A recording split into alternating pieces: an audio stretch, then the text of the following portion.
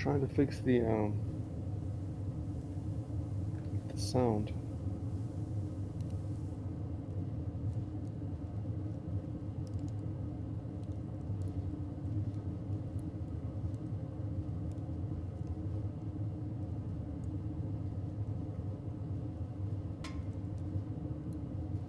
For example, that sound that can be heard.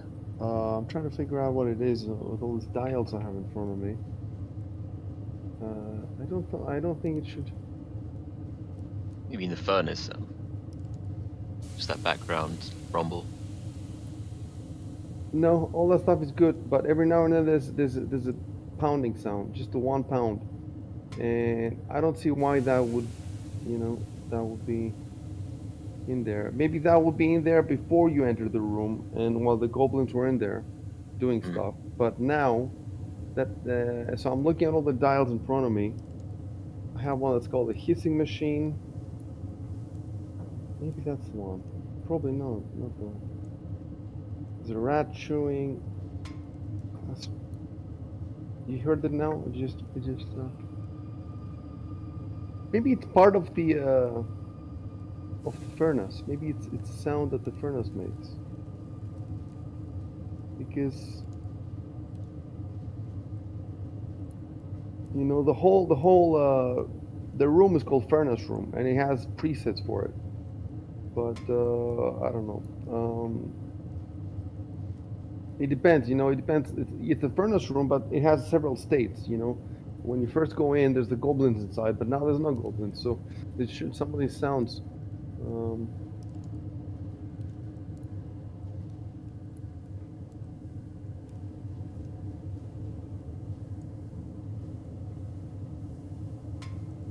I have the glass furnace deep rumble, glass furnace up close, rat chewing, hissing machine, outside the glassworks, muffled sounds of Sunpoint. These are the ones I have, and none of them. So we're just gonna have to, try to forget about that sound. And it could be that sound is supposed to be part of the furnace. Maybe there's some kind of mechanical part of it. The hissing is part of it. Hissing machine, it's called. Right. Let me look at your streams. So I'm looking at your streams, and Shub has the the room you're in, the furnace room, but he also has the Sandpoint View 2 with zoomed into the glassworks. So yeah, I don't know if you have another picture with the glassworks. I don't think so. No, I don't think we have a specific one for it. The others, though, just have the.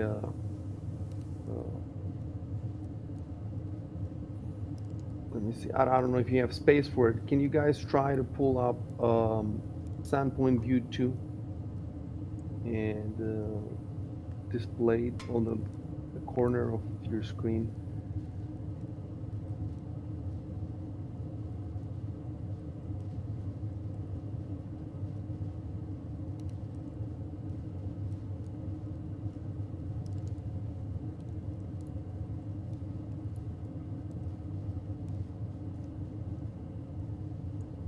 Right.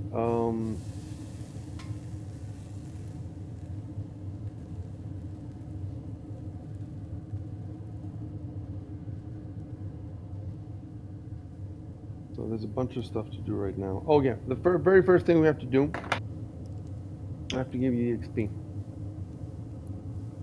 I have a little surprise for you. I think Shubin knows the surprise, so don't tell him. Next level game development surprise. Programming. I forgot now. Yes, yeah, it is. Oh yeah, I remember. It's like Lucasfilm next level shit.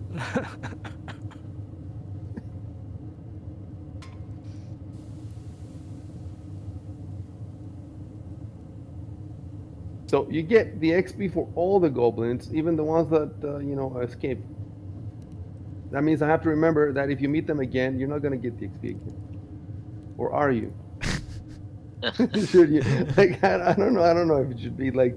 Why should what if you meet them like 10 years later and you kill them, then that you get nothing there? They are the big bad of the whole season. these three that left. Come back for revenge. Your nemesis. They go on a hardcore training montage. So the way it's gonna have to happen, hold on. The way we're gonna have to do it is,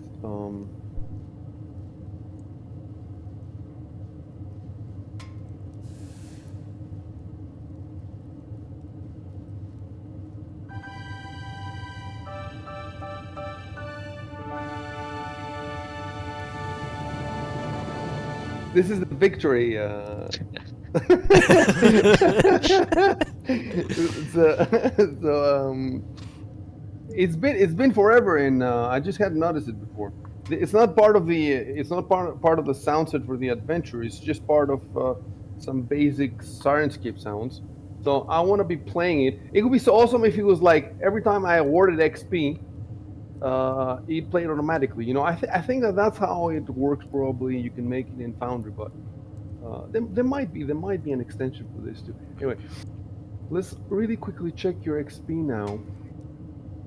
I want to see how close you might be to leveling. So It see, says this is the first time you got XP. Yeah, because I've never given you XP, I guess, before, right? Everybody has just 400, right? Yeah. Just 400. Even though, let me look at the party sheet. Even though it looks here like I have given you for the boar hunt, for the monster in the closet, so you're supposed to have at least another 400 each. At least another 400 each. So you should be at least at 800, but that's without the combats in the beginning. So if we add everything, how much do you need? I think is it? Let me see. I think you need. I think this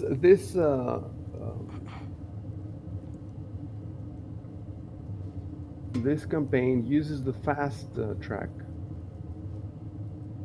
So I think it's not that many XP that you need. Yeah, the fast is 1300. And we did a bunch of combat. So You think you might already be leveled? I don't know. So the fast is just 1300, really, dude. You might be already leveled.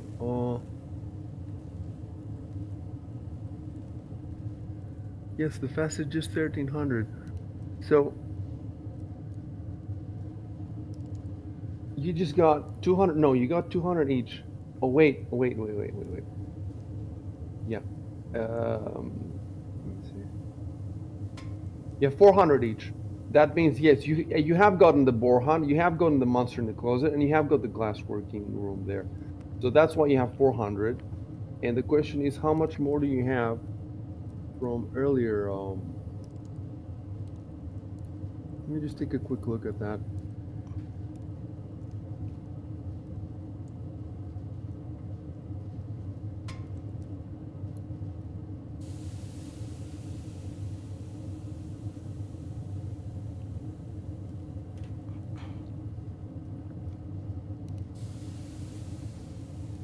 So, from the festival fight, from the initial assault, there were 3 goblins, 135 AH. I'll do a quick math here.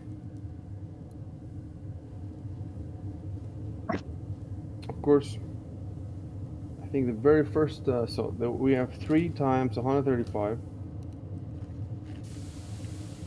And then you have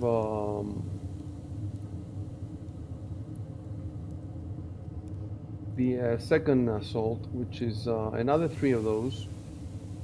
So plus 405 equals, plus the war chanter. And then finally we have the goblin dog, which is another 400 XP. Then we have the goblin commando is another 200.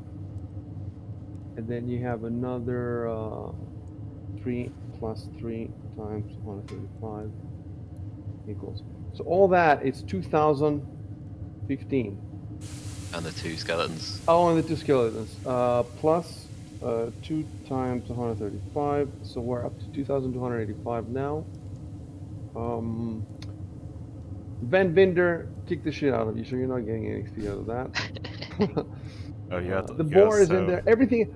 everything. Hold on. Divided by 4. So that will give you 571, right? 571 plus the 400 you have now. You should be at 971. I So think you're the not. sheriff took a little bit of the XP as well with the Yes. skeleton dice. Yes, you're right about that. The sheriff. Let me make a note of that. Suppose I could actually give the XP to the sheriff. So let me make a note of that. I wasn't at the skeleton fight.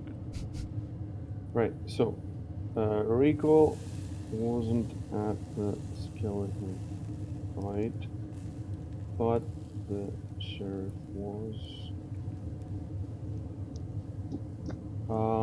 And we have Dan and Jameson, where I think only at the first part of the festival fight.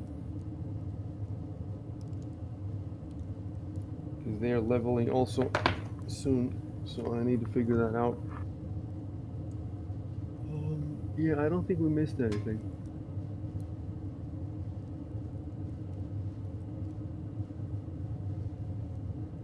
Yeah, I'm gonna go over it carefully later, but I don't think I missed anything. Okay, so definitely you have a level now, so that's good. We're not making any mistakes. And I played the cinematic. So what's next? I have a list here because we got a bunch of stuff to do.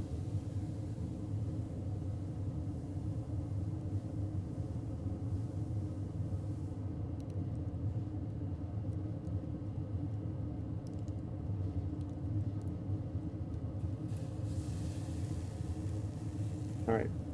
So let me tell you what happens now. First of all, let me look at your streams there. Yeah, we're looking. Rory, you have the Turandot Academy in your screen, Oh, not whoops. the Glassworks. The Glassworks is a little bit to the. Oh yeah, yeah. There we go. My bad. Okay. So what I'm going to do now is, I have an image that a GM made of the inside of the Glassworks that shows the gore, because you have got a description of the gore, but you don't have. Let me see, gruesome scene at the Glassworks. I have it here. But he actually made. He made. I think this guy actually. You know what this guy did? He contacted me. And he tried to get us to use his maps because he has a Patreon and he does maps. But the thing is, his map is worse. Like the gore is cool, but everything else is worse than the map we have. Why would you try to sell people worse maps than the ones that come with the adventure? So I said no, you know. Plus, his maps, you know, don't have line of sight and all that stuff. I would have to do it myself. But I still kept the gore so that we can use it now. Um, but first, I have to add a mask because I don't want you to see the whole thing. I just need to see how exactly.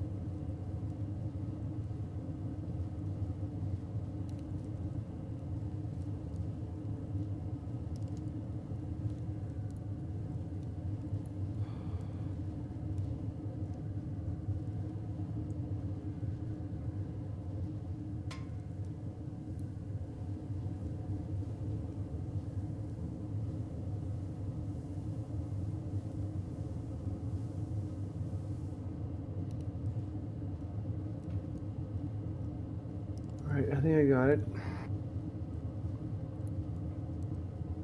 Let me try sending it to you now.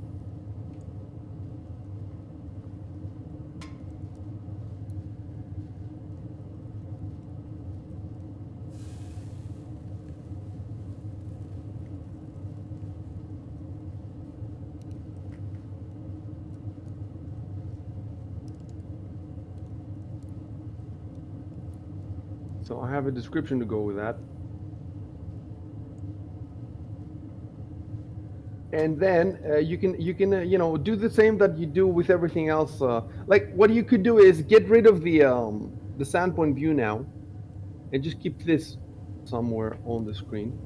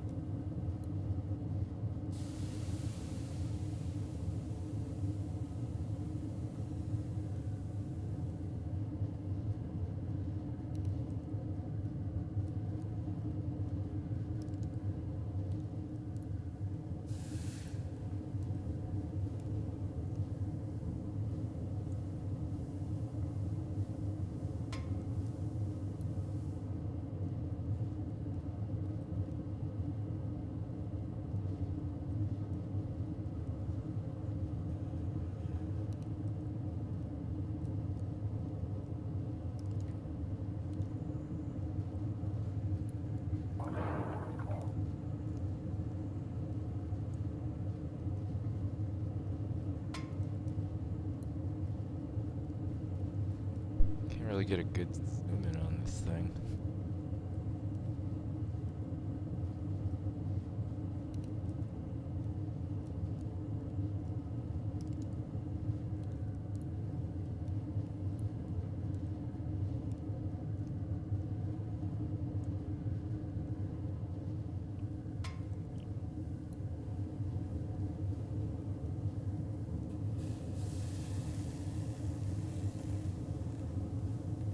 What did you say, Rico?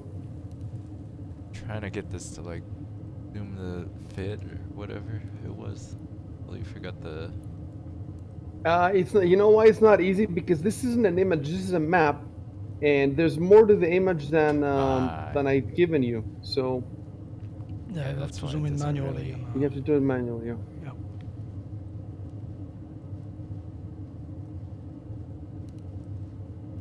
So I have the description, and it will make a lot more sense.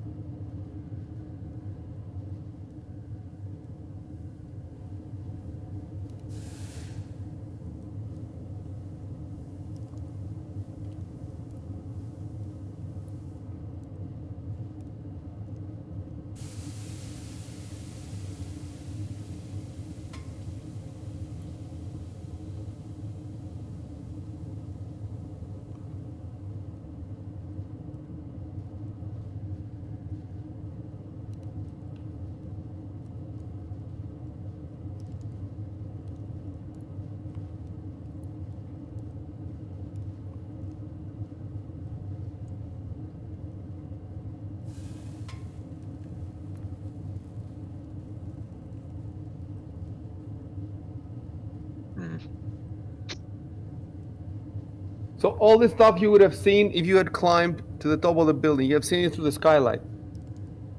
Oh, well. So you would have had, you have had a lot more options for. You could even have just, waited for guards. You could have chosen which way to go in. All that stuff. So you're saying I should put some points into climbing? Yeah, pretty much.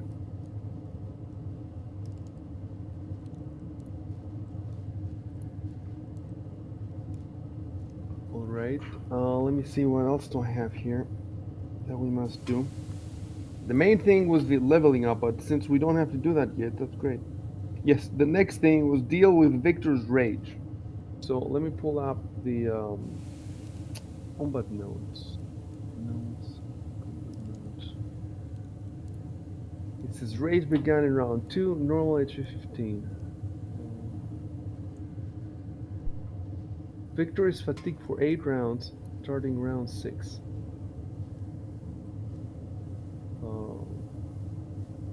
Starting round 6. Is that the final round of the battle?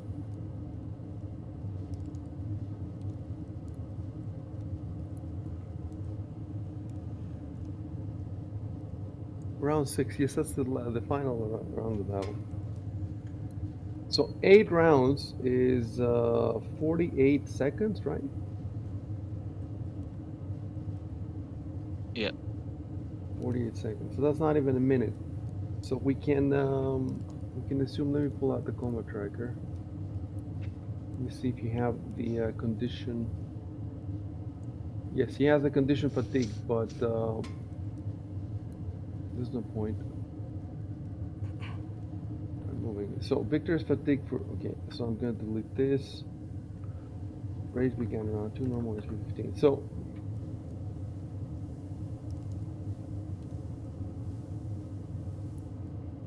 I don't get it. After 8 hours of complete rest, the fatigue characters are no longer fatigued. But why do I need 8 hours of complete rest if...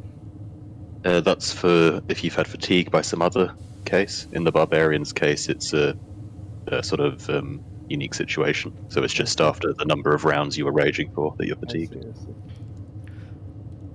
Yeah, and I only get the full rage back after 8 hours of sleep, I think.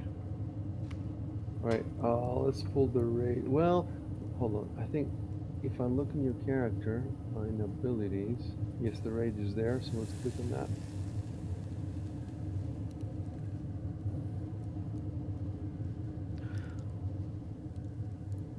So the question is, how many rounds have you raged already? So you can,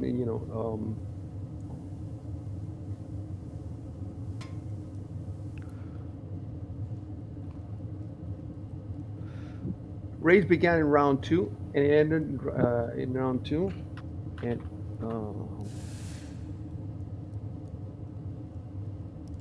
ended in round 6. So that's 4 rounds.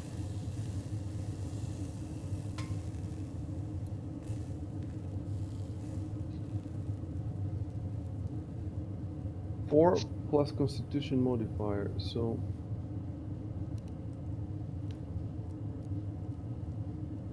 6 rounds.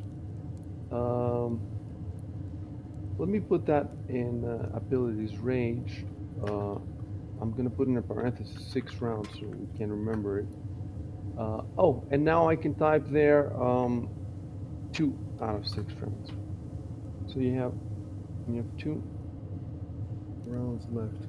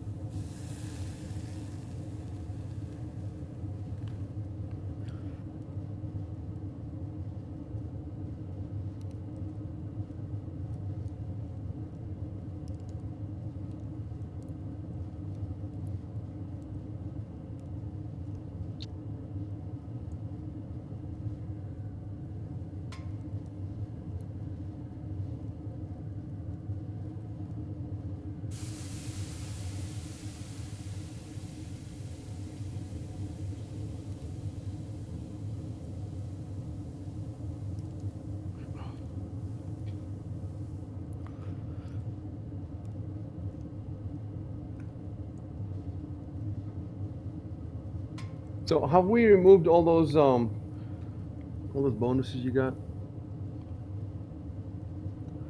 I don't know. I'm trying to figure this out. So it says you gain a +4 bonus to strength and constitution. And I don't see that. Your strength is 16, constitution is 15. I don't see that. +2 on will saves. So will Misc, no, I see nothing there. I think we probably took everything out. -2 penalty to our armor class. I don't see that either. The hit points is something we might not have fixed.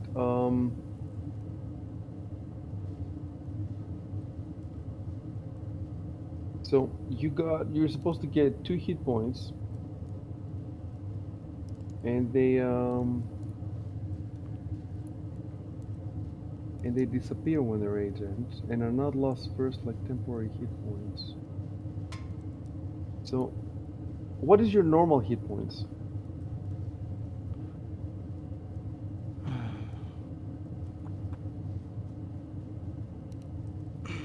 Do we have that somewhere? Shouldn't we have that somewhere?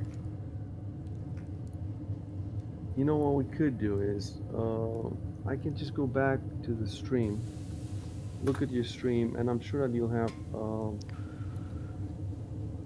but you rage pretty much immediately. We can work it out, I think. I assume you took a hit point as your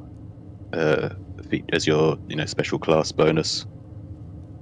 So your hit point should be 12, which is the barbarian hit die, plus 1, plus your constitution modifier.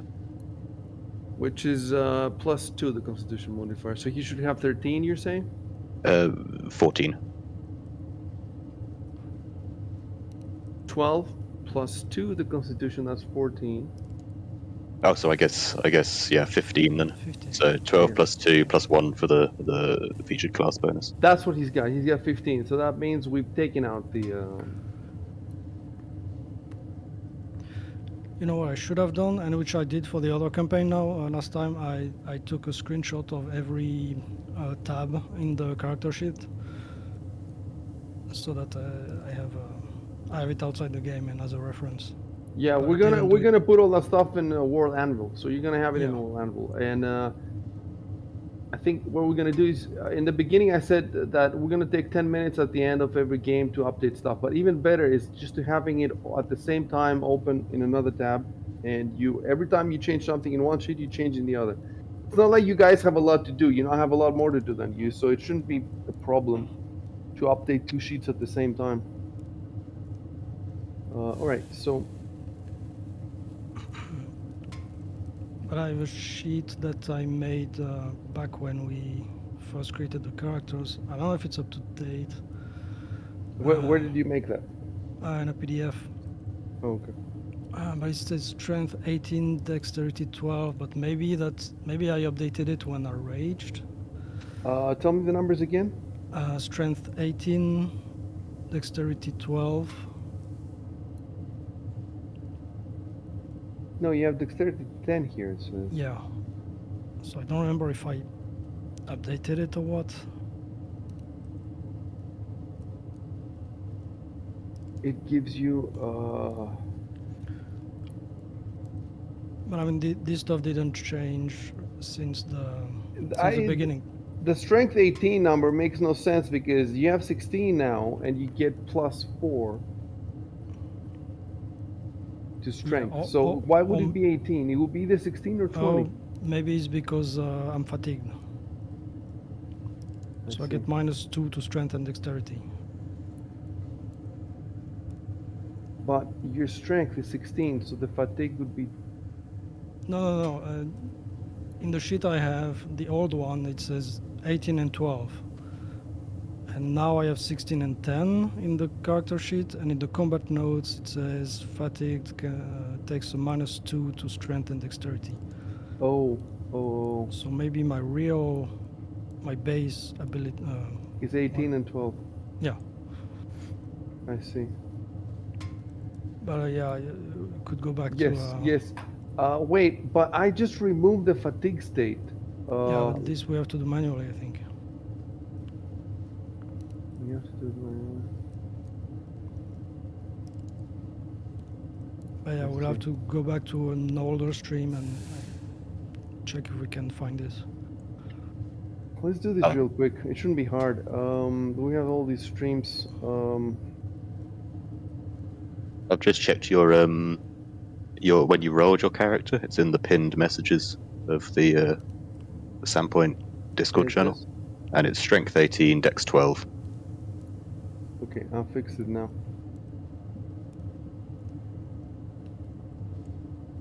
Right. So yeah, when we removed the fatigue state, we didn't do this. I think that's it. There's no penalty Oh, to and I even AC have or- here which says normal HP 15. So I can delete this completely because we fixed all that stuff. And I can delete the fatigue thing here.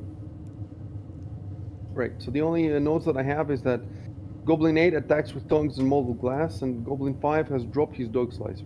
He has nothing. Your character is done, so that's another thing. Right,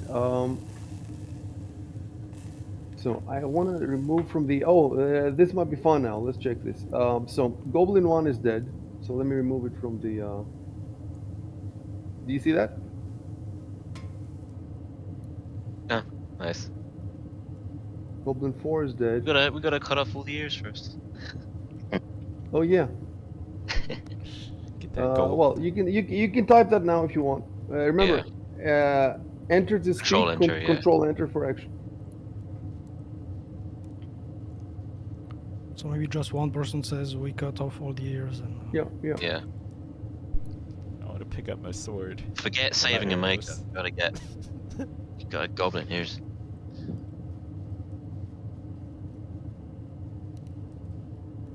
Oh, I put we. I should have. Well, I should have put I.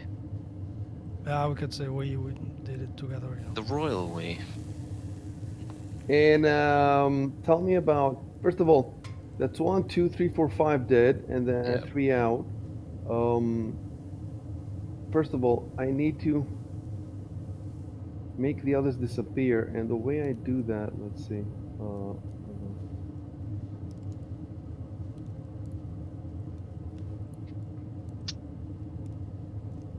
That's it.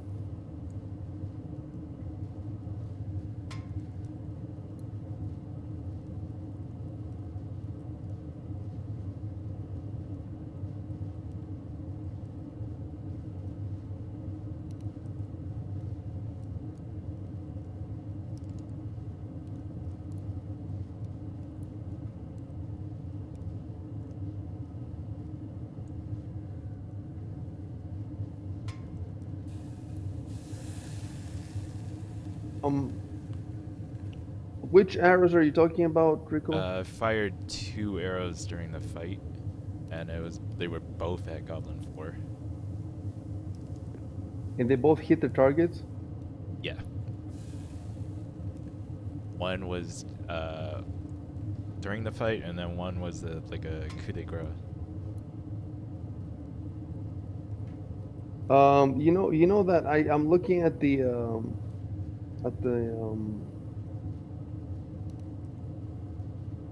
chat log, and you actually fired 3 arrows, I think, for the coup de grace. That's what it looks like. Only have 2 arrows missing. This is my inventory sheet. Yeah, that's what it says. I wonder why. It's possible that when you were doing the coup de grace, you just mistook it for 1 arrow somehow. Could be, yeah. Why did you use the arrow though? Why couldn't you just use the dagger for the coup de grace? Cause it. Oh yeah, I should have. Or your sword.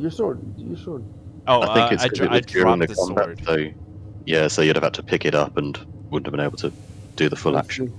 I see. No, but it wasn't at the. It wasn't. It was at the end. It was at the end. They have left. Of course, you guys thought that you would chase, so you didn't know. Like, we didn't know that the battle's about finished. All right. Well, add 2 more ticks. Add 2 more ticks. Maybe you just wanted take to look away, cool. Take away the ticks. No.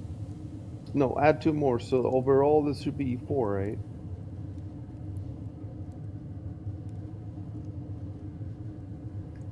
So let me just check. I'm gonna check the chat log for short bow. Find short bow. So till you fired the short bow hit, it hit, right? And then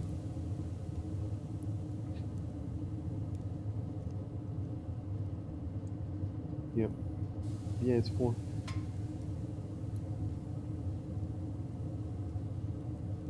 Right. So now what you do is this: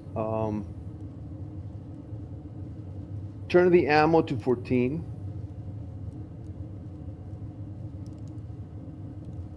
Oh shit. Okay, 14. Right. Yep. That's fine. And the next thing I would have told you is to remove the ticks, but it did automatically. And go to your inventory now, and scroll down until you find the arrows. Oh, okay. See where it says arrows 18, right? I'm gonna delete the 18 from there, and you're gonna put 14 to the left, to the little box to the left.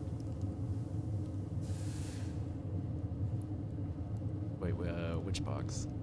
See the. So when it says arrows, to the left of arrows, there's a little Oh, box that there. says Okay, 1, I see right? it. I see. That's how you count the numbers. So you want this number to match the other number, because it's not done. You're trying to steal. You're trying to cheat the 41. You're trying to cheat. Okay, so 14 and 14. Yeah. Okay, we should be good now. Okay, so we're done with that. Let me look at my phone. I think we're about done. Yeah, I should try and pick up my bolts as well. I fired 2 and missed. All right. So let me So, look at your actions there. I have here that you fired 1 in your sheet. So let's see.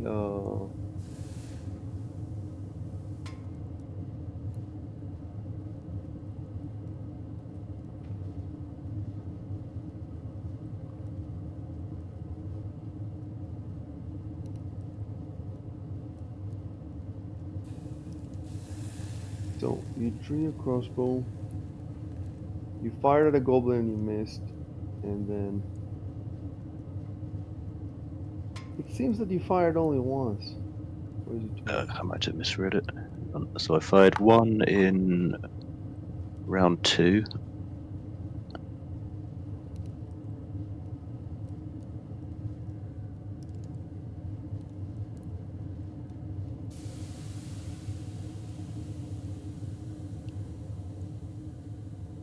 I only see 1. I only see 1. Oh yeah, I think you're right. I think I misread it.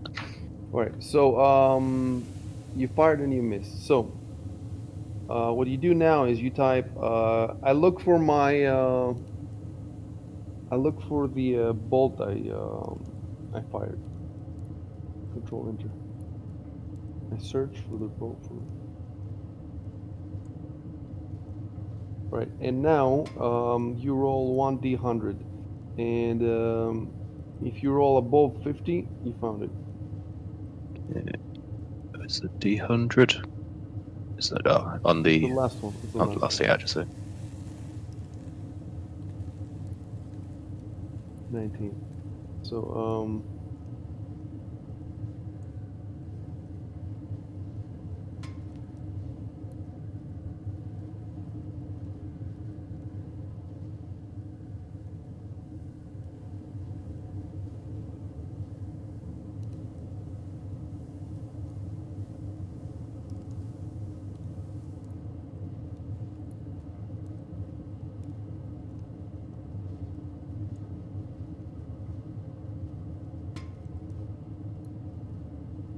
So now you take down the number to 28 in your actions.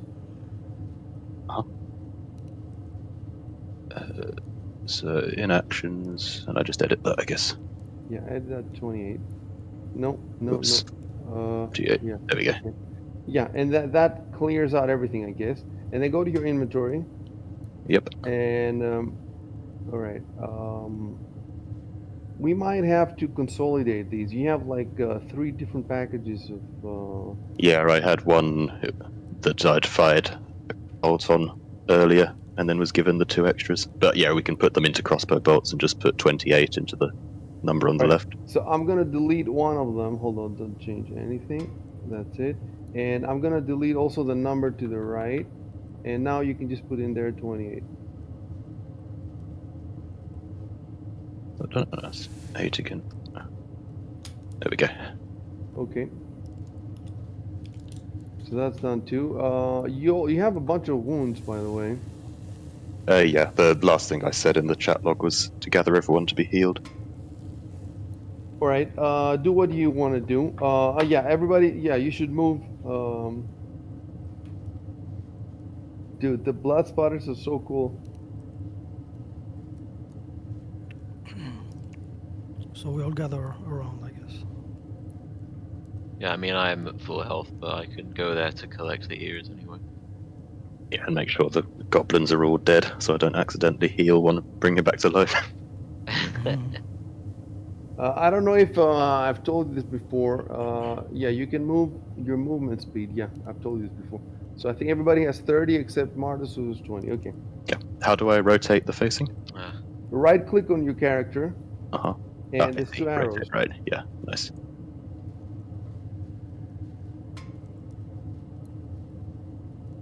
there we go.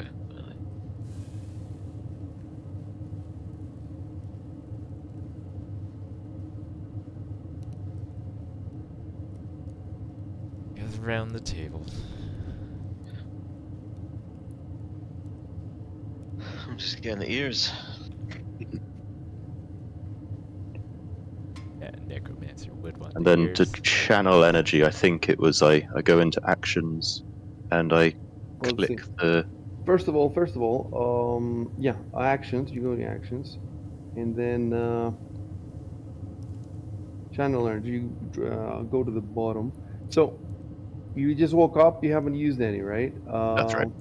So to the left of channel energy, you hit the first on the far left, the first circle, and then And then I roll a d6, I think. no, hold on. Let me put it at. I wonder if you can do it automatically by targeting the other guys. Try. All right. Well, try to. It doesn't matter who's gonna heal or try targeting everybody. So left click, control left click on recoil, Shub, and Victor, Till, and Giovanni. And that's also for yourself, right? Yes, yeah. Okay, so do it on everybody until in the combat tracker until it says that you've targeted everybody. Right now, it only says Giovanni Pierce. All right. So you. Oops. So not as Till, Victor, Giovanni. Yeah. Okay.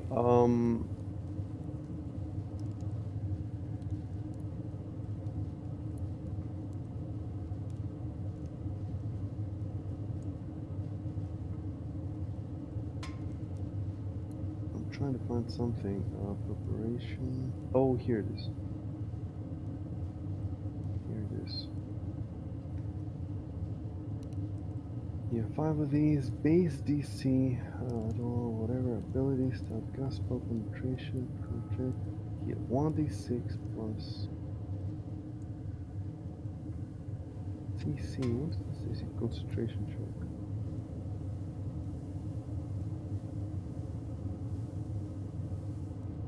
I wonder why.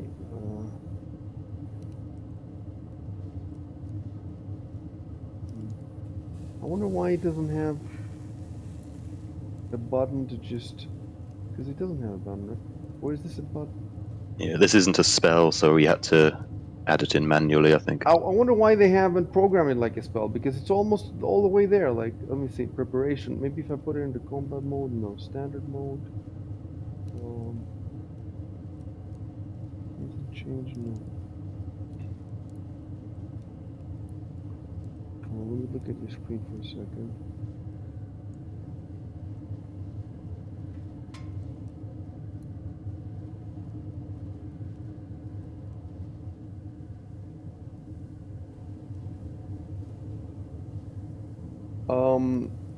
Rory. Yep. In your screen, you have the window at the top right. Its name. It's the name of the. Oh, yeah. Yeah.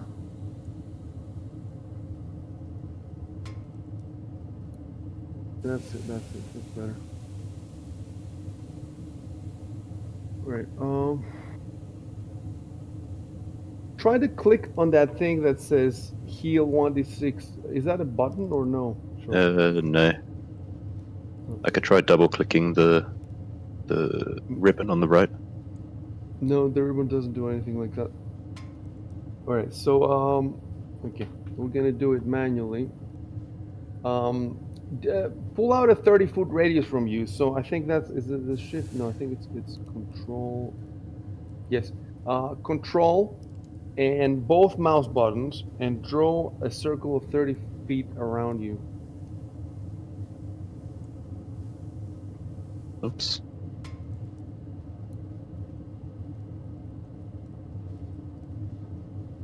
Has that done it? No. I don't see it on my screen. No, it's appearing when I click, but when I release it, or do I release control first?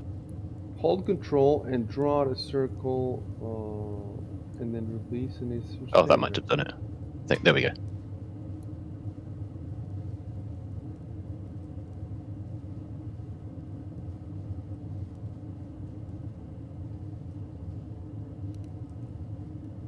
I don't see it disappears on me. I don't think. Does anybody else see it? No. Yeah, it appears and it disappears then.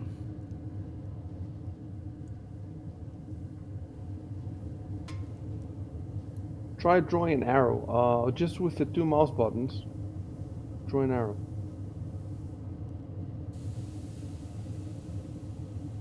Yeah, it disappears as soon as I release. Oh, maybe yeah. Can somebody else try that?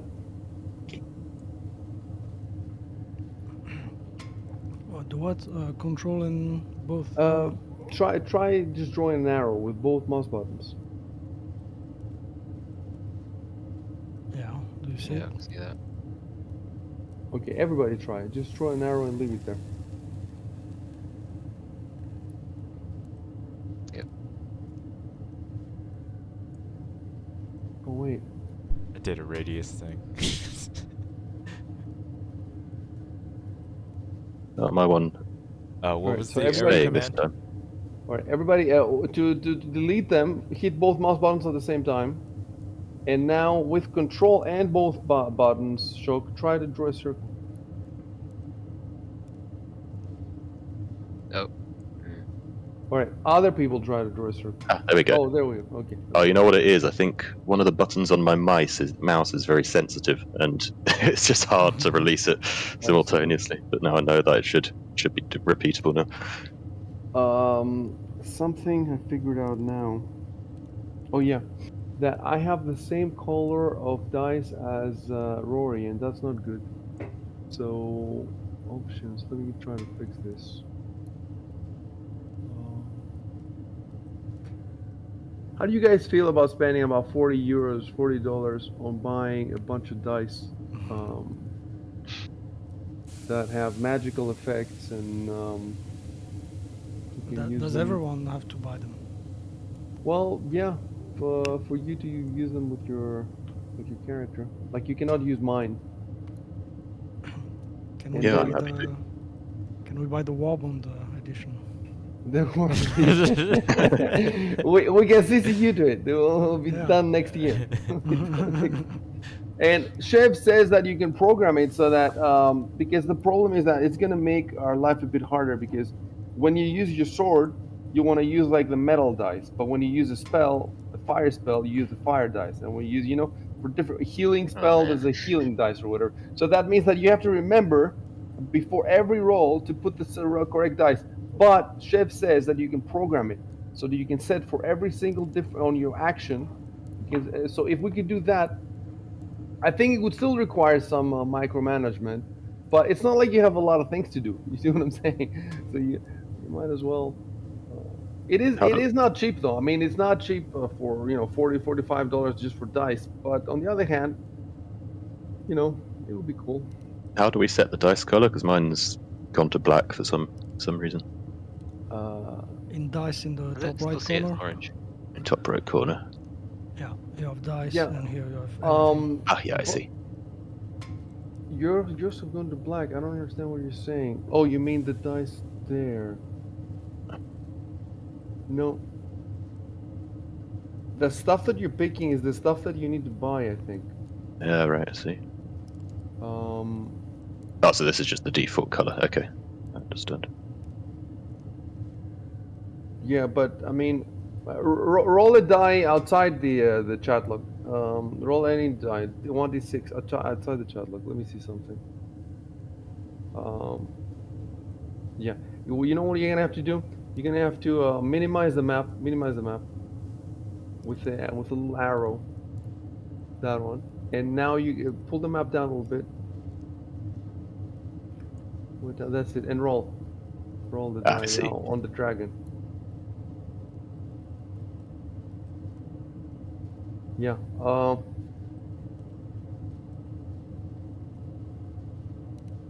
Roll in the chat log. Roll one die in the chat log.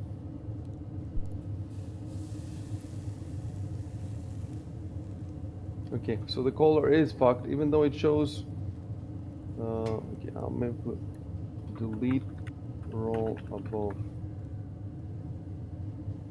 Okay, the problem is like that color, yeah. So pick a orange now that looks as close as possible to you know Yeah, I how think you it's just this sort of bright orange. It's not quite right, but no, but you can choose. Look at the top left, doesn't it say oh, I body see. and Yeah, I see it now. Yeah. so the body, and that's what I have to do too. Try to match as close as possible the color you already have.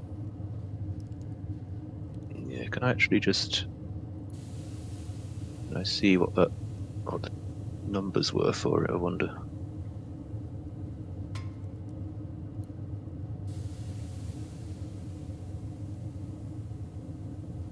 Does anyone remember how we set the colors in the top left in the first place? It's been so. In options, in the top right, you have the little cog. You click this, then you have user color. Options. User color. Okay, I fixed mine. Oh no, it just gives an orange. So, isn't that color supposed to be your die color? No, it used to be, but they changed it. I think that's pretty close. So now, can you get the exact same? It doesn't Like- give the exact. No, oh no, actually it does. Yeah, 240 1260. Just keep both at the same time on your screen. Yeah.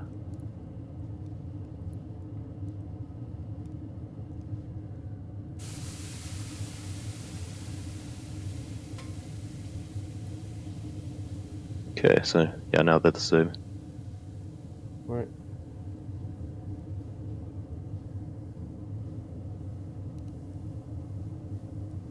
So you're the only person who had this problem, huh, with the colors? Same thing with mine. It was at black. I changed it now. And you're sure the color codes are the same and everything? Yep. Check the color Great. codes. Just pure red. 255. Right. So now, roll for the well, hold on. What die is it? It's 1d6 plus 1.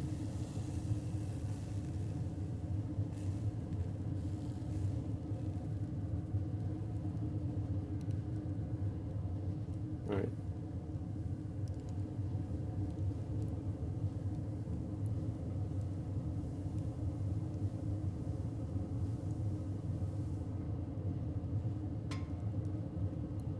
So it's just 1d6. In fact, you know, you rolled 6, I suppose. Okay, don't delete the roll. Right. So that's it. It's 6 for everybody. So I'm just going to put Till at 0 wounds, Victor 0. So everybody's fully healed. Yeah, I'll And take- remove all those targets. First of all, click both mouse buttons to remove the circle. And then remove all the targets.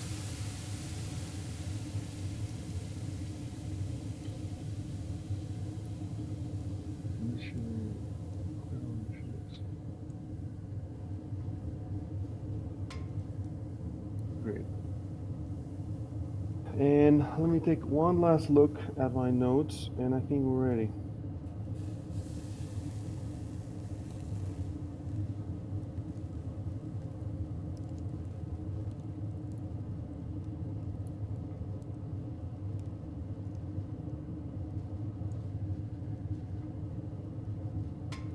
Oh yeah, I remember. So you have who has sets of goblin ears? Let me look at your inventory. So Giovanni has pair of goblin ears, but that's commando. Does anybody else have goblin ears in their inventory? No, that was the only set of ears we Victor got. has one. Victor has Yeah, pair of I have goblin one. ears. It says there. But where did you get that from? The one in the closet goblin, I think. Okay. So you cannot both you and Giovanni have the same pair. I think. Maybe there was another. It I was think there was because initially during the commando we killed, you cut off the ears and then you gave it to Giovanni. Oh, okay. That sounds familiar. Oh, yeah, no, I think I gave the closet goblins ears. Because he did all the damage. The Most co- of the the closet goblin was a commando. Oh, okay. So unless you remember killing any other goblins since the initial festival, I don't think you killed any other goblins since the initial festival. No, that So was it. I don't remember. That was the only goblin. Because I all right. reminded you guys during that fight, cut off the Yeah. ears. So I'm gonna put 5 pairs of pair of gold. So in Victor Steiger's actually, you know what we should do? Jesus, yeah, we should do it this way. We want to do it this way. Party sheet. I'm gonna go to inventory. Party sheet.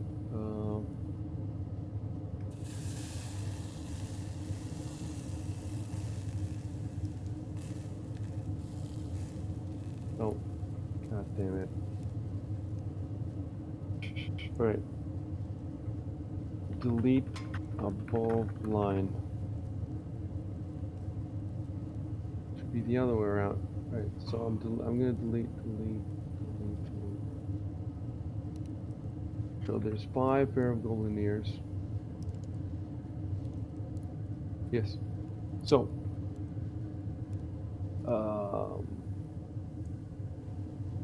Giovanni said we cut off all the dead goblin's ears. So now the question is, who gets these 5 pairs of goblin ears? You give it to one person to make it simpler. So I guess, you know, either Giovanni's just grabbing all the goblin ears himself, or he just has the commando goblin ears, and the 5 ones are going to whoever it is. Open the party sheet, go to the inventory, and you can just grab from there and drop to your inventory via the ribbon. Remember, buy the blue ribbon. Drop the blue ribbon in your inventory, and every time you drop it, you grab 1 pair. You have to grab all 5, somebody, or, you know. Yeah. It sounded like One person. Giovanni wanted to take it. He likes that stuff. Yeah. Yeah, so just, you know, just do that. Do it 5 times. Okay. Yeah. And now we have a record of it. That's, oh yeah. There is a way to take all of them, either control or shift, just for the Okay. future. I don't remember who told me this. Somebody told me this at some point. The future. When you find 3,000 gold pieces in the.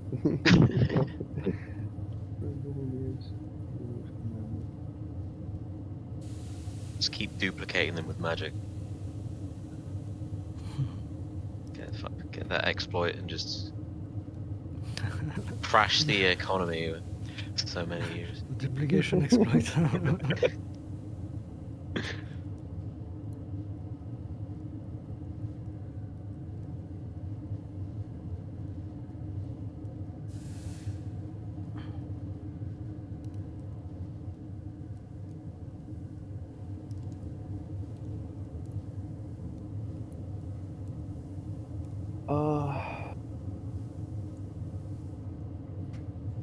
All right, and now I need to add here a note.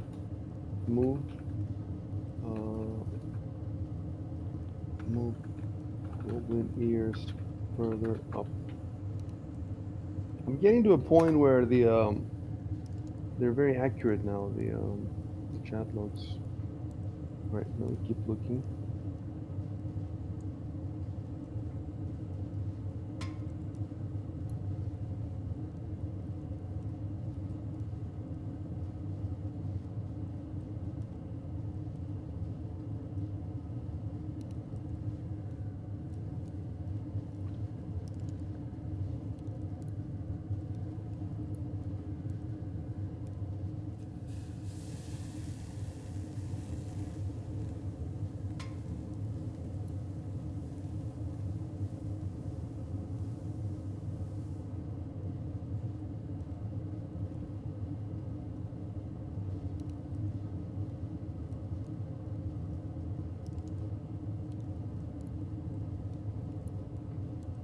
Yeah.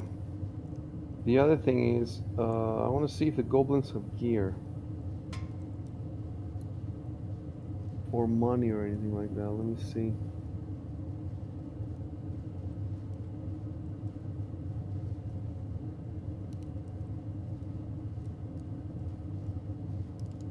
No money, and they have a small dog slicer, small leather armor, small wooden shield. So, I guess we've agreed that you're not gonna just start, trying to sell the goblin armor. Gonna salvage it all. Melt it, and then keep credit. You don't want the 10-year Pathfinder metaplot. You want to become sellers of Salvagers. of goblins. Min max the trading and We're just gonna live on the junk beach from now on. The junk beach, exactly.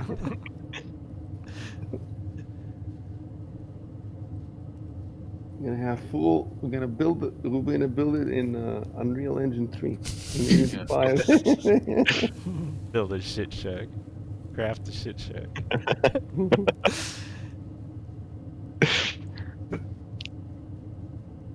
That's gonna be Battlegrounds Alpha 4. Alpha 4.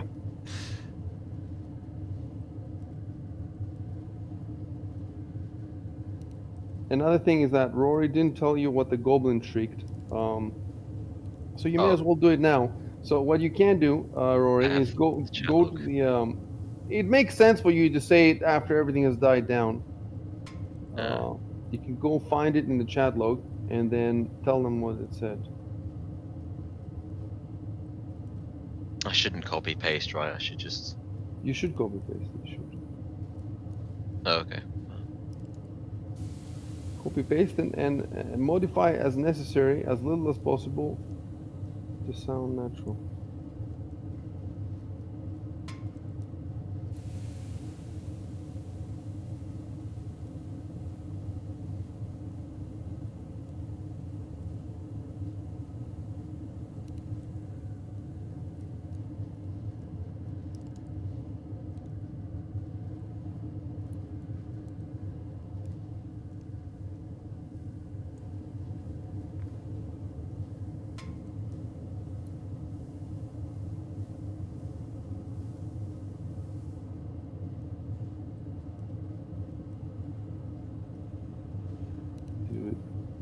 Mention.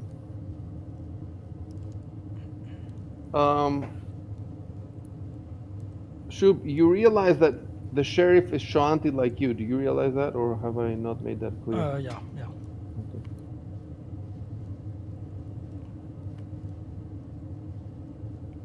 Why? It's just I have this huge list of stuff to do, and I just remembered.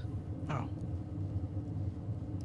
There is somebody has made in the Paizo forums 100 hooks or rumors to hear in or about Magnimar. Like it's completely random. Somebody just made 100, like a table that you roll, 100 hooks or rumors to hear about Magnimar. So like I have this on my list. They made so much cool shit in the forums.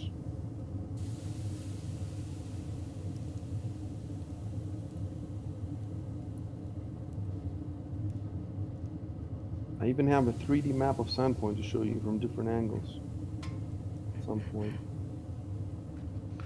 All right, we're good. We're good. Oh, the Only sheriff one. is What's that?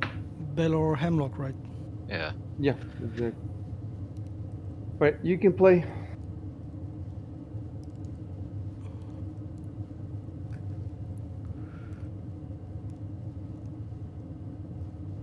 Yeah, I remember you said he was Tronte at some point, but it's not in my notes for some reason.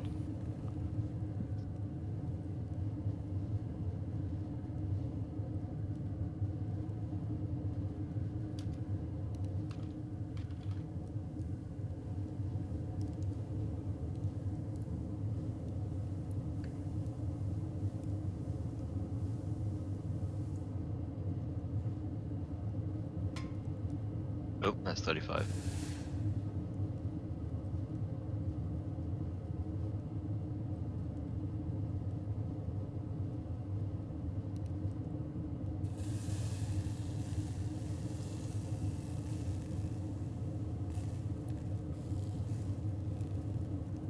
Are you sure you want to be going up front, Rory? No, I'll wait. Because if you do, that's fine. The brave necromancer. If I want to truly control the dead, I must Yeah, I was gonna say, become the dead. you love the dead so much you want to be one. I must go beyond death.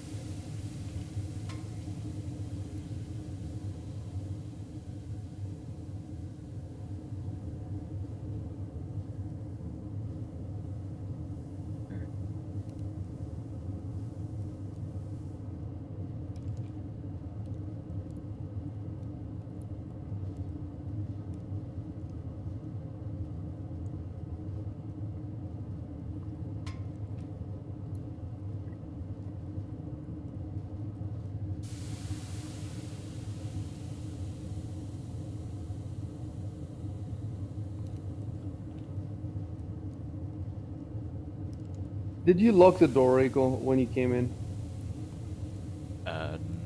No. I don't think you would have, right? Right. Oh, I just noticed these other doors. There's two. Which other doors? What? The ones There's you're one standing to by me.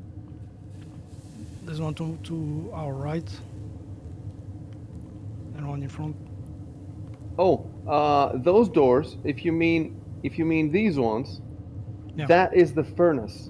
Oh, That Oh, is okay. where you throw stuff to burn it. Yeah. In It's not. which case, It doesn't look. It's not very. I can. Let me see. I can fix it.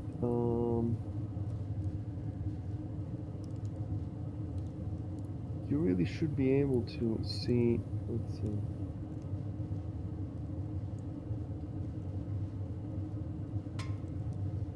Wait.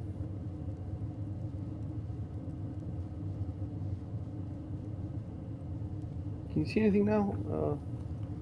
no. No. Why? so weird. I can see what looks like a guard at the front, but Yep. I'm going to show you in a sec. Hold on. Yeah, you should be able. Why is this? Be like a black square now where Yeah. each furnace is. Oh, I'm getting it now. I'm an idiot. I'm such an idiot. Like, there's no way for me to reveal this to you. You know why? I've been trying to reveal this to you. I can't, because it's a wall and it's a door. Like, it's because of the line of sight. This is not a normal map. I cannot just reveal whatever I want. It has to be within your line of sight, and it will never be because it's behind the wall. If you open the door to the, let me do that for you. So yeah, if I move back, I guess I No, would don't move back because we don't Okay. want that now. Layers. X mouse button.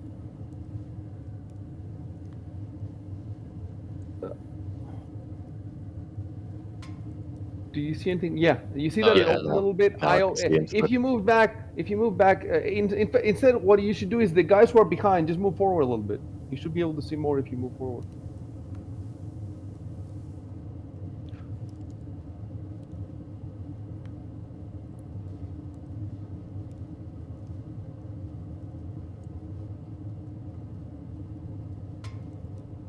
Yeah.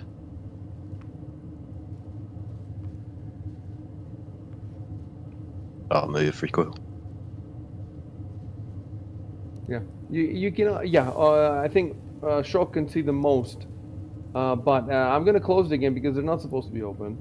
Because you haven't said to open it. It's too bad that you cannot see, or for example, you also cannot. You know what else you cannot see? Let me show you here. All the way there, there's some.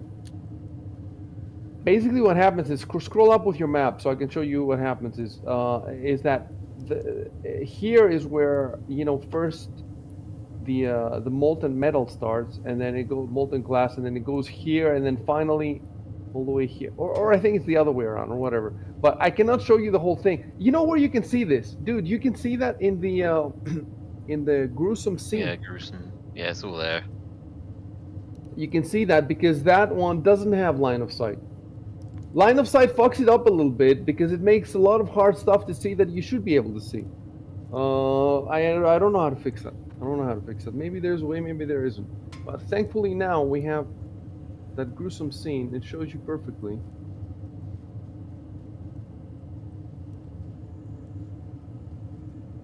So I said I was listening when I thought those were other doors, but I guess I could still roll perception and it'll just say the sound is coming from ahead. Yeah. Sure. So go ahead and roll perception. Goodness.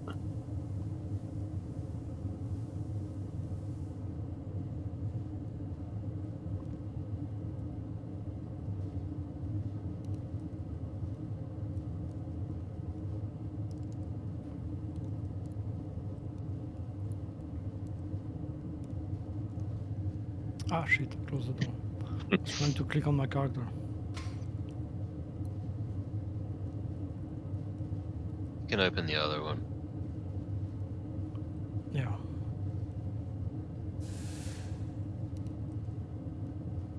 Oh yeah, I see the card now. Okay, I have a problem. Let me close. That's it. I put the other card in there. Yeah. All right, hold on. So this guy's guard 1.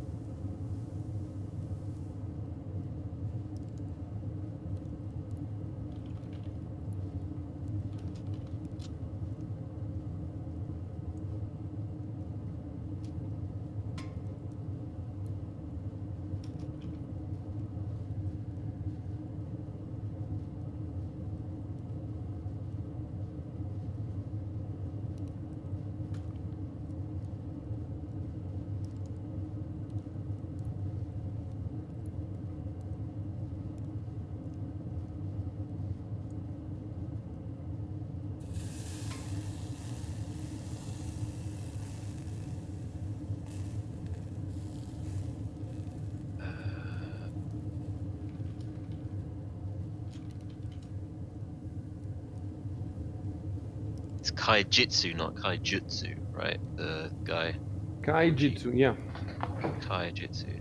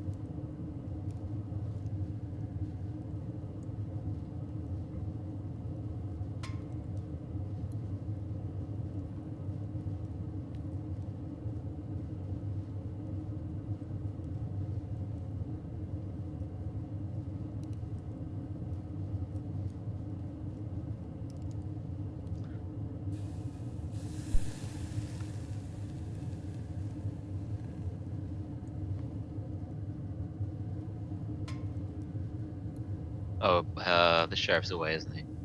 Yeah. Yes.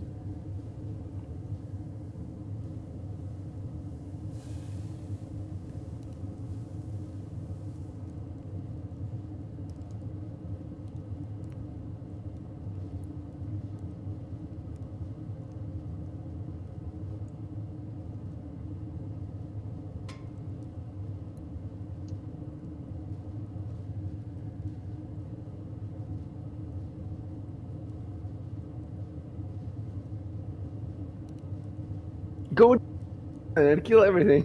Big shield. We'll guard your flank. You know what I'm trying to find? I'm trying to find how many. There is a section that says calling the watch, and I have the stats for the guards. But I'm trying to find out how many guards there are in the town.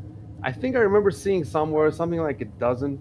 But let me see. I have exactly like this. I know exactly how many half orcs are in the town, half elves, gnomes, dwarves, like 25 elves, 37 halflings. The population is 1,240. I'm not. Don't write that stuff down. I'm not supposed to be telling you. I want to put that in the game. But it's just amazing to me that I know exactly how many freaking people there are and their races and so Do you have crime statistics? yeah, it's all the blacks. It's all the crime. 60% of the crimes? It's the half orcs. Murders? Yeah. 14% of the population.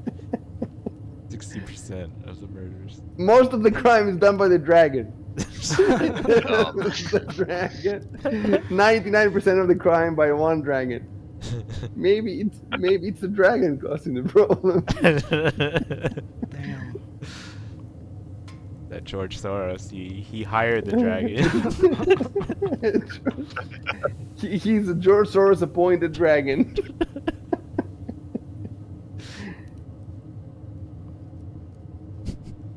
Okay, you know what? I can probably just fucking Google it. How many guards in Sandpoint?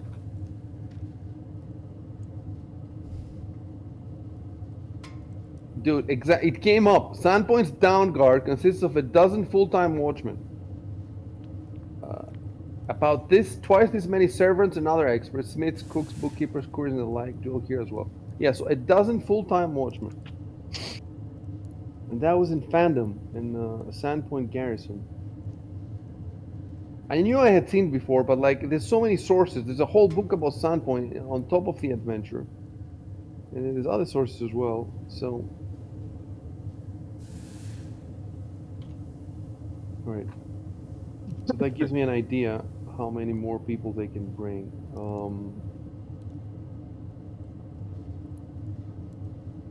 Right, so the guy in the front is Temple Garnagora.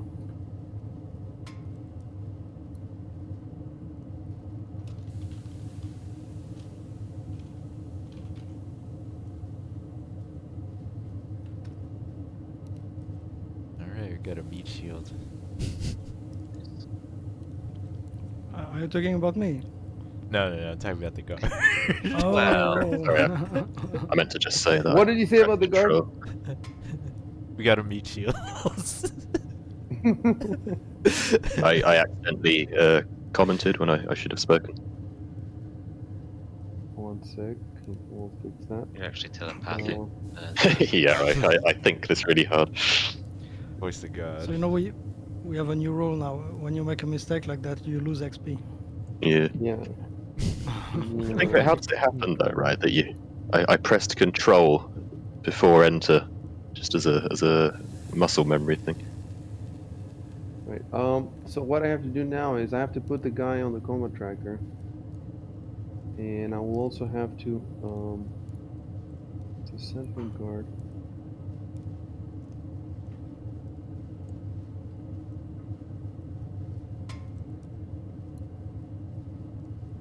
I put it, and now I have to delete the guy to make sure that I put the correct delete token. And then there we go. And now you Oh, even see his hit points. He's hostile. He's hostile, yes. You figured it out. Everybody in the town wants to kill you. It's a horror. 21 health. Oh, that's pretty good. Yeah, he's better than you. He's a hero. He's the town guard. Everything's about the town. It's not about you. Gotta put our camaraderie points in though. The veteran guard. Yeah, God, one. All right, go. Okay, so we open the door.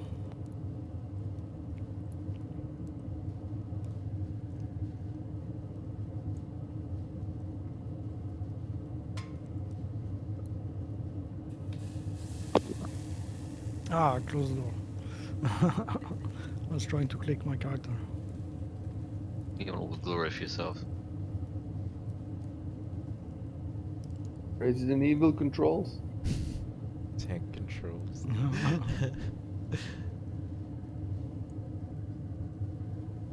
Come on, Martis. That you're gonna lead the way.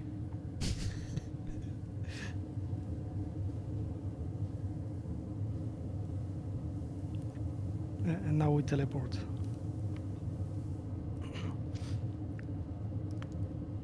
You should have a cutscene like in Resident Evil, you know? Go down the stairs. Slowly opening a low polygon door. Is there? Oh, okay. I see. You're stuck there. I wonder why. Is it because? Is the door The door. closed now? Yeah, it's probably closed. Oh, it is, yeah. I can open it, I think. Oops. Yeah.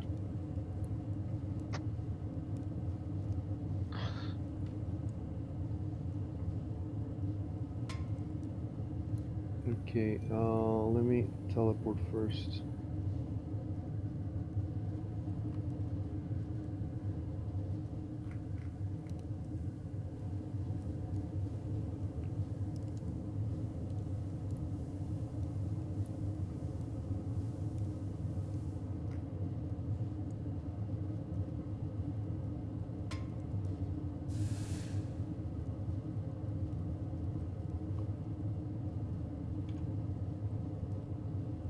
All right, the others are gonna have to move forward. Let me look before more people can go downstairs.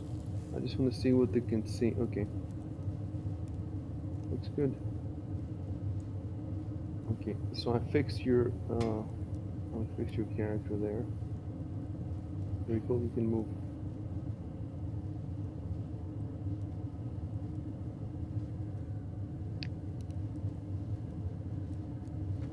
Is that guard not going in? He's guarding the heroes first.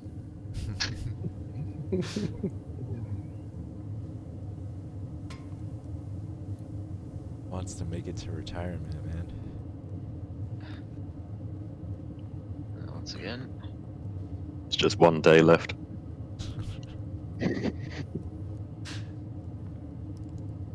You need to move your arrow around. Your Resident Evil.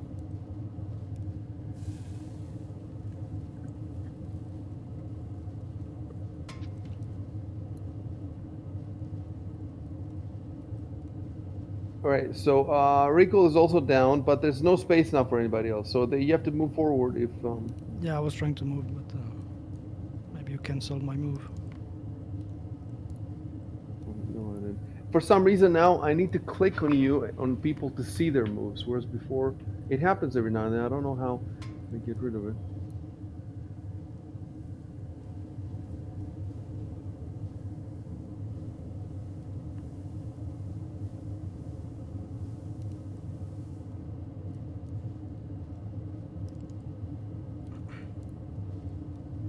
Be cool if the arrow pointer changes your line of sight. Yeah, it would. I was just checking to see if it did. But...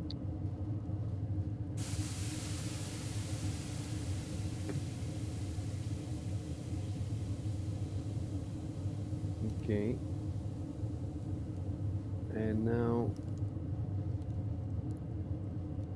So I'll close gruesome scene at the glassworks then. Van's down there too. Let me give you a description now that I've given before, I think, to.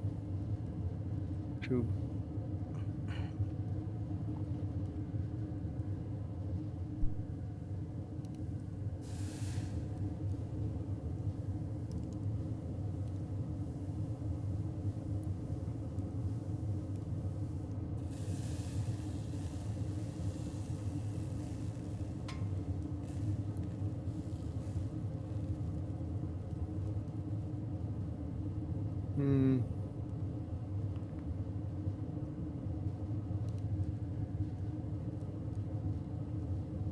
Yep. The wheelbarrows, I don't think you can see them from where you are, but if you move a little bit more, you'll see them. The guard cannot come down without you guys moving further in. Yeah, no, I just don't know if we should go down or up. Because what's this on the ground? Right. You know what I want you guys to do? I want you to go to Discord. And, first of all, recoil, it doesn't show you on Discord as streaming. Oh shit. Let's fix that first. Probably because of the password change. Yeah, it could be. You have to reconnect again.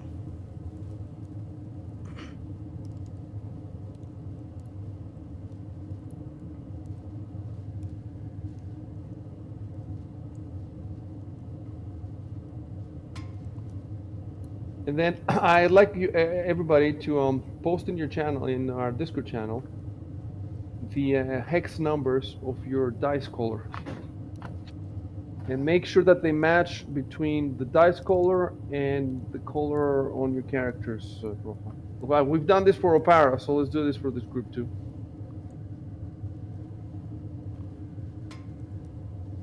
Where do you find the expos? So click on the dice button in the top right under tool, Yep. and then you can click on the body color. Okay.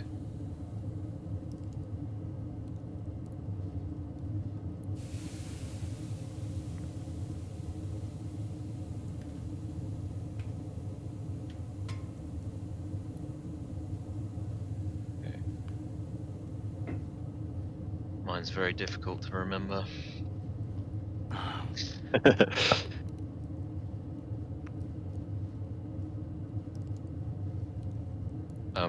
Gonna be AFK for a moment. Let's back in a sec. Yeah, me too.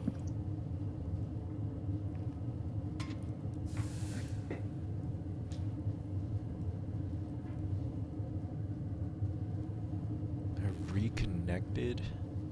Still not showing up.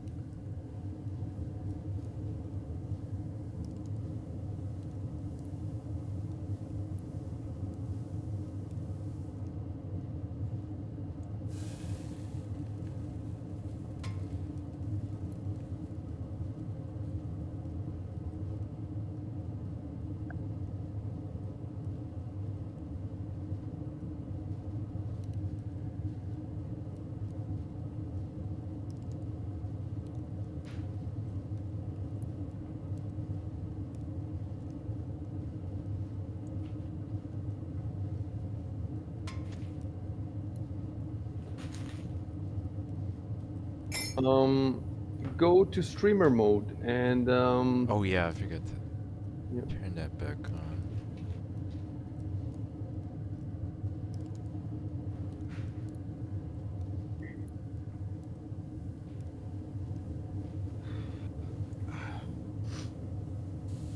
Okay, there we go.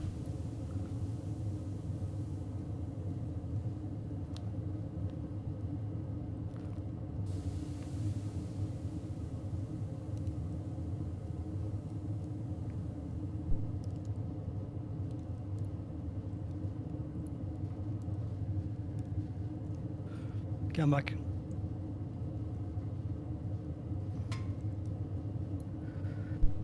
So that's fixed. That's fixed. The colors are fixed.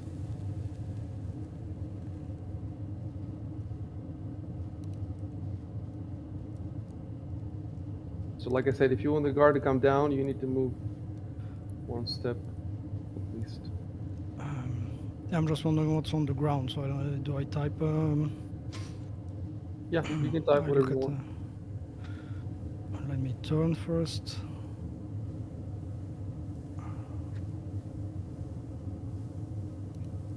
Because I assume there's something, right? If it's in the picture. It's rubble. Oh, okay. If you want, yeah. You can type if you want. You can type something if you want.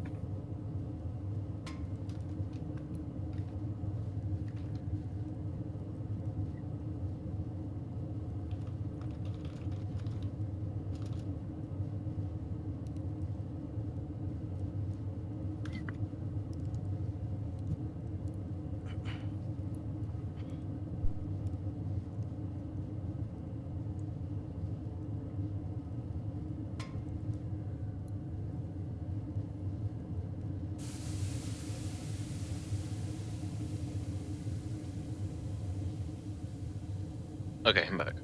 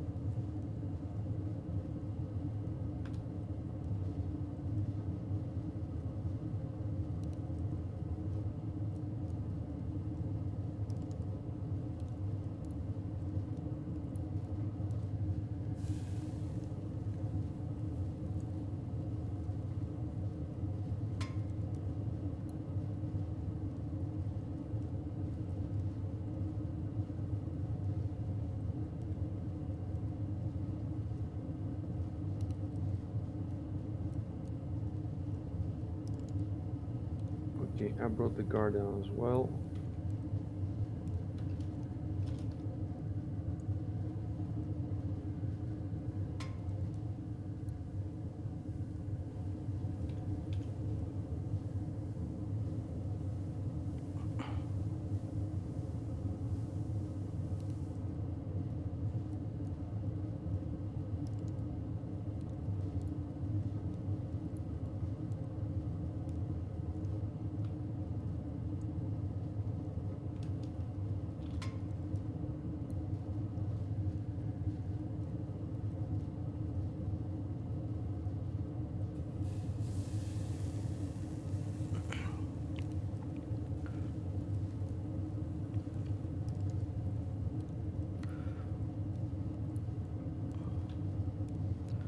I don't think I would see any tracks, so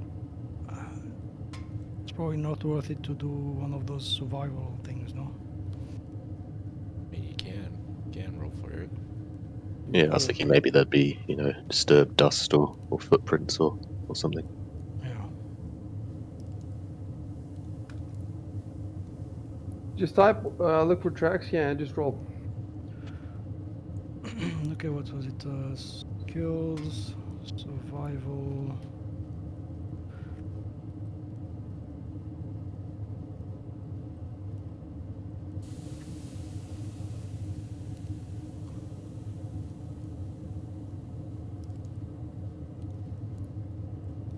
So you roll 13.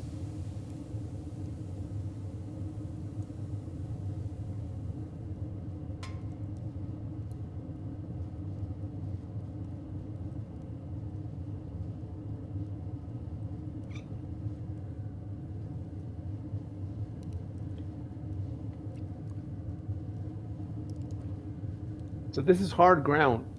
It's a surface that doesn't hold footprints at all, such as bare rock or an indoor floor.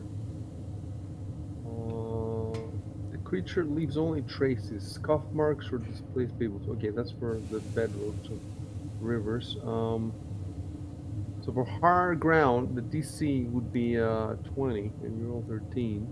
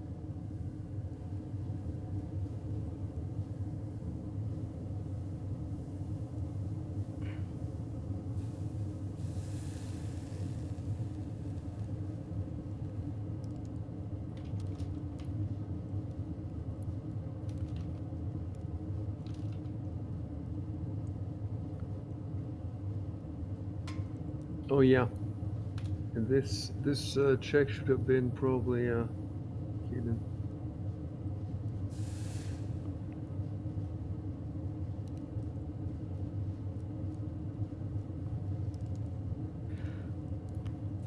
You just want to roll all the dice. Oh, by the way, now Shub can see the wheelbarrows that I mentioned earlier. I don't think the rest Oh, of you yeah. can see them yet.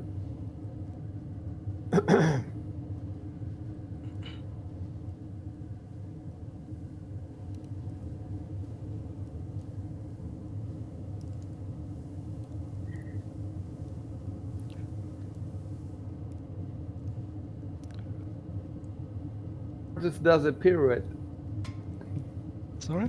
Oh, Yeah, It did a pirouette. pirouette on one foot.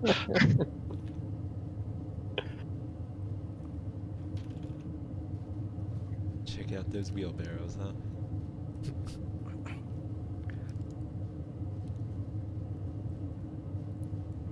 I'm gonna Leroy Jenkins this shit.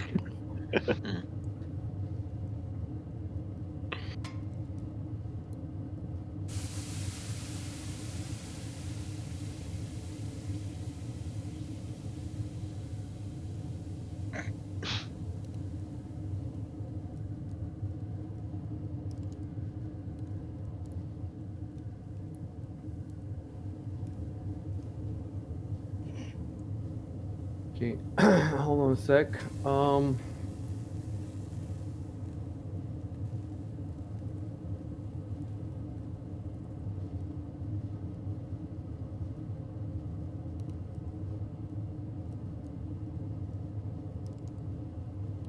I activate the trap. Dragon's trap.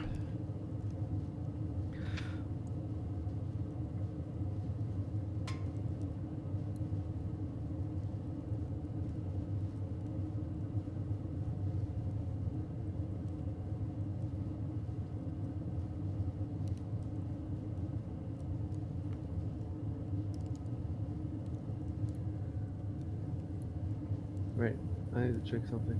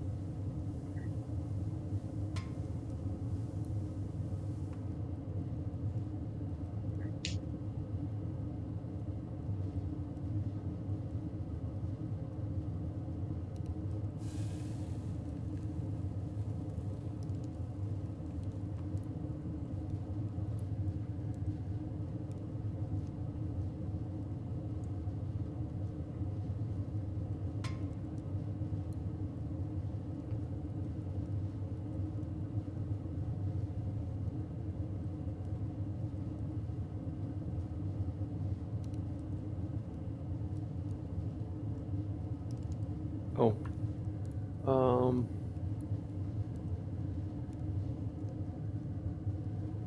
Down here, you can no longer hear the furnace so much. It's a different sound set down here. Let me fix it.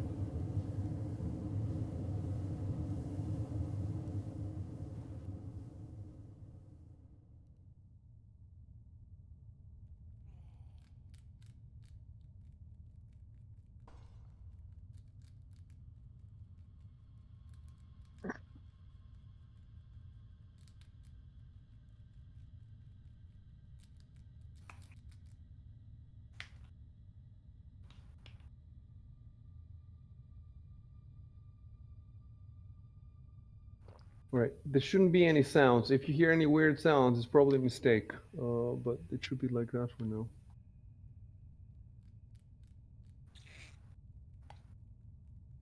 Okay, so I'm looking up something for all those rolls that I made. I shouldn't be long. Just a moment.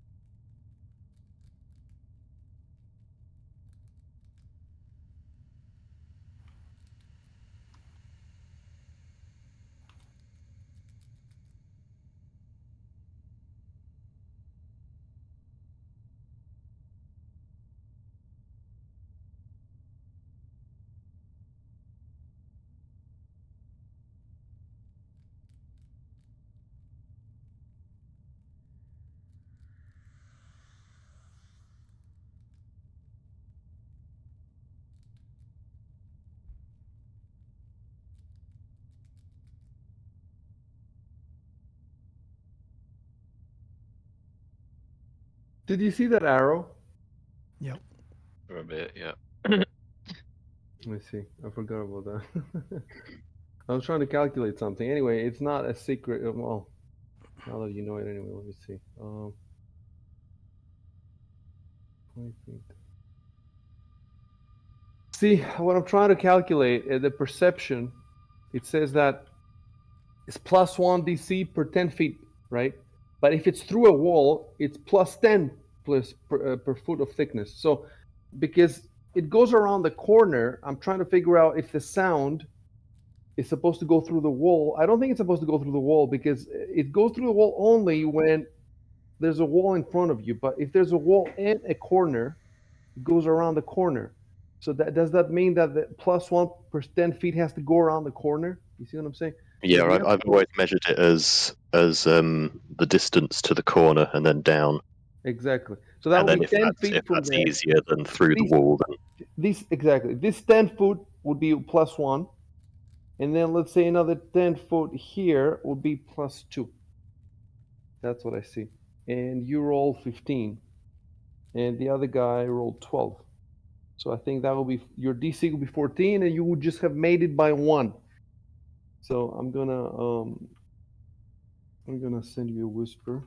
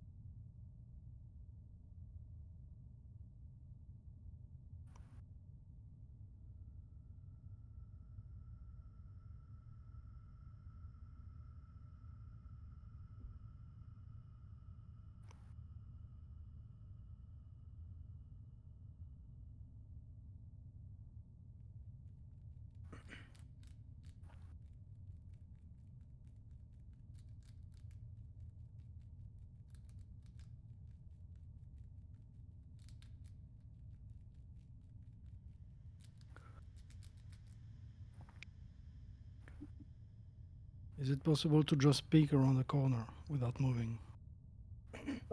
Yeah.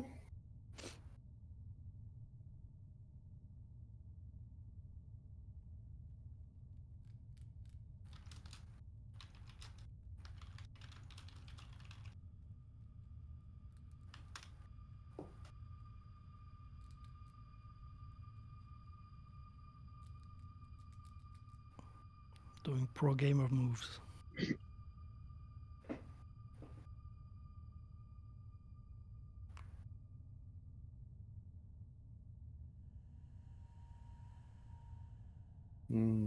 I wonder how I could show you it. I cannot show you anything since you know your vision is constrained by the fog of war.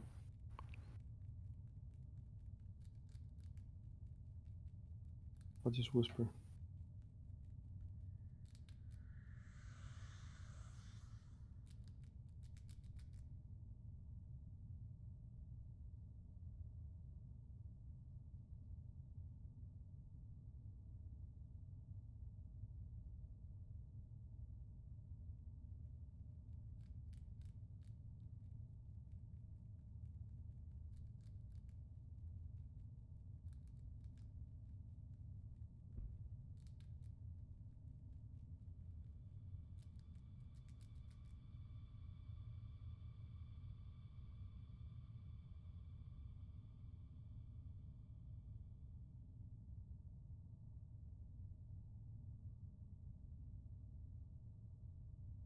Wait.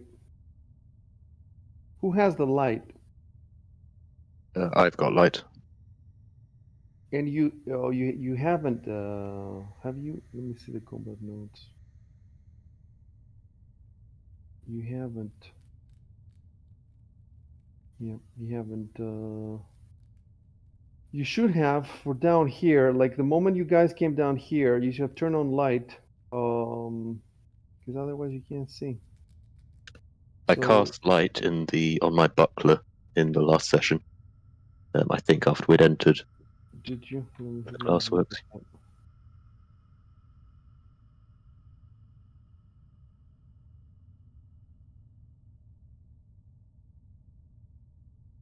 Yeah, you did. I cast light on my buckler. All right. Um. All right, so there is light for you, but there is not where Shubin is trying to look. So I wonder if that's going to be another perception check, because the first perception check would that be another? Yeah. Okay. I got it.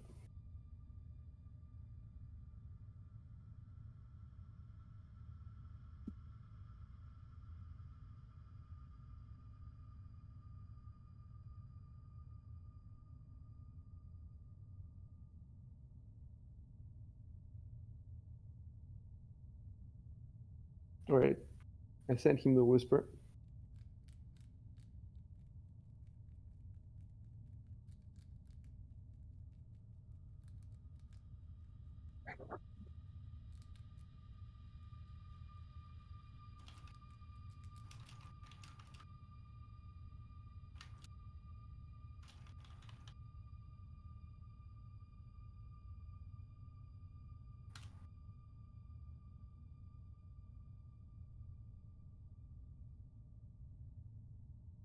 Well, only one way to find out.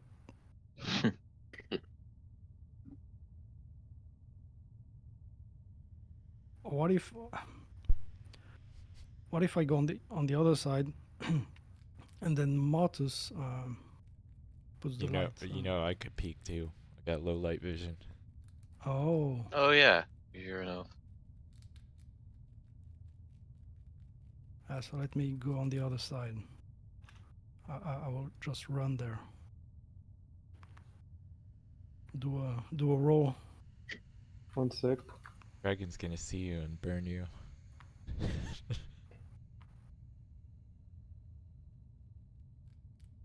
Should have gone down the other path.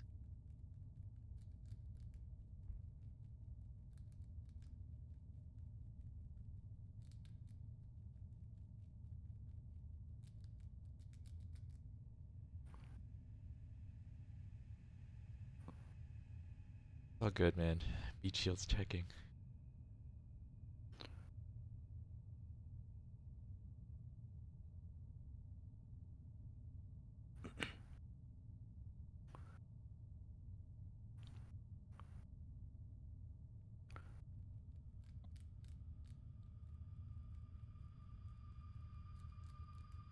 One sec.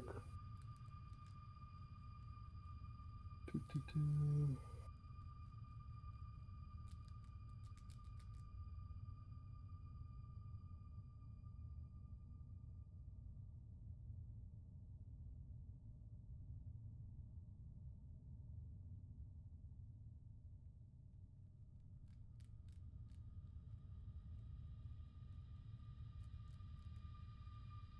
Oh.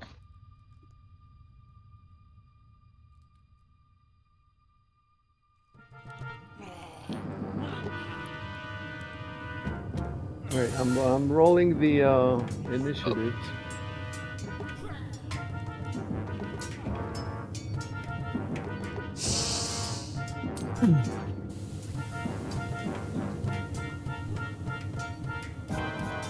Right, so now all the initiatives is awesome. They are, you know, all the goblins roll individually. So the first person that plays is you.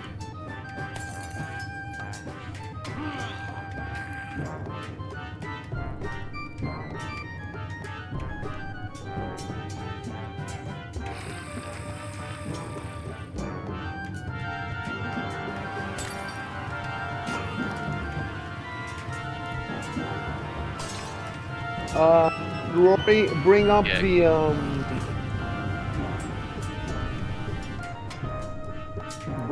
the image of the glass work. Lord. Of the glass work. Oh, okay. So I'm going for you too.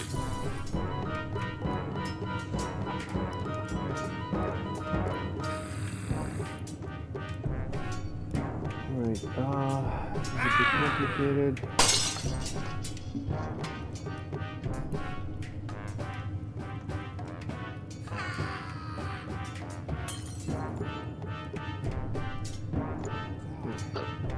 Yeah.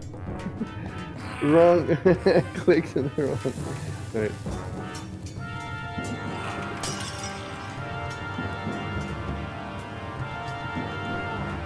So you can't see what's happening on the other. No, you can't. Like somebody's attacking the guard, but you guys can't see from where you are. Well, Right. I can see it just about. You can see them just about. Okay. I mean,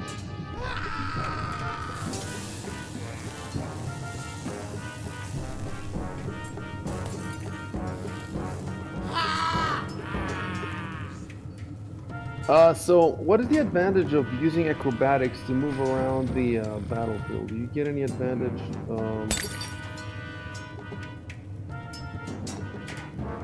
You can avoid attacks of opportunity. That's about it, though, right? If you, otherwise it doesn't give you anything else, does it? Yeah, I think if there's like a narrow or uneven ground surface, you might be able to Or- move faster over it. But Yeah.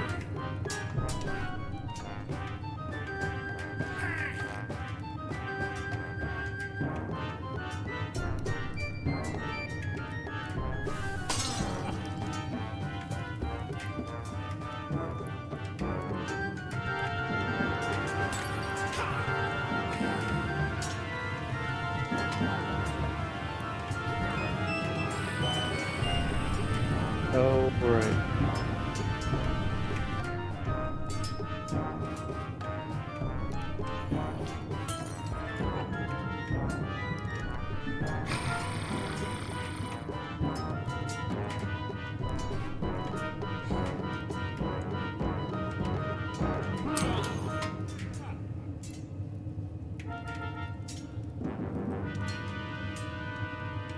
Yeah, the character that I'm playing now is quite complex, so I'm making sure that I'm using all this stuff.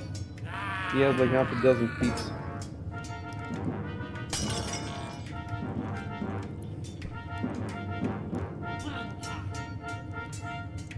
He's a rune lord. Yeah. Okay. Game. Feats. mean, pretty sure I know who it is, but I'll wait for confirmation.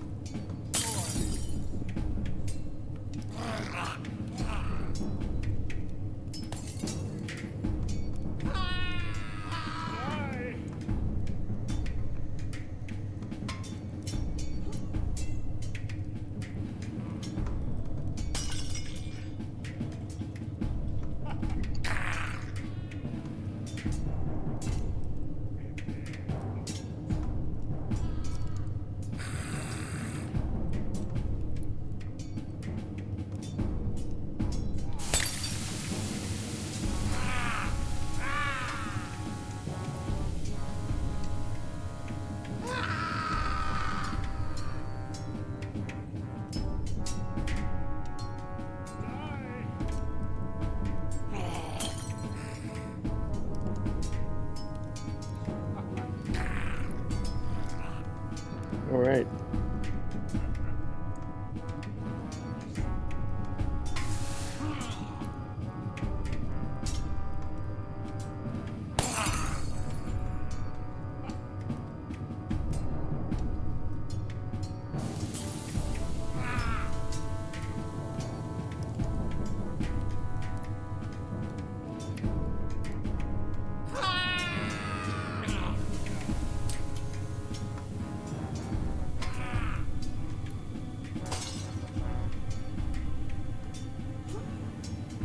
Alright, finally I think I figured everything out. So I'm rolling.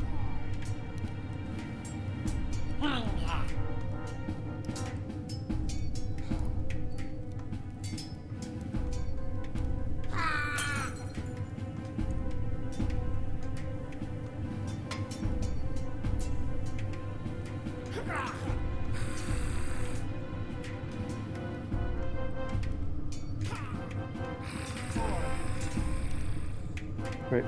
Anyway, so I roll with a composite short bow, and he missed. And I'm just trying to figure out how many shots he's got. Because the damage is 1d6 plus 1 times 3. So I don't think that is that times 3 arrows. I don't think so. But times 3 is probably the crit multiplier.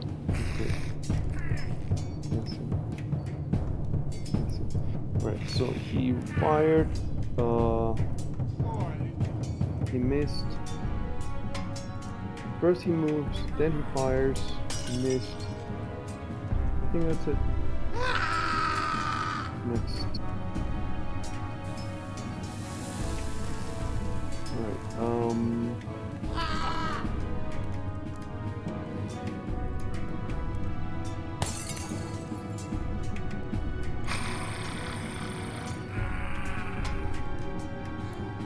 so I wonder if he can he, I have a goblin now. And I wonder if he can strike around the corner or if he has to move. I think if he moves, if he takes one more step, he will get an attack of opportunity. Oh, I forgot. Since it's a new battle,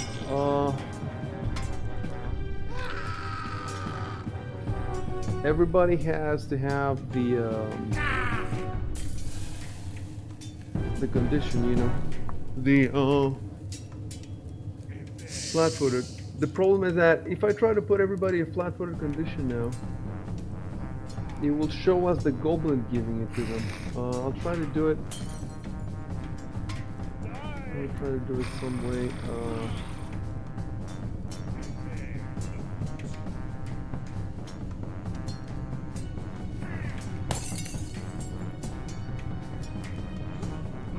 No, I'm trying to figure out now how to put the flat-footed condition to everyone without it showing as the goblin. Well, you know what?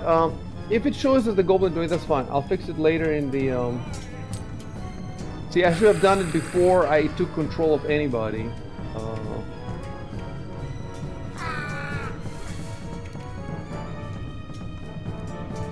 Yeah.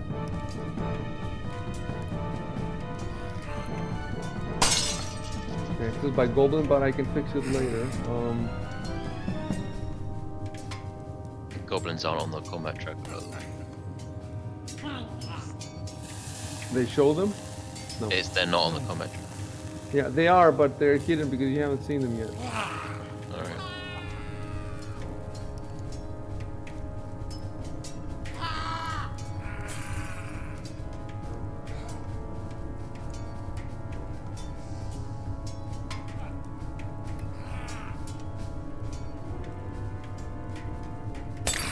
Alright, so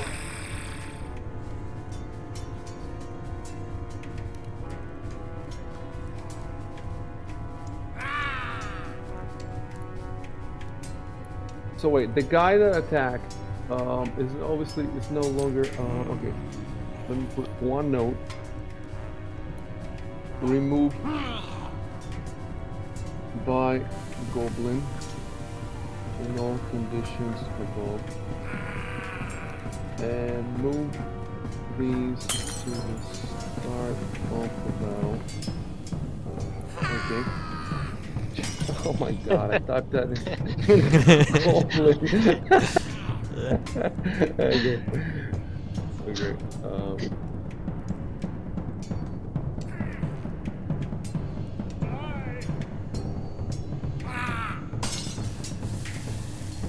Well, at least I understood it. Okay. It's postmodern.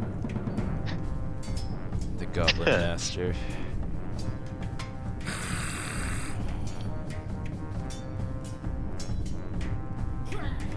So,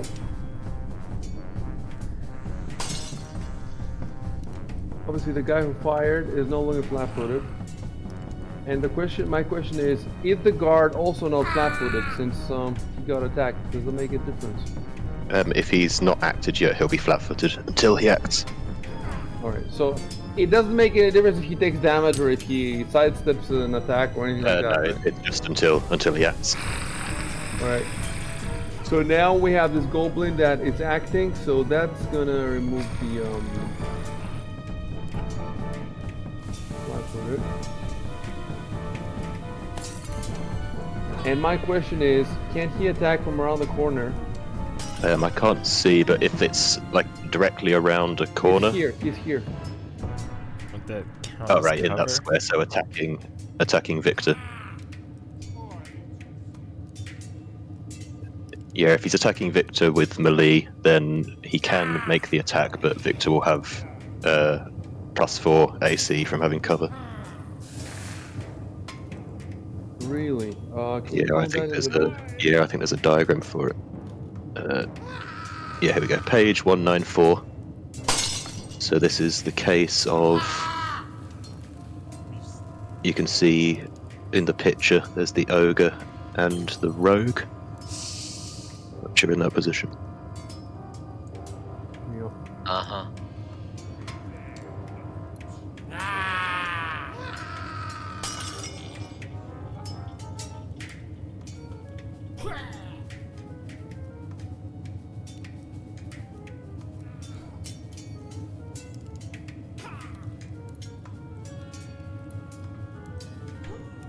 Yep.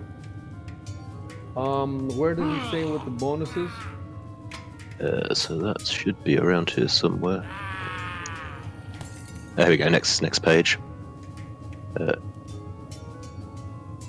At the bottom left cover.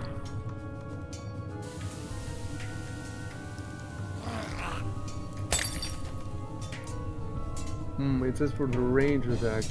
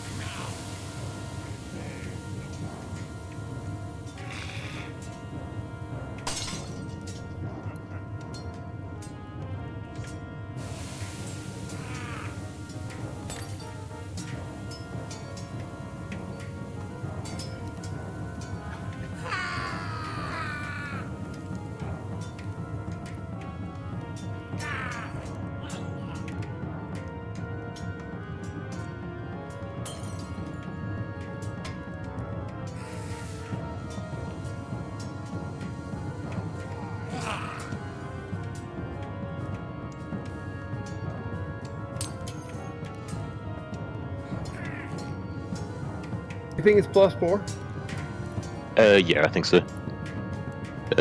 So it says +4 to AC. Then the next paragraph it explains when you award it for melee.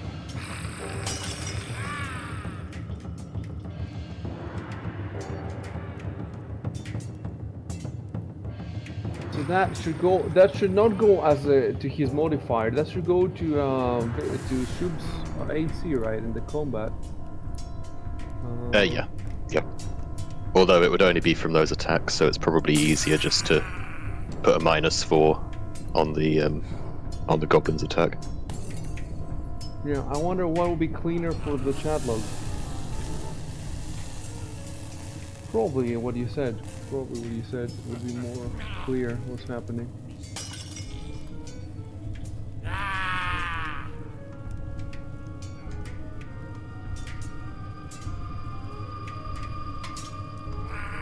Defender is behind cover, it says. There's also in the table. No, it definitely does it. It definitely prefers to give it to the AC, not to the attack. But like you said, it makes more sense to put it in the modifier. Right. Okay, so the last thing I need to check before I roll is if this is one of the goblins that had the molten tongues. Like, I want to see what he's attacking with.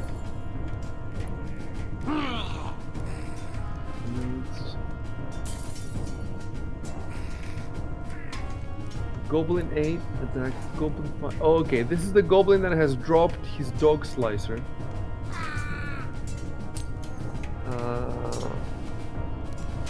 So the question is, what is he attacking with?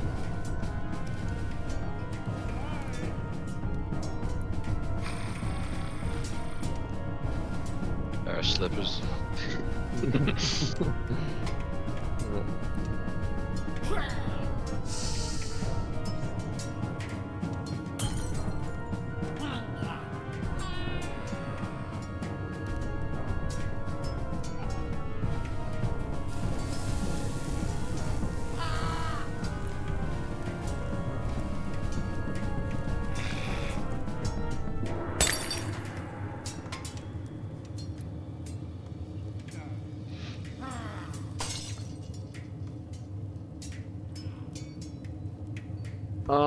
Tell me something.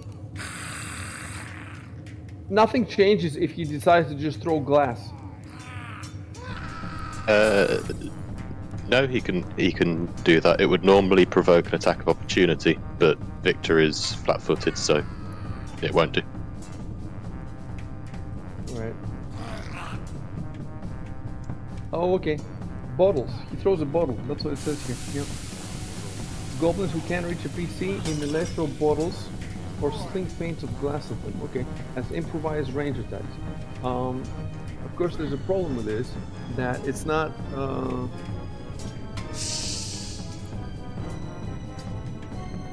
Glassware. Yeah, glassware. That's good enough.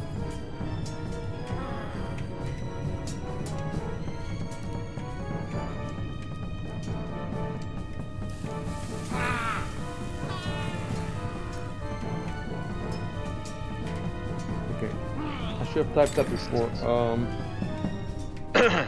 Oh wait. Did that not show up in your screen? Let me see. We can see an attack. Yeah, I see it. Yeah, you can't see the thing because you can't see the die roll because I haven't turned it on. It's off. Okay.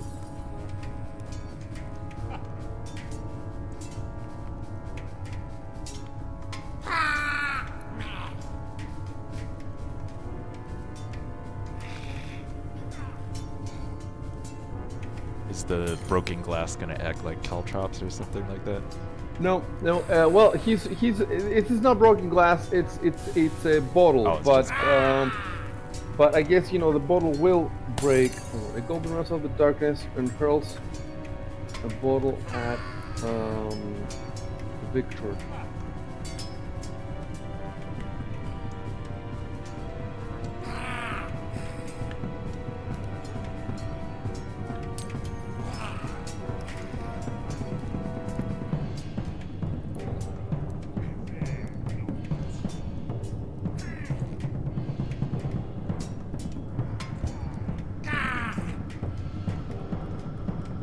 Right. So we have the bottle shattered here. So Where? right. Oh, So that's gonna be cultures, and if you go through there, there's rules for that. All right. So after him. Okay. What are the rules for the Caltrops anyway? Alright, move. Yeah. Because Let I me Google would want to Wait. move through there. You can move through us. Oh yeah. You don't have to go around us. I'll put the rules for you in Discord. Okay. I'll take a look at that Yeah, first. check it out. It's Because I don't exactly know where the goblin is. 'Cause if he's around the corner, I'll get attacked. On the other hand, if he's just thrown his bottle, he's got nothing to attack you with. Yeah. That's true.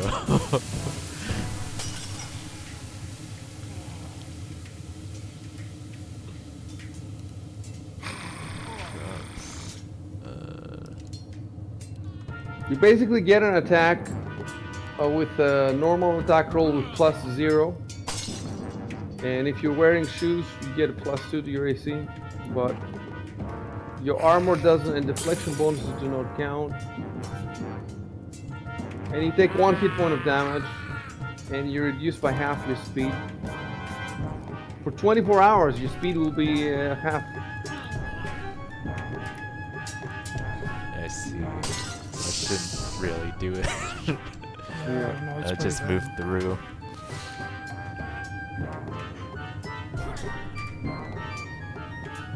Oh god damn it. I lose my token. bad. Moving through the I wanna look Use your hidden phase through wall technique. there. Wait, where are you trying to go? I wanted to hold on. I wanted to look around the corner first before I decide something. Okay, I'm putting you back. You cannot stop on Victor. Okay. Well, I was gonna move through them and then move. Okay, do that. I wanted Move to through the move. Where's the fucking arrow at? Oh, what was the arrow? Well, I'll show you what I was gonna do anyway. That and then this.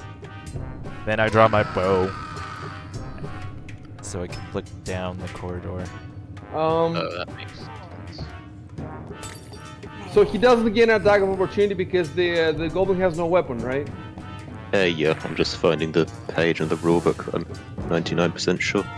He dropped a punch of opportunity. A Punch of opportunity. goblin punch. Wait, you get an attack of opportunity if you get No, into a yeah, threatened you- square?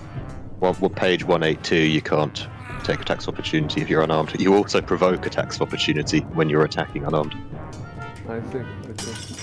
Yeah, but if you get into a threatened square, you don't provoke an attack of opportunity. No, do you? no, but when you leave it, you will. Yeah.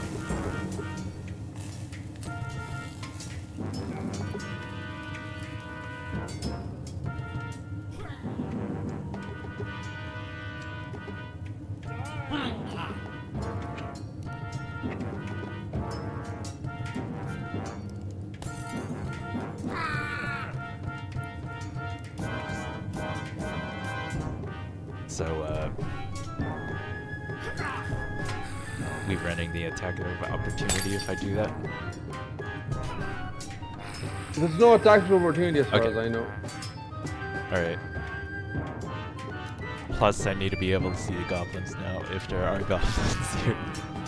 Oh wait, yeah, you're right. Yeah, I don't want to be So, fighting this- invisible goblins. Hold on, that's number 5.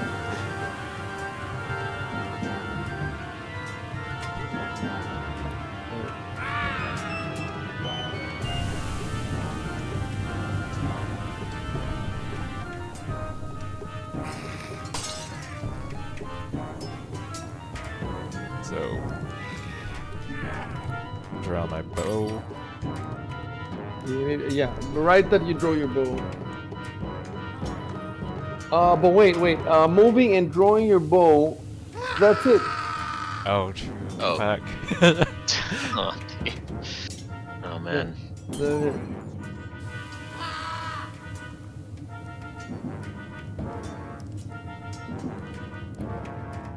But since we were running down there in a hurry, didn't we keep our weapons drawn? Yeah. No. No? No. Because we stayed. We put him back. I mean- we put him back. But still, this is an okay situation because the fucking Yeah, but goblin. If the goblin wants to get to me, he's gonna get an attack of opportunity. Yeah, if that goblin wants to do anything, he's gonna get an attack of opportunity pretty much. And then if I stay here with my bow drawn, I could shoot stuff down the hallway as they move through. Yeah. And Victor can take them out. Hit next if you're done. Yep.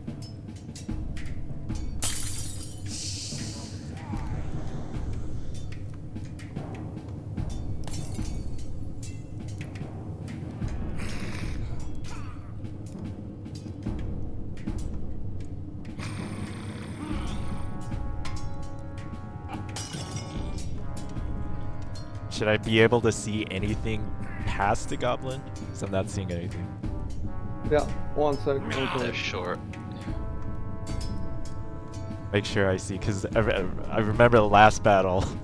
I didn't see a goblin. Oh yeah. I should have saw, so I was fighting invisible goblins. Yeah. You can see everything. I'm looking at your. Alright, cool. You see the Goblin King. Oh wait. I should type something for him.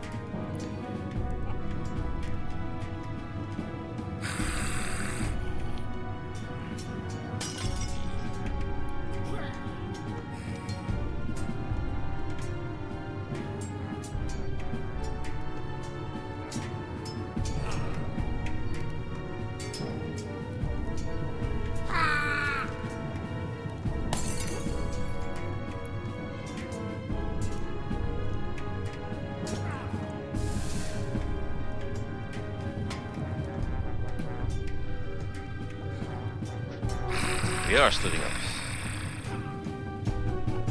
Not leaving the guards to his certain death.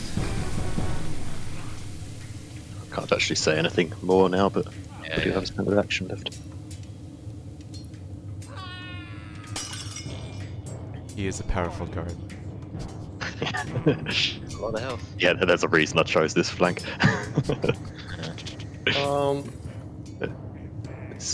So to cast, Let me try to give you this image if I can, Shock. I think I should be able to. Can you see this? yes, Okay, so only you can see it.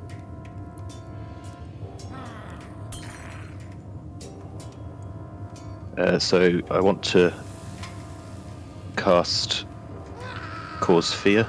So to do that, I just go to my actions and I tick the circle first after targeting him. Let me see. Oh, yeah, targeting first.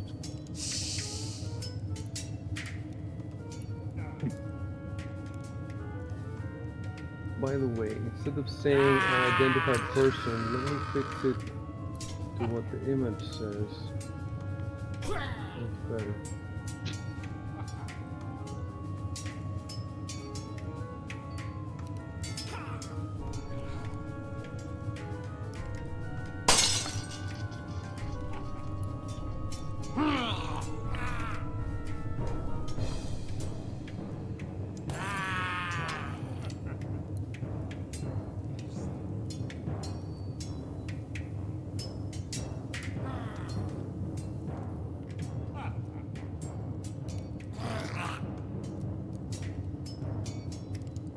All right. So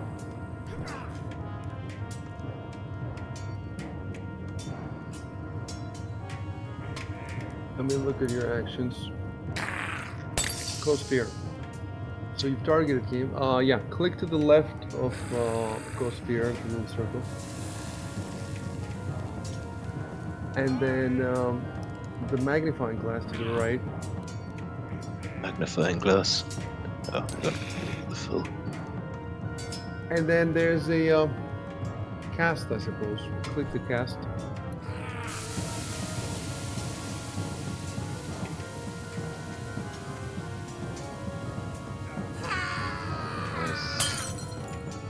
That's his save. So That's he's his passed. save. Oh wow. Yeah.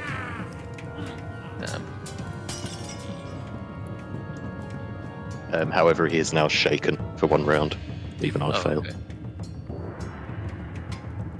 And I see the effects below. So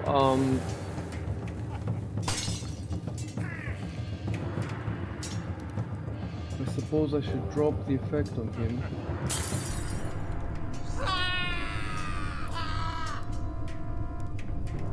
By Mardus Caro. And it says 1 round. So we figured out recently that you can track the rounds in Fantasy Grounds. Yes, and it already is tracked. It already, I can see if he's. You guys probably can't see it, can you? Yeah, of course you can. Oh, it says I can see D1. it. So you can affect D1, yeah. Oh, it does? What can you see? Let me see.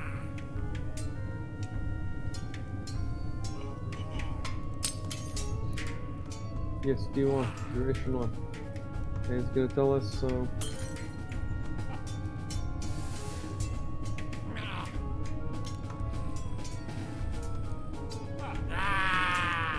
I just want to see the description.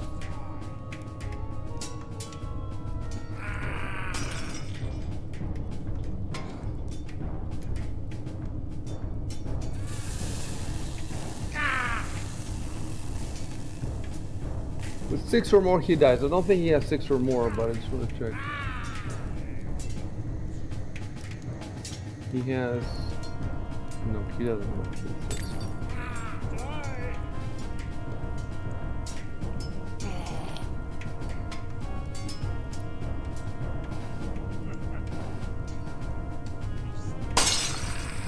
And then end turn, I guess. What is elf blood? Pathfinder. It's supposed to be a special code, but what does that give you?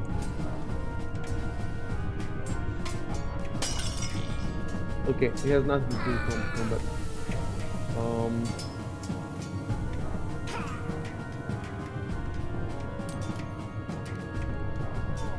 Am I good Okay. to go? Yeah, you're good to go. Oh, and me and Till shouldn't be flat-footed anymore. Oh, yeah. Yes.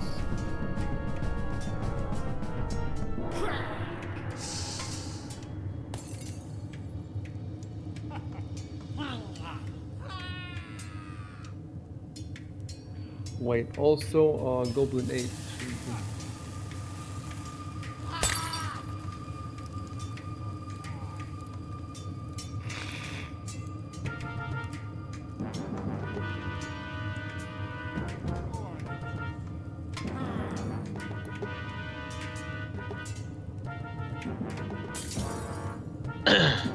What does it mean if he's shaken? Yeah. -2 to hit and on some saves. I think. Okay, cool. Oh, all saving throws. Yeah, I'm -2 on removing attack rolls, saving throws, skill checks. Okay, cool. I'm removing also your flat-footed. Move your arrow around. Oh yeah, sorry.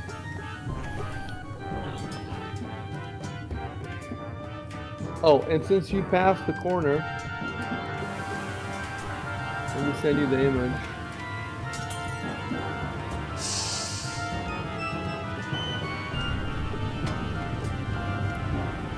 Did you get it? Yep. So put it on your screen.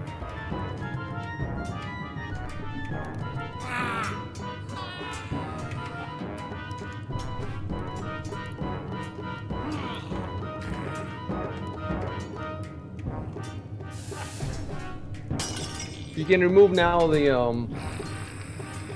glassworks. Yeah.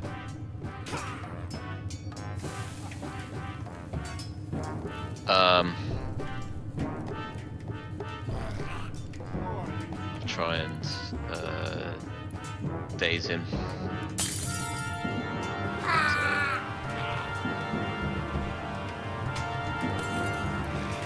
Oh, I didn't target him.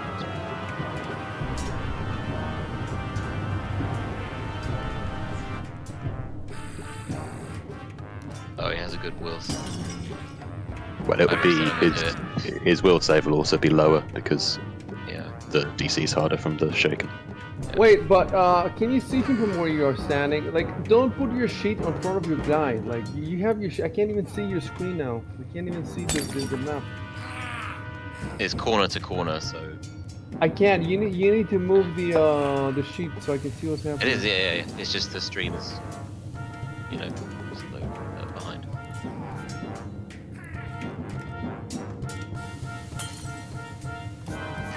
Hey.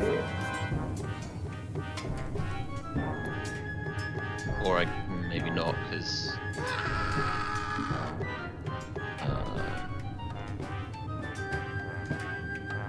Oh, tell me about that corner to corner thing. I mean, as long as like one corner of the square you're on, you can draw a straight line from it to any corner wherever you're targeting, you can hit them. But does the corner of the wall in the way, is that like blocking? I don't know if that counts. I think you could do it from there. Let me just find the rules. Or in fact, my top left corner down to his top left. Yeah, I'll just check. He'd have cover if you were shooting an arrow, but with a spell that Okay. doesn't matter. And it's in Well, not with a non-target, just a targeted spell like this. Yeah. Okay, I'm good to go then.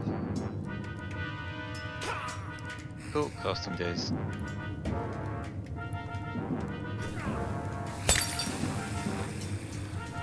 Oh, is that a success for his save? Mm-hmm. Yes. Okay. Okay, it really is good. Even with shaken. Well, he rolled a 19. Oh no, I forget that. Yeah. My bad. Okay, turn over.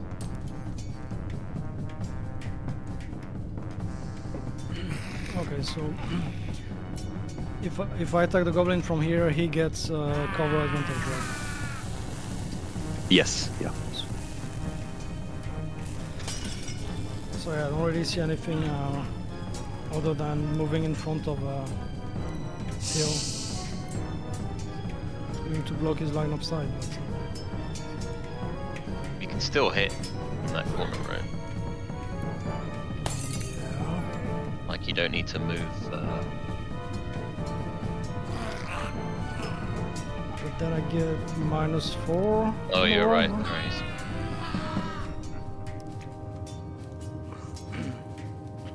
So hold on a sec. The hurled glassware, the default was -1, and when the goblin threw the glassware, he threw on -4. But the bonus from cover was, it should have been -4. So the total should be -5. I don't know. Did I make that mistake? No, I didn't. It shows -5. It shows -5 in the.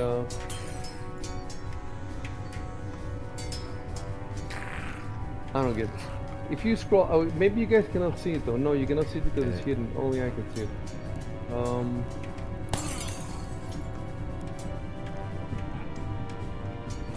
We see attack -3, and then death effects -1. The -1 death effect is because he's flat-footed. Victor is flat-footed, so that's not an issue. Sure. This is attack -3. Okay, I made a mistake. I think instead of giving the penalty -4 to the goblin, I think I gave him -2. So -2, -1 from. Yeah, that's how you get the -4. That's how you get the -4. But why does it say the God damn it. Alright, I'm gonna put a note here.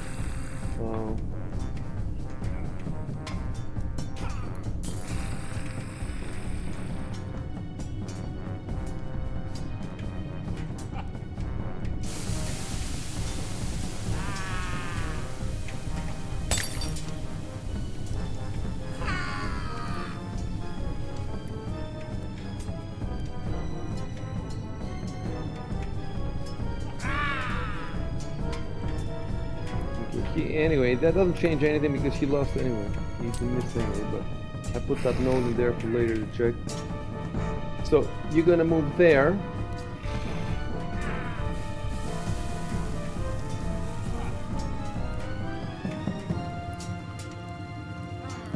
I'm just gonna attack the goblin. Alright.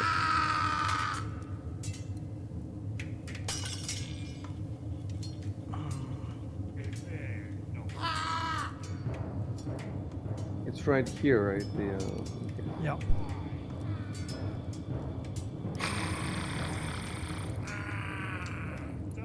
So I can attack, yeah. Yeah, go ahead.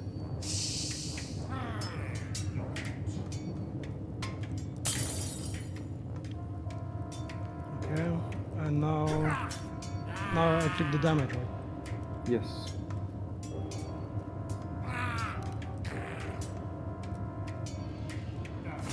That's it. Nice. Yes. Dying doesn't mean dead, it means dying. And I think that's it. That's all I can do, right? Yeah, because I made that mistake again before. Yeah.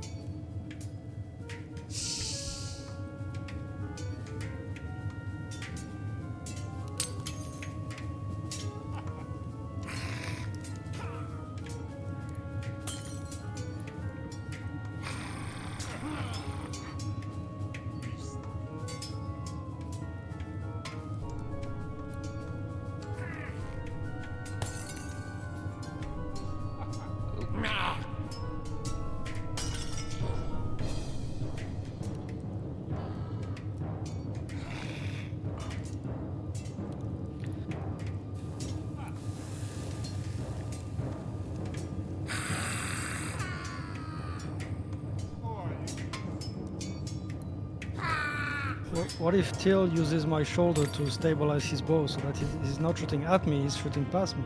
No. You decided this, so I'm just gonna stay out of this.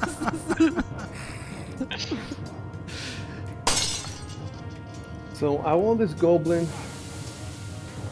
Okay, I want this goblin to throw a rock from the rubble. So I wonder if I can use the same stats with hurled glassware.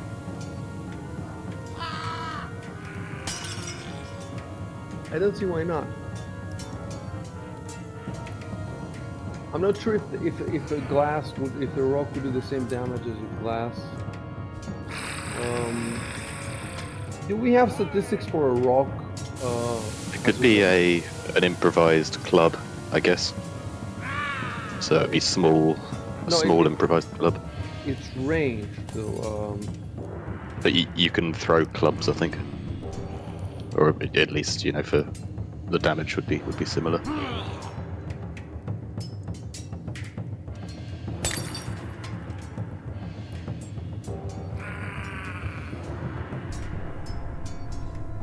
there is a special skill, rock throwing.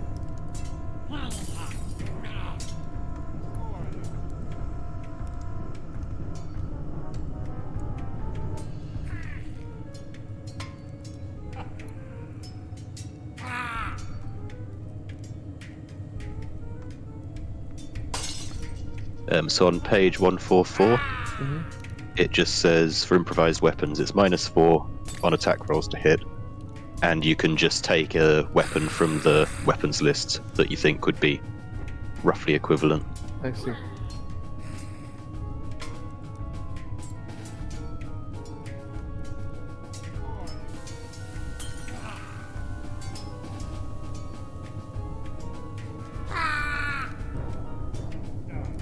Alright, so I'm putting the -4 there. The damage is what I'm interested in right now, but of course...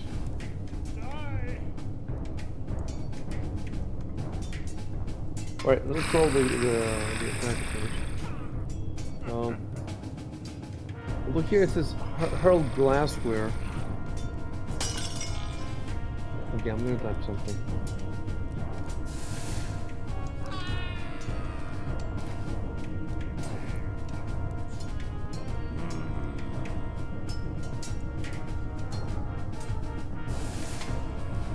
And hurls. What's the difference between a stone and a rock? A stone is big, right? Generally, yeah.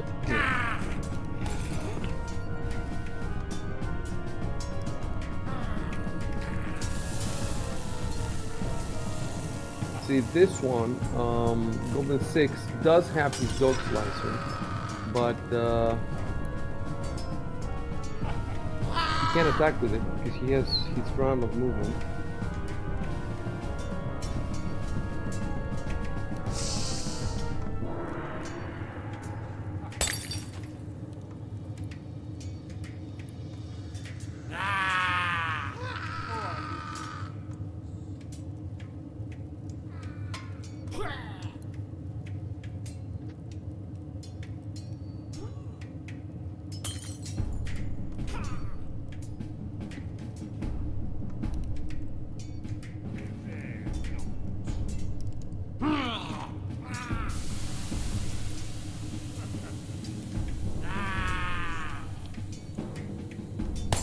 I wonder if I could go to its character sheet and add the attack. Like, let me see.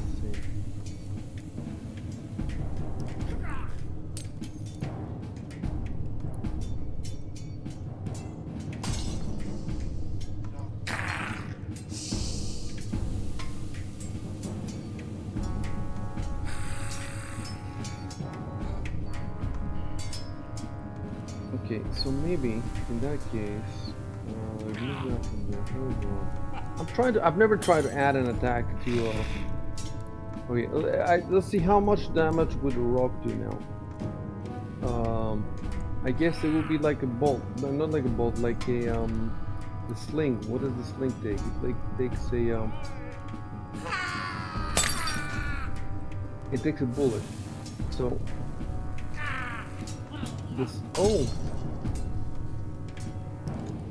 Sling does 1d6, really?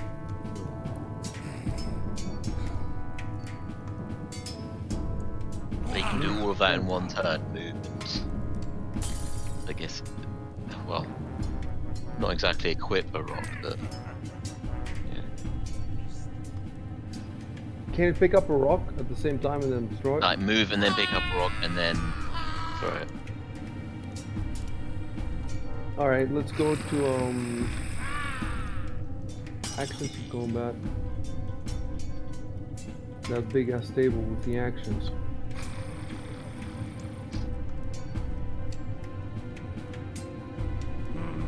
Pick up an item. It's a move. It's a move action.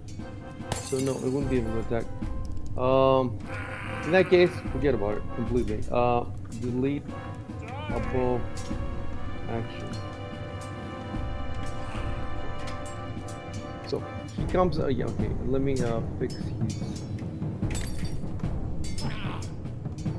sheet here.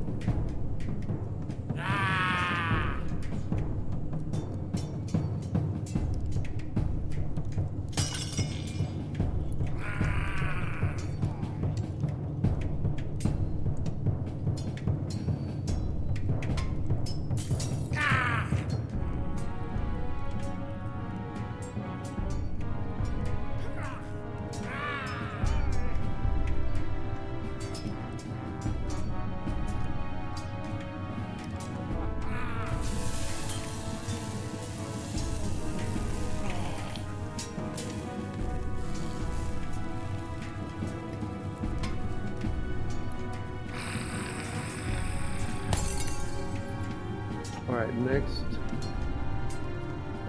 Effects. Flat-footed, no.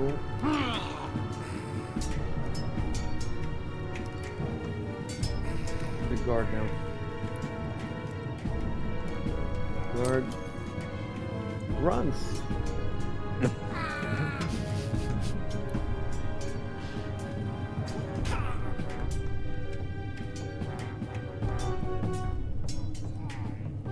His 21 hit points will save there. Man, we should have taken both Like, guards. critical hit, critical hit. Oh, god. Automatic miss. His sword flies out of his hand and impales. His skull's Giovanni. marks. He trips and falls. Falls on his sword. So I want to see the shaken because now it's the guy and he has the shaken condition.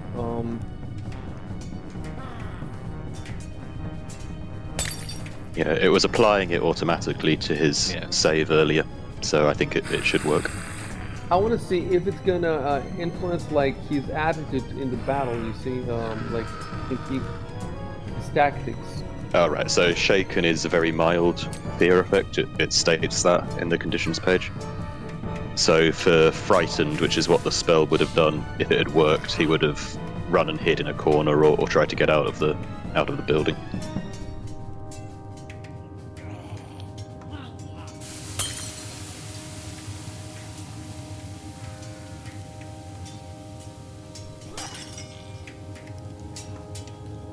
Right. So no huge difference. He was using shortbow before, composite shortbow, and I wonder if you can use it again.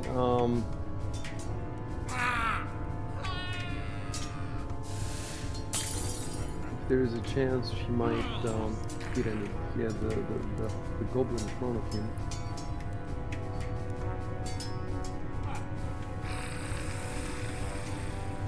Unless he has that feat, which is called.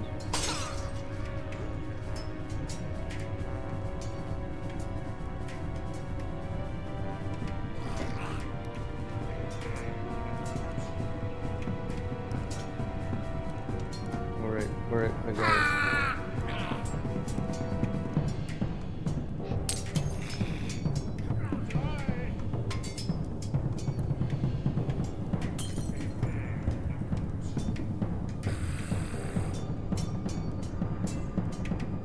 Right.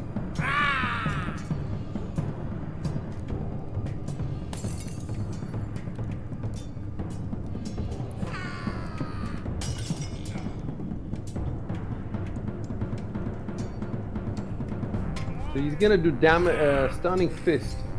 Stunning fist. Wait, but this has to be. Is this a melee? Yeah, it's melee.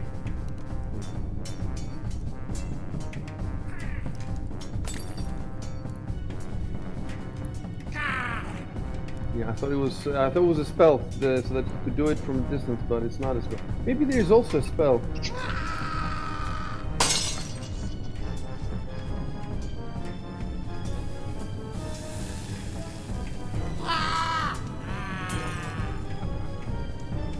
Right, so we'll go back to the arrows then.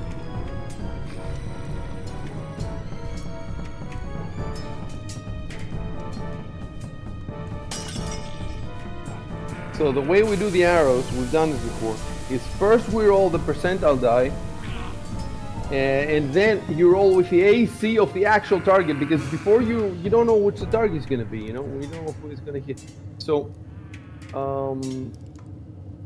because, okay, I have to go to my forum now and check,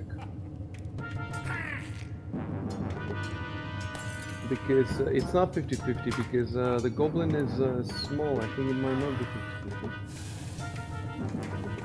75-25, I assume. Sometimes the game does count small as medium.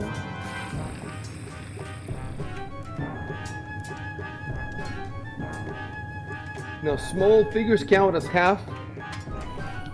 Medium counts as 1. So it's 1.5. So it's 33 and 66, I think. 1 to 33 hits the goblin. Okay, let's see. Right. So let me see how I'll put it.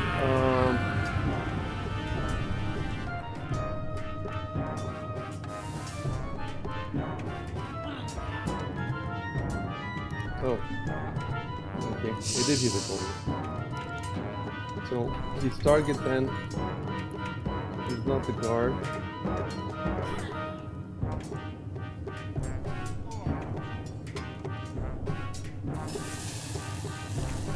I'd say he's aiming too low because he's shaking or something.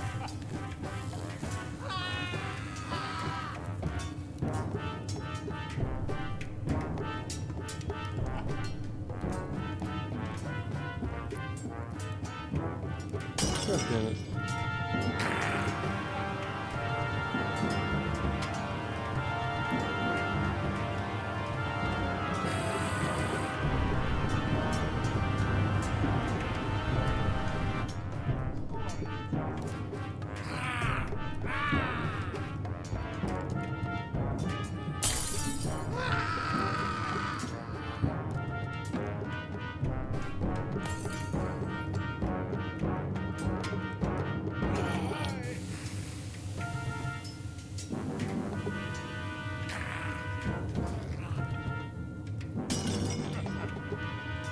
Oh, well.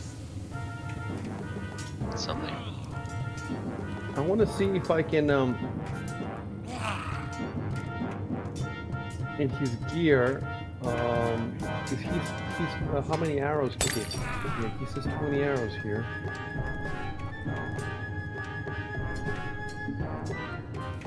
I should put it to 18, you know.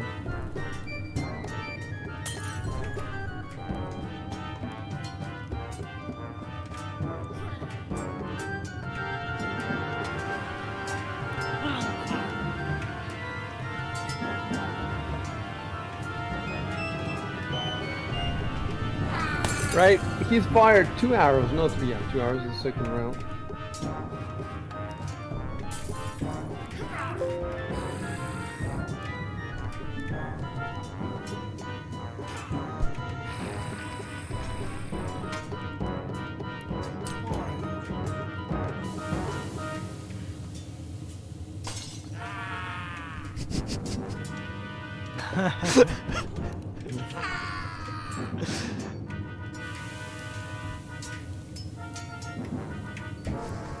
Oh, if it's What else am I gonna do?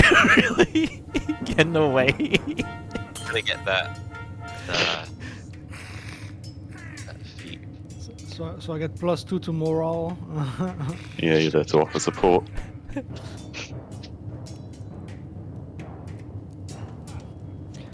Oh, by the way, dying means means All right. he still has above 0 HP, right? Yeah, no, he has No. below 0, but not enough to be dead.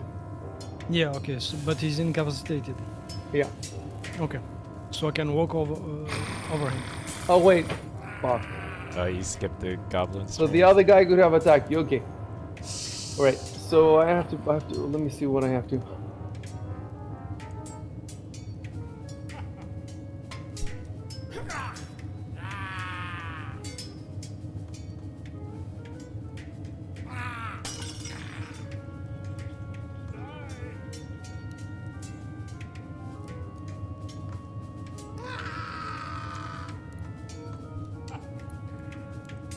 So dominate attacks with tongues of molten glass.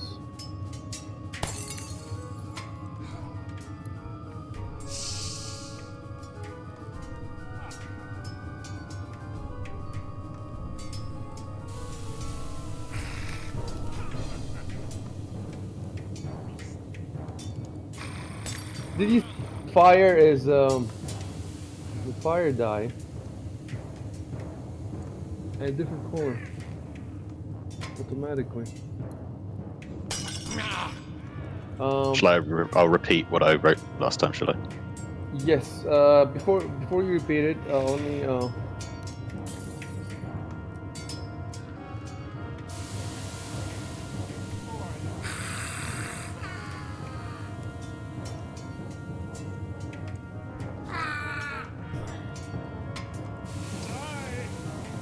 Okay, I make a little note for myself. Yeah, go ahead and repeat it.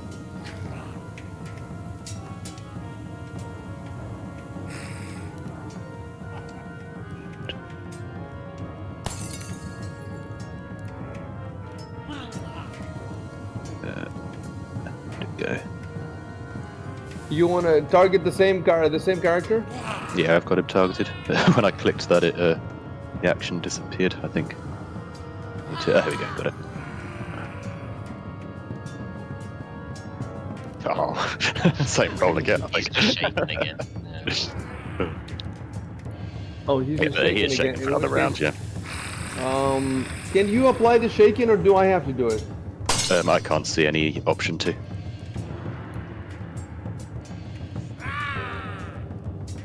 You know what you should do is hit the magnifying glass to the right of Cosphere. Uh-huh. Can you see now the shaking? Oh, I think. Oh, hang on, I already had it open. Oh, yes, I can. Maybe I can. Let's try. So, do I click that little?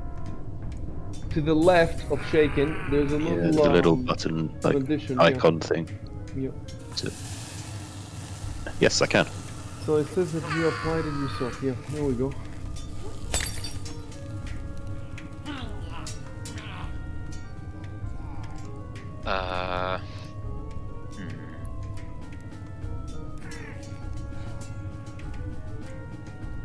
Dude.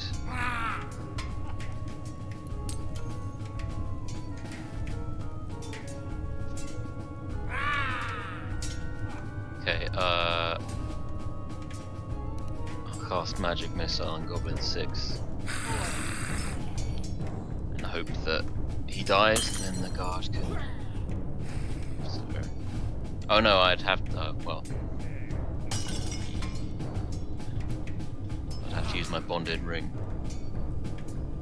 Why, you don't have any spell Because slots? I used my 2 magic missiles in the previous combat.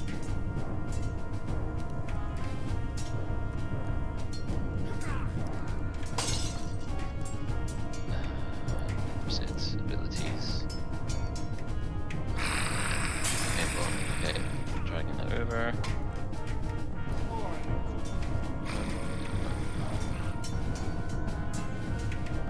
Okay, now that you dragged it over, I'm gonna put it at 0 there, okay.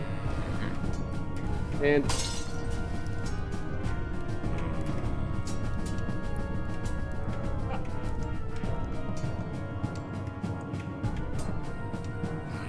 Am I good to cast? one sec. Okay. So because this guy has some abilities.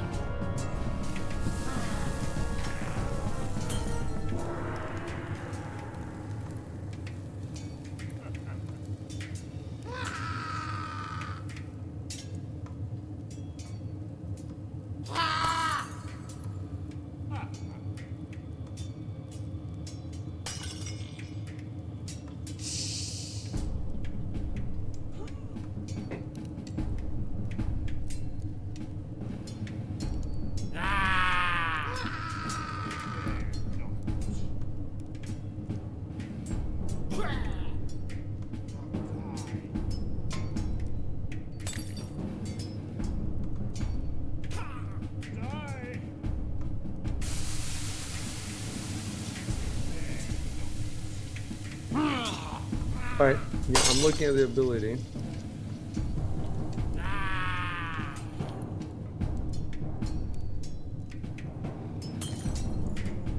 Alright, nope, go ahead and roll it. Is it 1d4 plus 1 if I'm not mistaken? Yep. Is it plus 1 though? Where is the plus 1 coming from? That's just what it is. If you click the magnifying glass for magic missile, it just says 1d4 plus 1. Wait, Okey-doke. I'm wondering if you can just, let's try that now.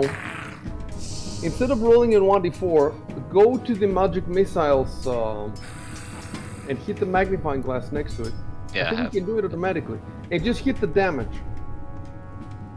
Since you have Sure. wait, you have you have targeted the goblins. So if you just hit the damage there, try that. Yeah. Fantastic. Oh, there you go. Well, See? not quite dead, but. In turn.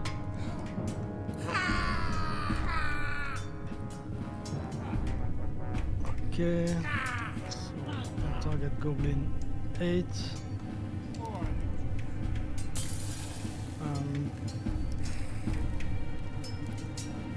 I'm just going to attack, I guess. Die, goblin. Rubbish.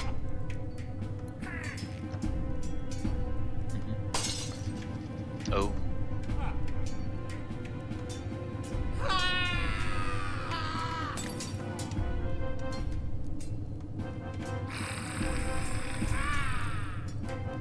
Okay, and that's that. I can't move after attacking, can I? Yeah, you can. You can. Okay. Yeah, so I'm going to move. I can move what, 30 feet? Let me check. 25, and yeah, I guess I will. Ah, shit, no, that's wrong. Go again. Okay, yeah. So it's 1, 2, 3, 4, 5.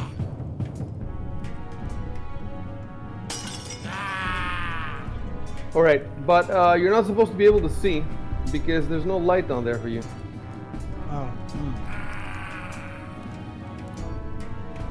Oh, Let me see what it looks like on your screen. Oh wait, how are the others fighting? Oh, Well, Martus has the light, right? yeah. So we can see. So Shub can see where he is, but what about before? What's the radius of light? I think it's 20 foot of full light and then another 20 foot of low. I'll just check.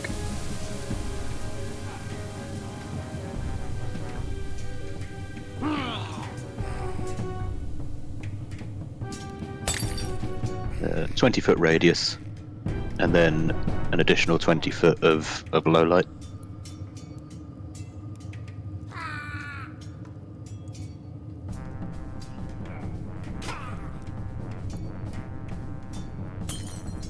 So the fight where you are is fine, but the other fight.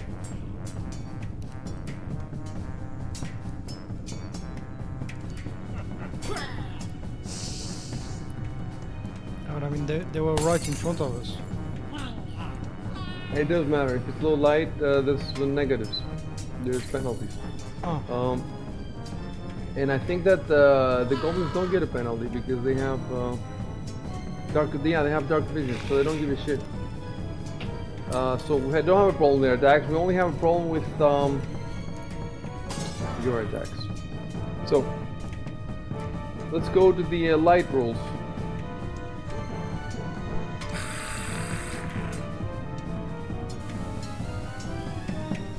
Vision and light. I found them on the internet.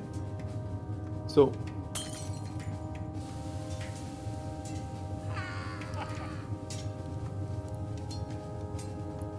yeah, 20 foot normal and 40 feet.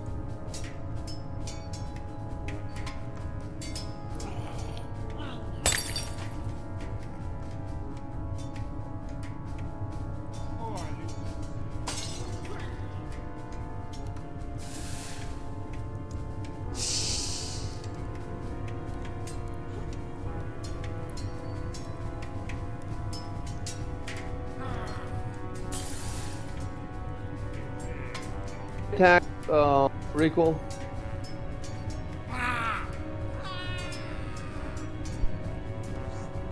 Because you have low light vision, you can see a bit better. Yeah. So for you, the low light, I think, counts as normal light. Because characters with low light vision can see objects twice as far away as the given radius. So for you, double the effective radius of bright light, normal light, and dim light. So for you, it doesn't matter. Everything's good. So the only person who has a problem seems to be Shub.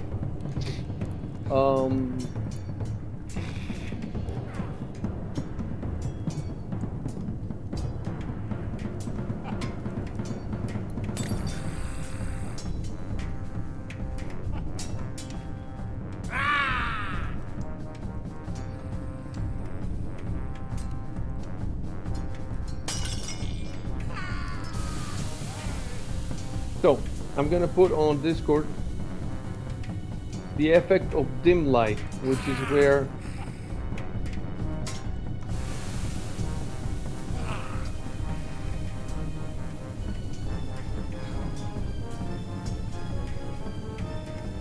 so there was a 20% chance that you would not be able to hit the goblin.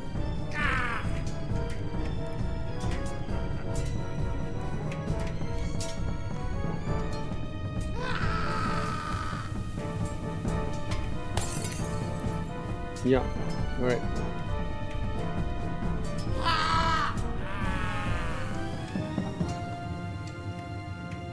So we have to redo the whole battle. Is it the whole battle? How many times did you hit him? I hit two. Two of them.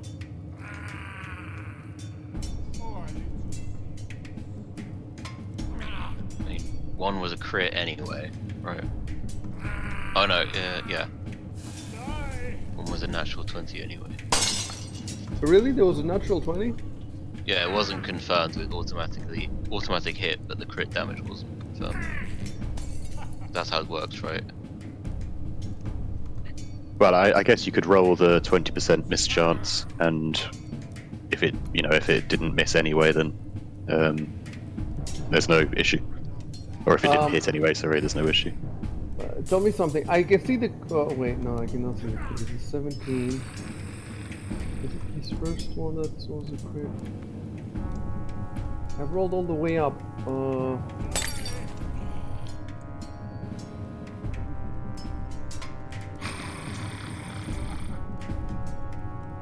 The first one he rolled 17.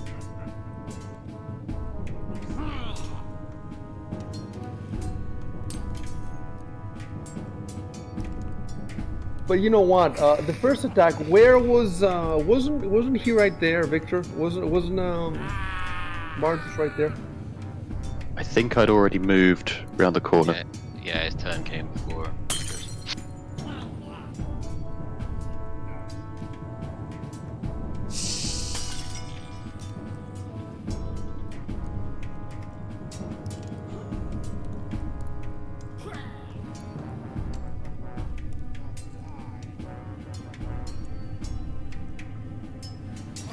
Now about the half elf shooting the guard. Didn't that miss though? I think that missed. Yeah, he's only hit the goblin so far, I think. Yeah, because the guard is full hit points. He's full hit points. So.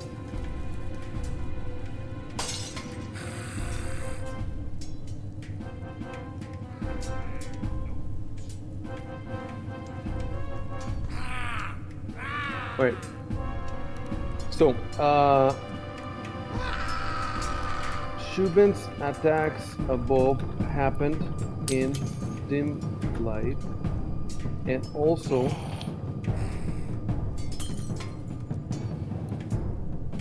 the half elf's first attack.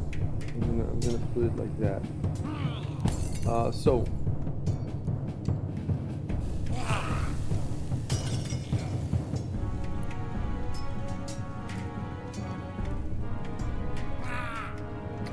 to make it easier for us, we're going to put the dim light rules on Discord in the chat note.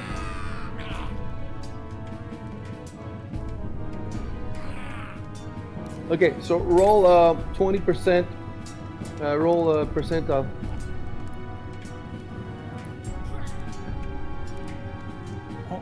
Only once? Yeah, roll once.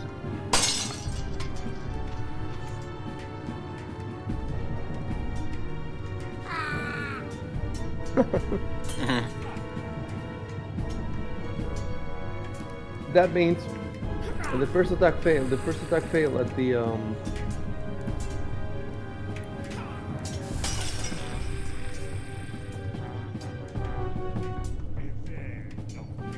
You know what?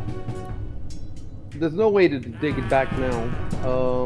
Roll again with the second one.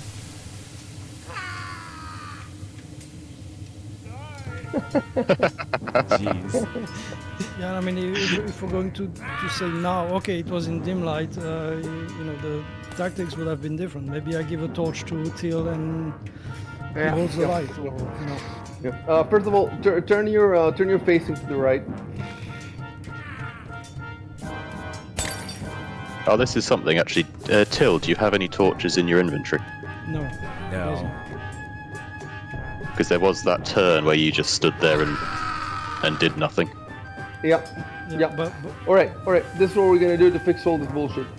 We're gonna put the torch in his inventory. You get me? So I'm gonna pick the items.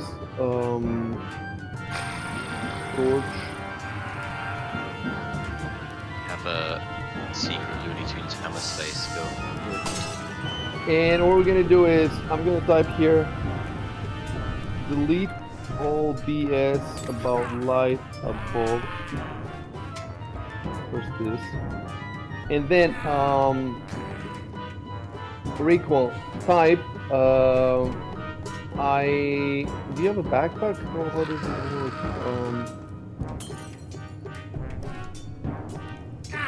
Okay. Yeah. I actually have this in my list of things to do because the only person who actually has a proper inventory is Dan. Everybody else doesn't really have a proper inventory. They don't have backups and stuff like that. So I have it in my list to go through everybody and do this. Okay, I put also a backpack for you. I mean, So, I have a backpack, or did you just add it? No, I didn't just add it. So recoil type that I pull out a torch. I pull out the torch from my backpack and light it. Control enter. Do you also need a flint and steel to light it? I suppose, if you insist. Okay, I'll give you a flint. You're nickel and dime me.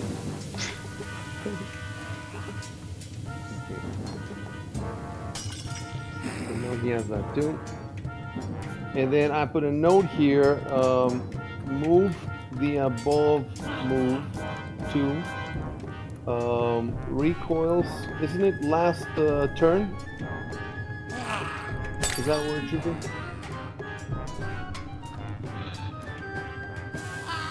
Yeah, when he says you got this, Victor. No, but we want it to be for both attacks that Shubin did. Oh, So it you're has right. to be earlier up, where he said 2 goblins Yes. ahead. I think that when he said 2 goblins ahead, He says, I draw my bow, you can make that. I light his torch instead.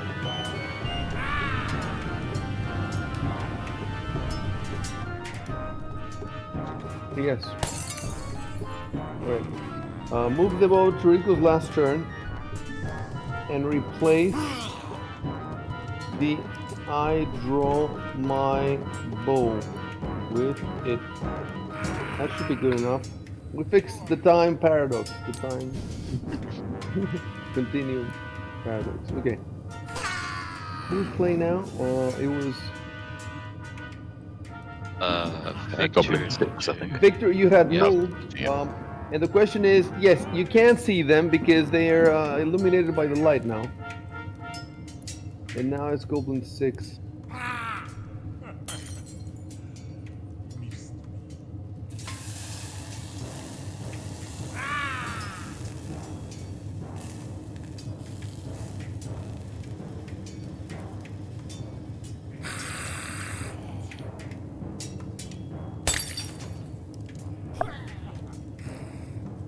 Right, I need to check their morale a little bit because that thing is almost dead, and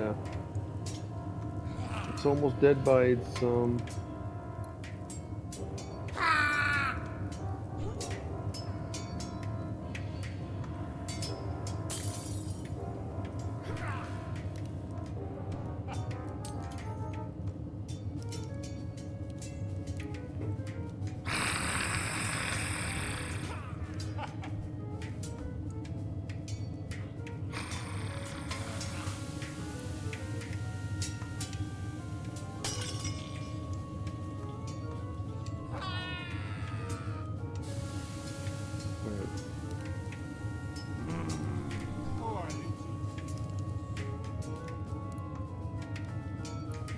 Yeah, I see. I just noticed my weight is heavy right now. I'm at 96. And it says 14 arrows are weigh 3 each. 3. Yeah. That makes no sense. how was that? Yeah, I see what's happened. It's because they were dragged in as a stack of 20, and then we changed the number to the number of stacks of 20. Okay. So you can fix it easily enough by just dividing the weight by 20, I think. The weight is 3.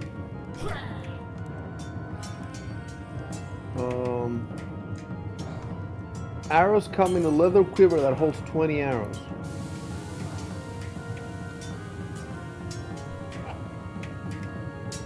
So what does that mean? Every time we reduce an arrow, we have to change the weight? If you change the weight of just the entry for arrows to whatever 3 divided by 20 is. You know what we should do instead? We should do it the way they had done it before. The 14 should be in the parentheses, and you put a 1 there, and that's fixed. So now his encumbrance is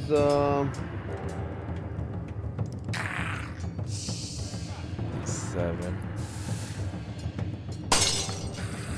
Is it medium? It's just below medium.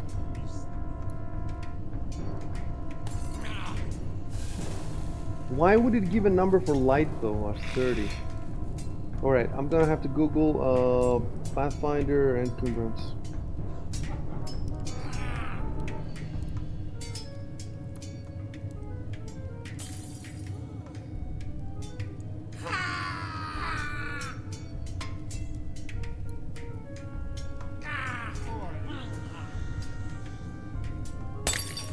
Yeah, I think it's not looking good. For a strength of 9, 30 pounds or less is light, but 31 to 60 pounds is medium. So you have medium now. The other thing is the saddle. We were holding it the whole time. Like all of us. You have a saddle in your head. Yeah. Right, so I'm gonna put the saddle as not carried. So it's not here. So now you're down to 32.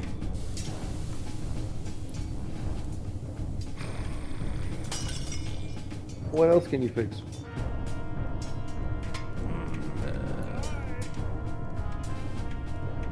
I think that's The whip is heavy, huh? 2 pounds. Oh, and another thing is the backpack is 2. Explorer's outfit, is that what you're wearing? That padded. Padded is the armor, but are you also wearing, I don't know how that works. You're supposed to wear clothes with it, or is it just... Maybe. Well, Oh, I already have. I have a saddle in need- my inventory too.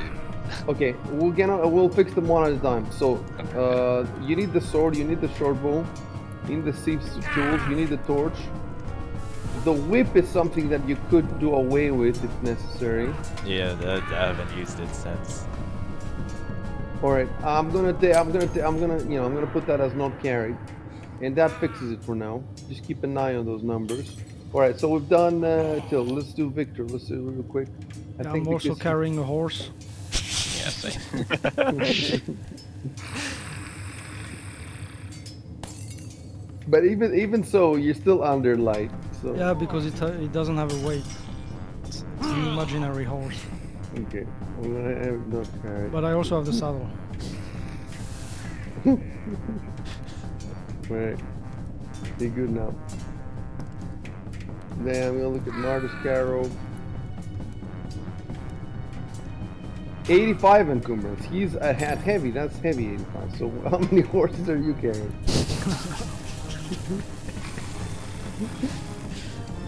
The saddle, of course. I fixed that. So now we're down to 60. We need to get to 43 or lower. Yeah.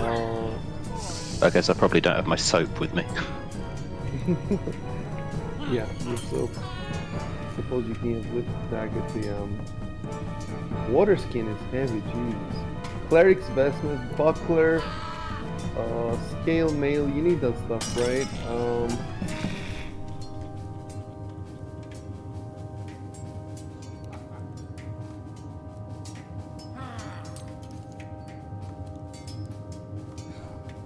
And your strength isn't too bad at 12. Do you ever use the buckler? Yeah, it's part of my AC. I mean, what I can do is I can drop my backpack at the start of combat, and that will drop the water skin as well, I guess. I was sure I was underneath. I guess probably when I got my crossbow back, along with other stuff, maybe it put me over.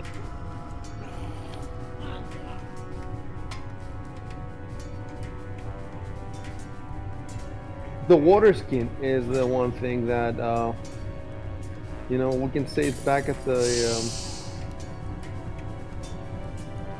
water skin and the backpack, you've left them back at the inn, at the tavern.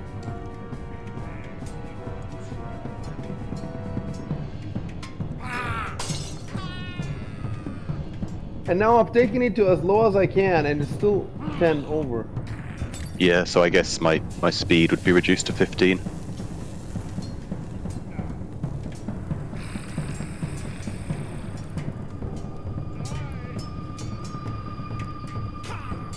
But I think you moved and then you casted. You moved 30 and 20 and then you casted. Yes, that is right. So it would have affected that.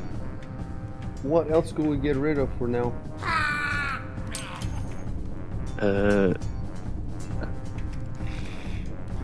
How far ahead up are we? I wonder if the armor counts also as clothes.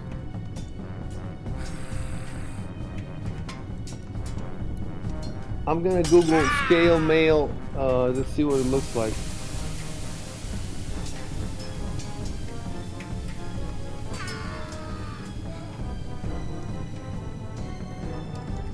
It does look like you need clothes under it.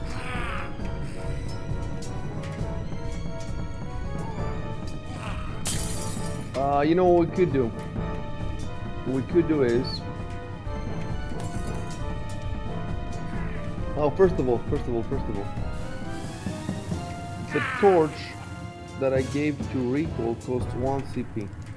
So you're not gonna get away without being a pain in the ass. What does it give you? A backpack? Backpack, flint and steel. The backpack was 2 GP. So now you're down at 61. And the flint and steel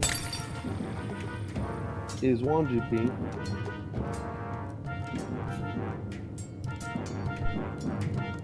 So we're at 60. Okay, I think we fixed that.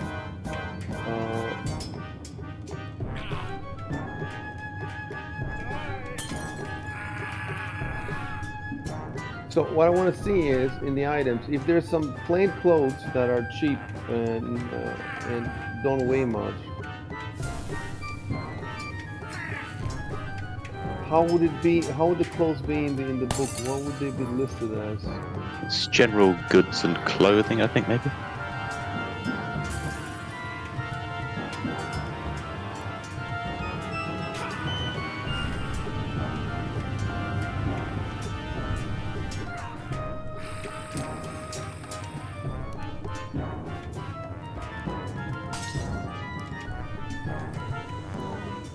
It says that the cleric's vestments are for performing priestly functions, not for adventuring. So you're not supposed to be wearing them anyway.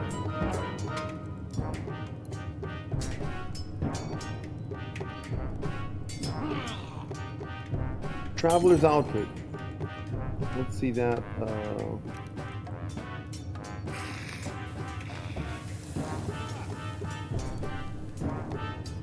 So the traveler's outfit, yeah, it still weighs 5. And the vestments 6.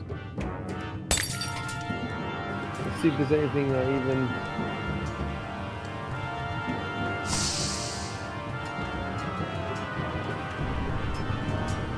Explorer's outfit.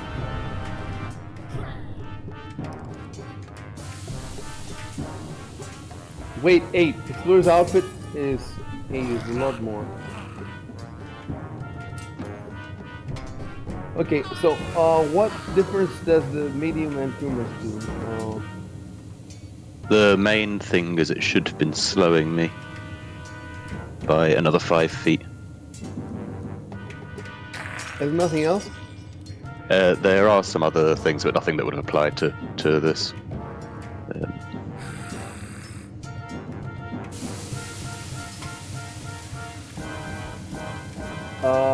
Yeah.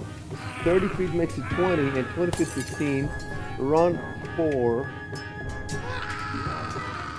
What is the check penalty and the max dex? The max dex is the maximum dexterity bonus you can have while wearing that armor, and the armor check penalty is the penalty you take on skills that are affected by armor. It doesn't say armor, it just says check penalty.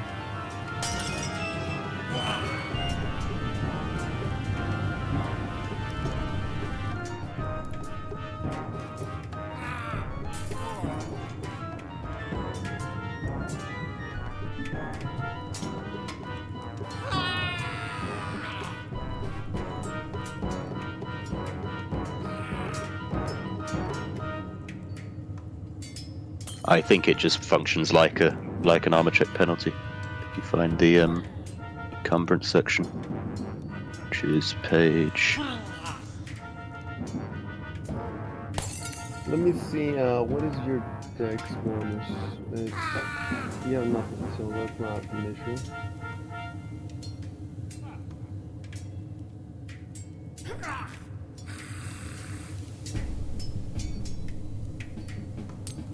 Okay.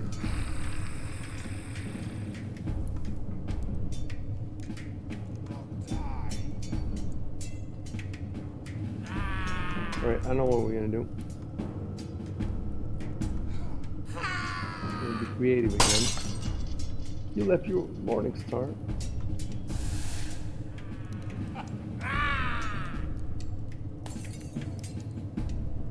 Yeah, absolutely, the buckler.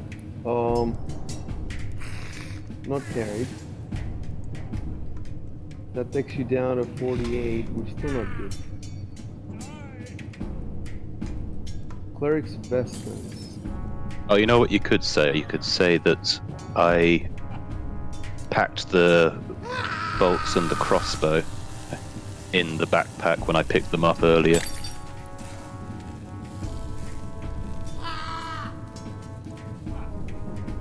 And then you drop the backpack. Yes, exactly. Where are the bolts? Let me see.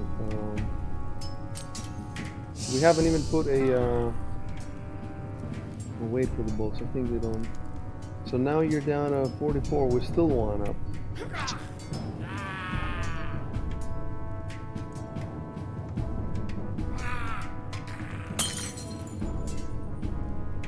Belt component pouch, no. The only solution seems to be the clothes.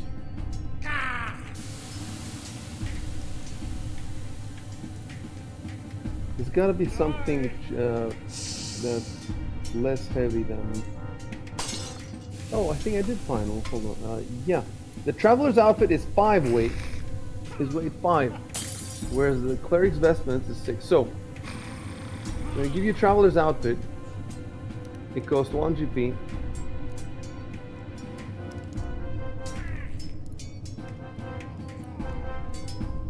fix the GP.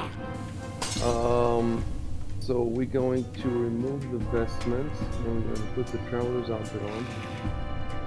And now you're exactly 43. Is that good, or it should be 42? I think that's fine. I think it's at 44 that I lose it. Yes, this is 44. So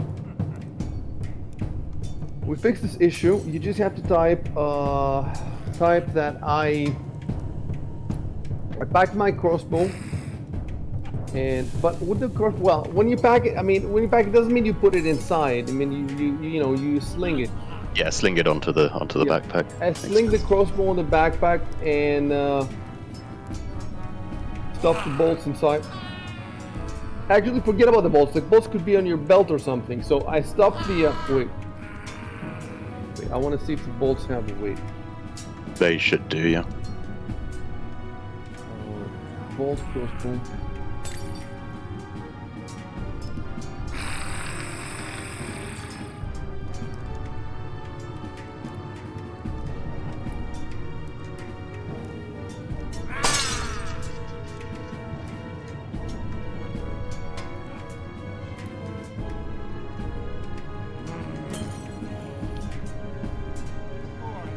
It doesn't show any weight here in the we're gonna have to find them in the book. In the equipment.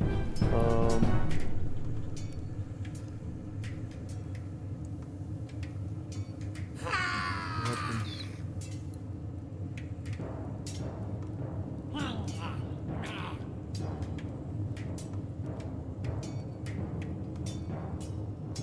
Yes, crossbow bolts, 10 of them, 1 pound.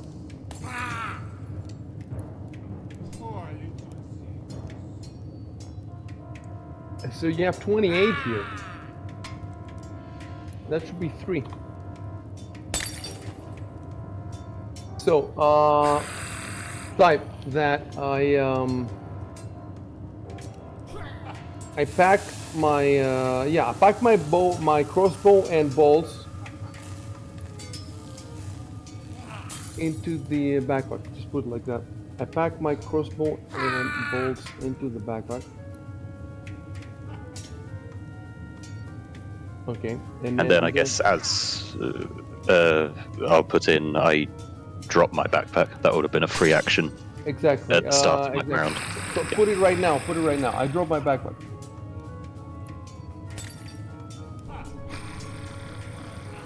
And I will type underneath, move the above 2 actions to the appropriate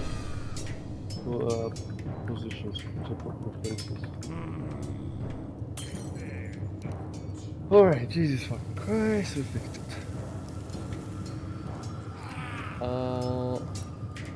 Anybody else has this kind of problem? Rory, you were saying something? I just have the saddle, which gives me... I'm not heavy encumbrance, I'm medium, but if you... I removed it now, that's done. I'm at 32.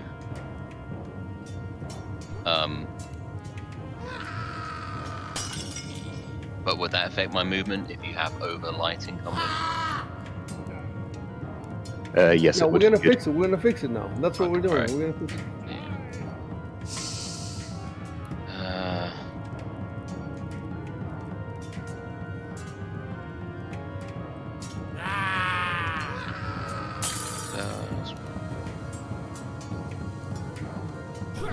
Alright, you have the explorer's outfit, which Yeah. is It's 8. So what we can do is just get you for now a travelers. Okay.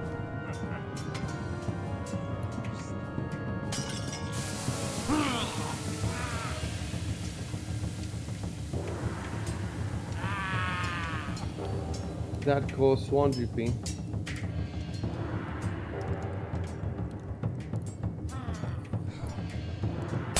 So I fixed the GP.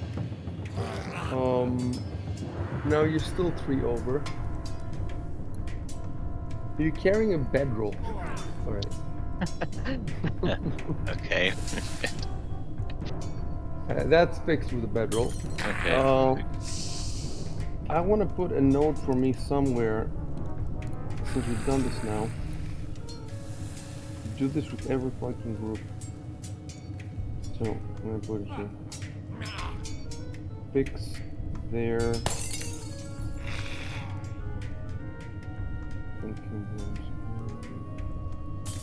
I've got a dagger which doesn't have a weight given to it, and it should be, I think, 1 pound. But I mean, that can also have been in the backpack if I've never used it.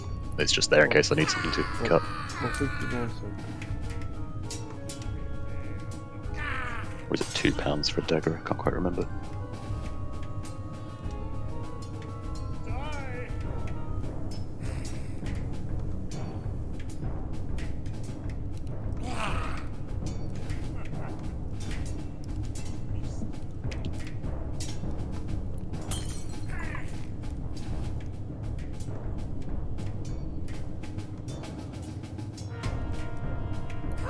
Okay,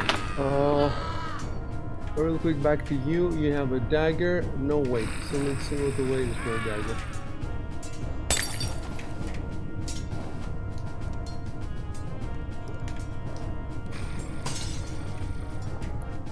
A dagger has a weight of 1.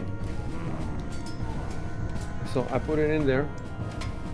And now you're back over to the thingy. But like you said, the dagger is in the backpack, so that's fixed. Back to Rory is 24, 26, he's good. And everybody's good, right? Yeah, I think so. Alright, so who was playing now?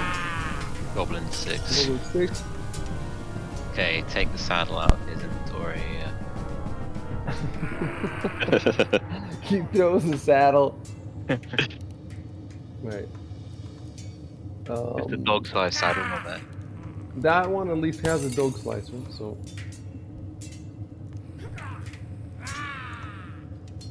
Oh. Oh. Oh. Oh. He's got 21 health. He's fine.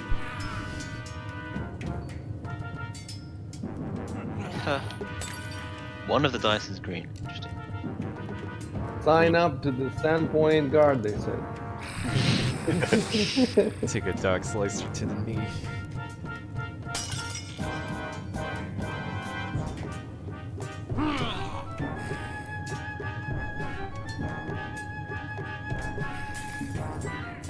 Like D4 plus G4. Yeah, G is probably green. Okay. I mean, I'm guessing.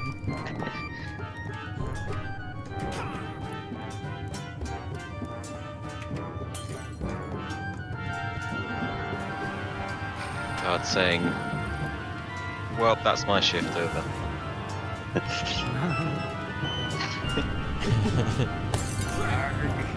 My retirement.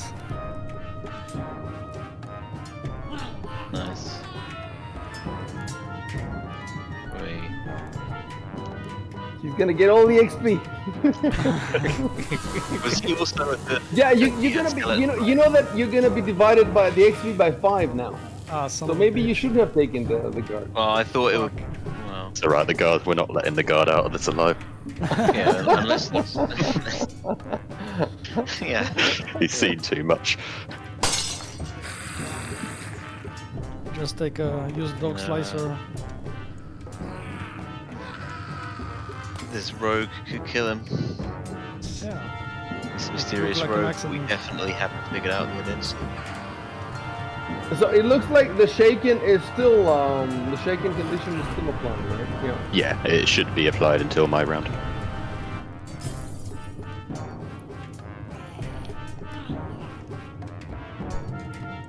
So wait, are all the goblins dead now? Yeah. Well, they're dying. Yeah. Right. Because yeah.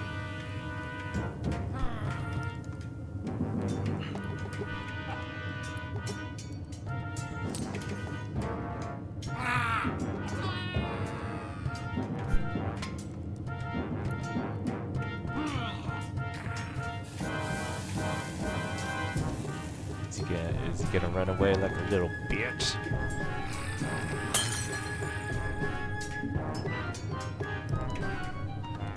he doesn't necessarily know the other two are dead, right?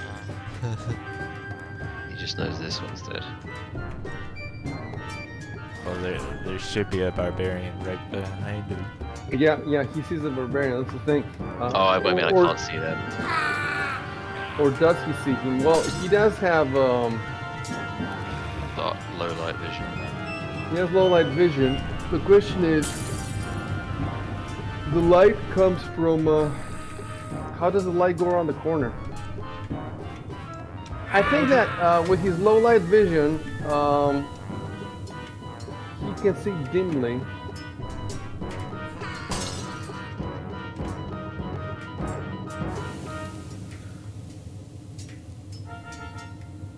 Yeah, it's not just that he doesn't look. The book says that if he's reduced to 8 hit points, or below 8 hit points, or he loses all the goblins, then he flees.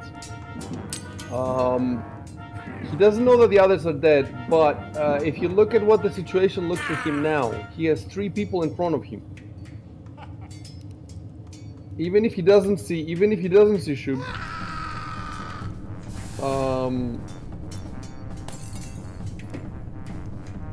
and he has the shaken condition. So I think under the circumstances, yeah, he's gonna flee.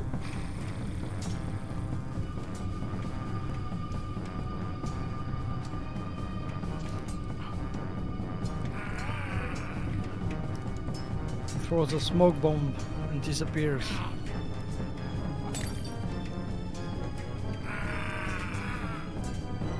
Just leaves behind a stump with a jacket on it.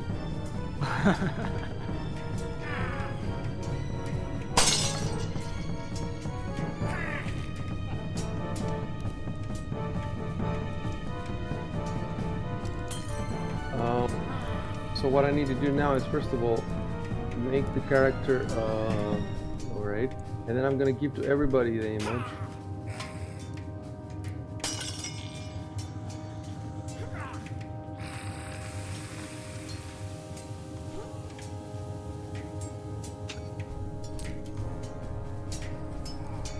Alright, put the image on your screen.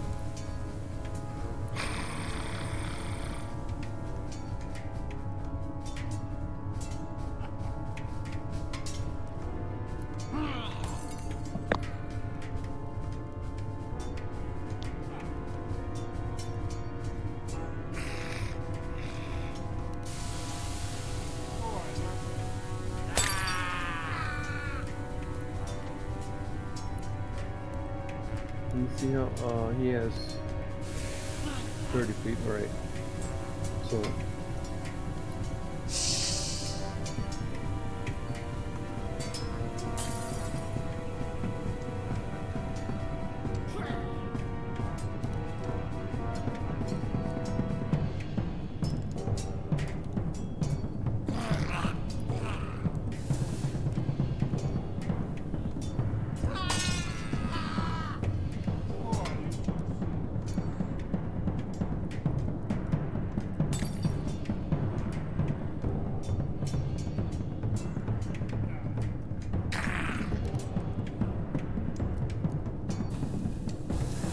opening the door, is that a standard action, or let me see?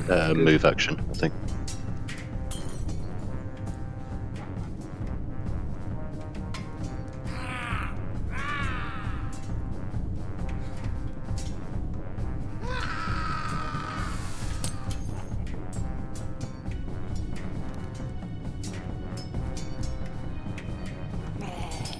Open or close the door, that's a move action.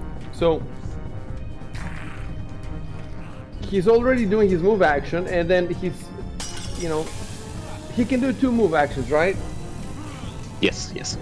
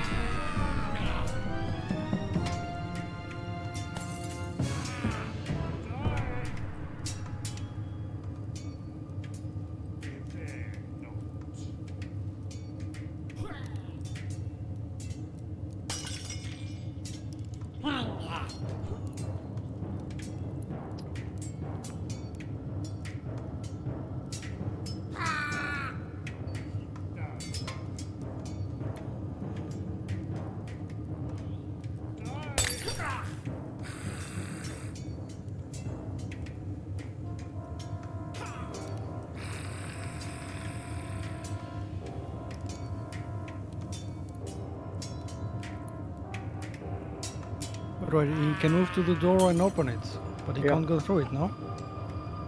No, he can't because it's part of his. He's only moved. He needs to move 30 feet. So he moves 15 feet, then he opens the door, and then he moves another 15 feet. So that's 3 move actions. No.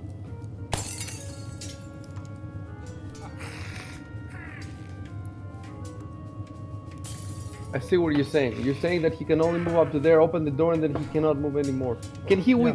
Can he? I don't know. I think you can move your 30 feet. Like for example, you can move 15 feet, then attack, then move your other 15 feet. Is that correct or wrong? I would have said that he'd have to stop to open the door, but I'll just check to see if it is actually stated. Well, there are rules about fleeing where you sacrifice other actions for extra movement. Yeah, there is a rule about fleeing, and we've actually played in another campaign.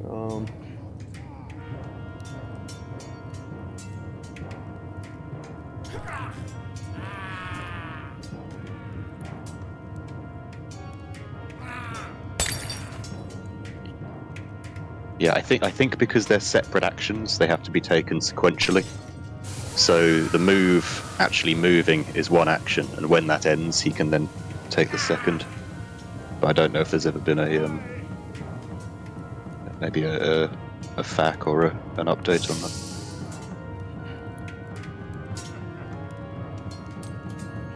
I'm on page 192.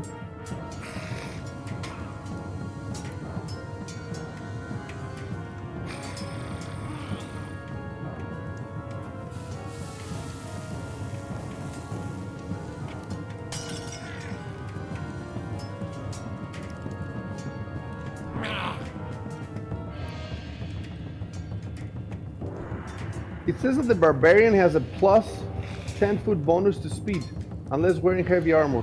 Are you wearing heavy armor? Nope.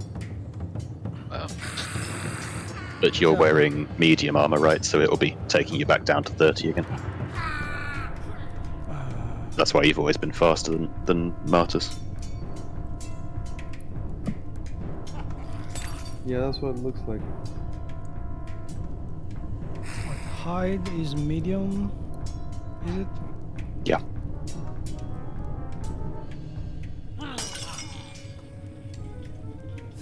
So without the armor, he would have 40 foot per round? That's right, yeah. Or with light armor.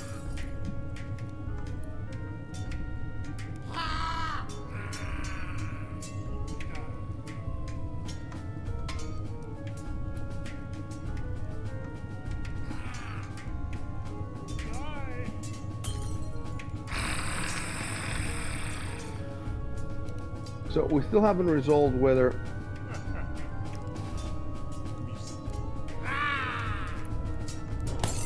you can move half your speed, attack, and then move the other half. I thought we said we couldn't. I I didn't don't say think you attack, because I seem to recall there's a feat for that somewhere.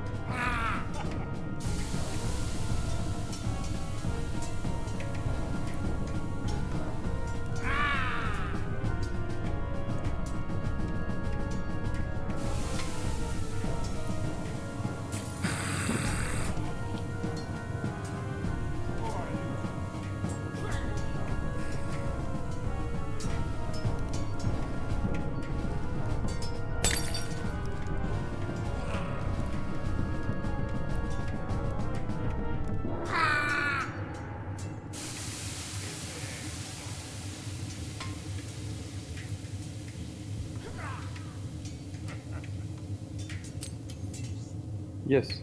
You can move both before and after the attack.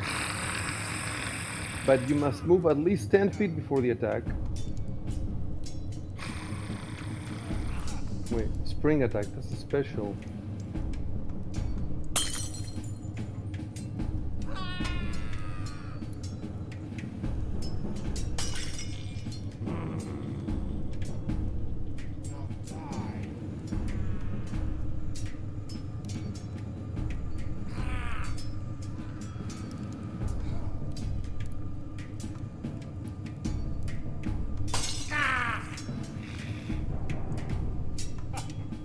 So it looks like you can, huh? Moving after an attack. Let me see this more.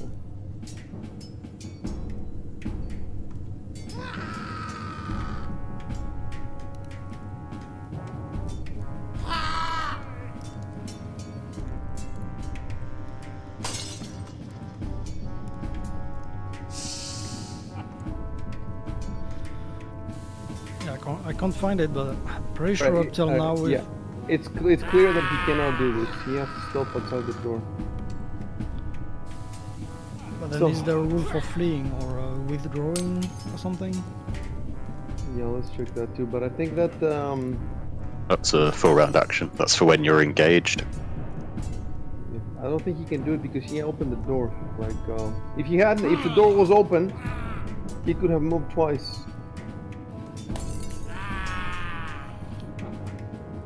Let me check it anyway. Pathfinder was draw path. Pathfinder.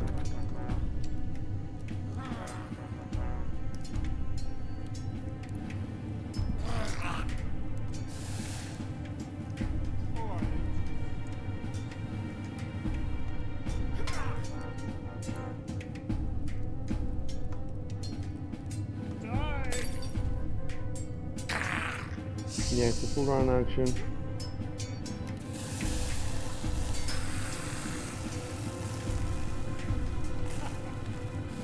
And you also don't get attacks of opportunity from the initial square.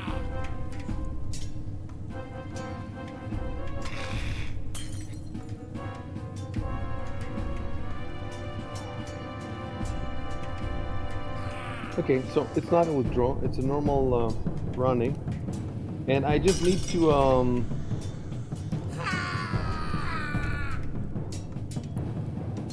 okay. Delete above text. And then I need a new one that says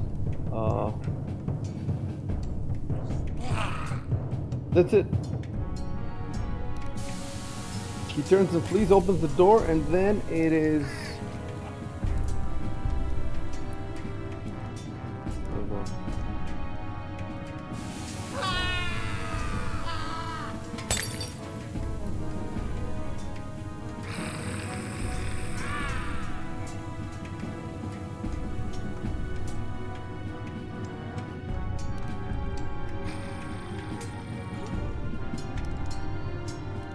Okay, before I pass to anybody else, I just want to make sure this guy has a huge character sheet.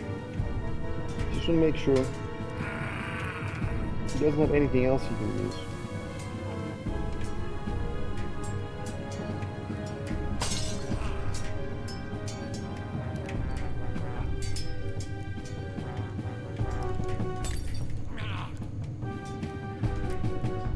No, we're good.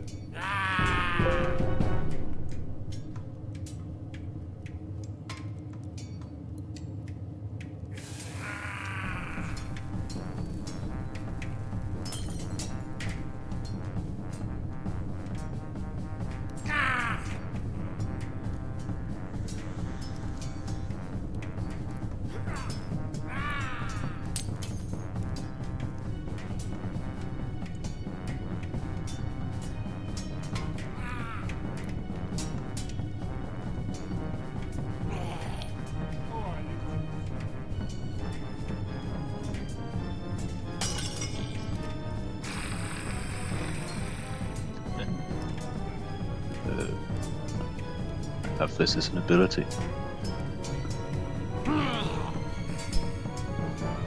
How do I drop the ability into the chat? pull the ribbon and drop it. Yeah, it's not doing anything. Pull it. Oh, there we go. Yeah, I got it. I was just missing the hitbox, 5. and then I should adjust. Thank you. So that will be +2 to hit for the guard if he makes an attack next round, or rather in his before my next round. So I want to see. So this would not be in the status effects, obviously, right?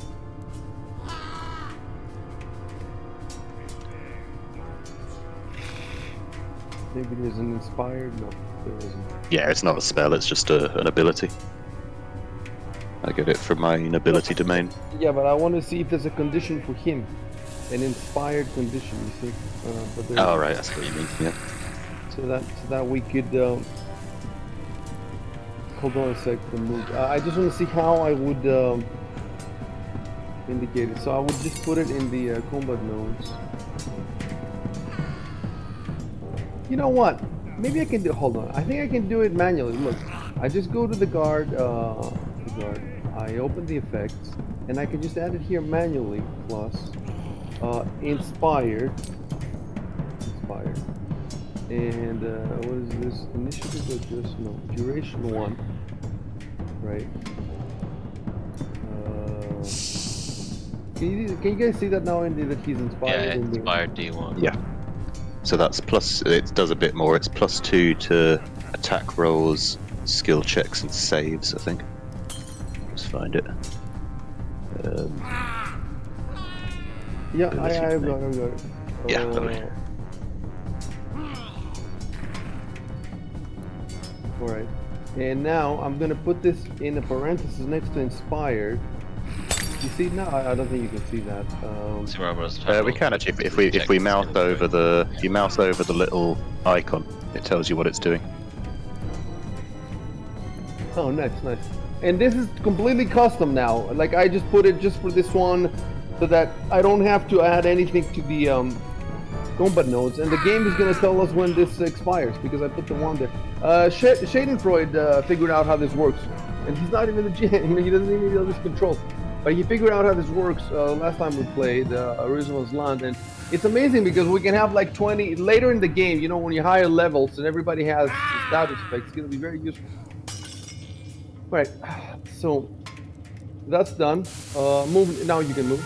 Yeah. I guess I'll move. What have I've got. Is this difficult terrain? These rocks, where the goblin is. That's a good question.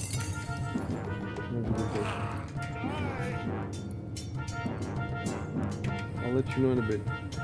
Why? What do you want to do now? Is there anything you want to Well, do? it's the difference between if I can walk to the end of the corridor or to where the goblin 6 died. Alright, so I will need the difficult terrain rules then. So those.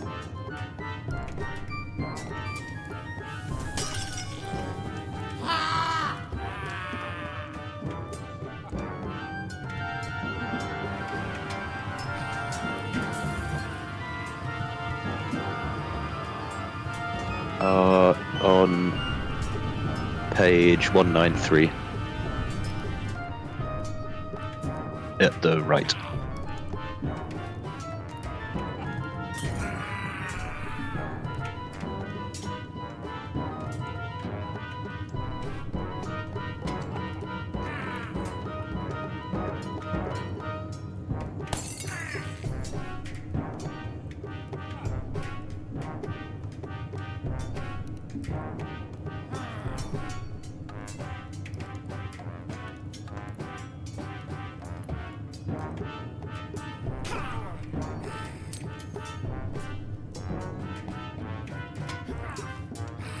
Yeah.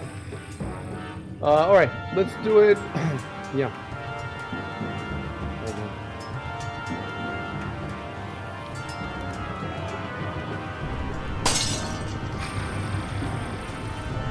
A brick wall has been dismantled. So there was a brick wall there. It has been dismantled to reveal an older passageway. So the passageway, let me show you on the map. Between, you know, there's also here. You can see it there. There's also rubble there, and there's also rubble here. So the passage. The problem is that Victor and Till have already moved through there. So no, we're not gonna make it then. You know, because then we'd have to take more stuff back, and we can't. So Yeah. Okay, it's so not difficult terrain. so 5, All 10. I want to say, just to be is that the passage here that this passage between the two rubbles is an older passageway, right? Ah. It looks older. That's it. So now you move 20, right? Yes.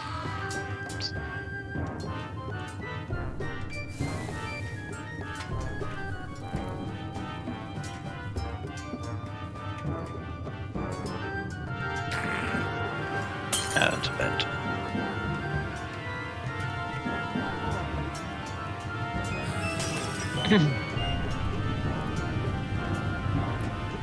So how far could I move then? You can move normally. You can move normally.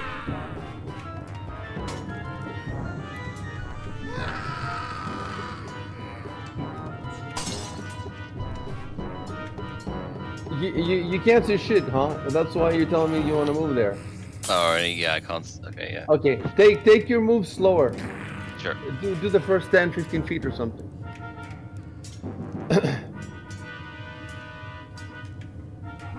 All right.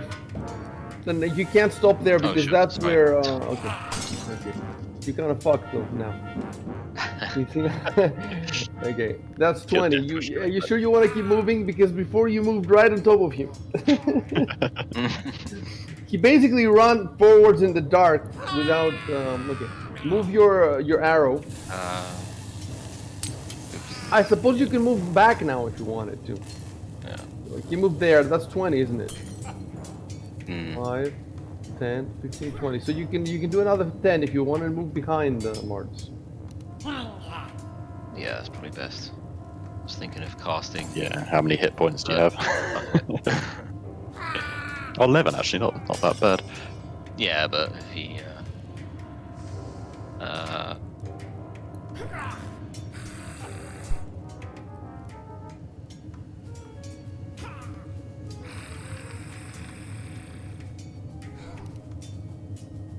Fix your arrow. shit, sorry.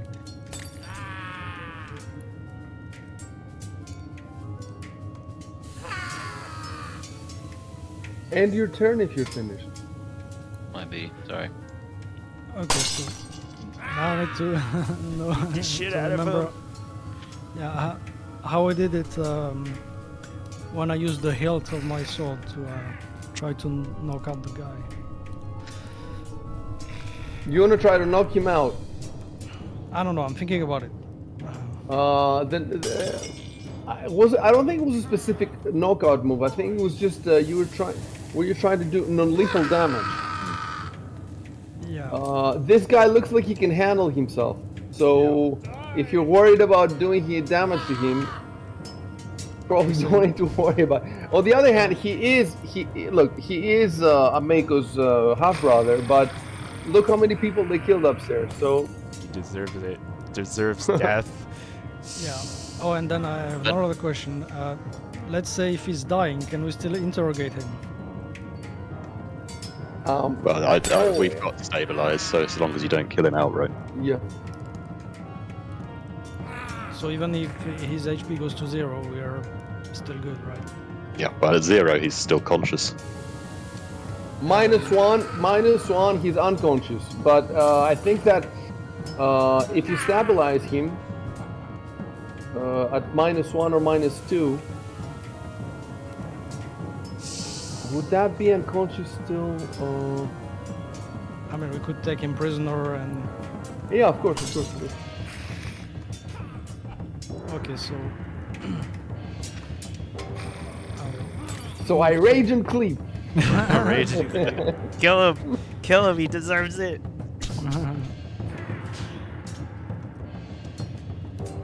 Okay, so I target him.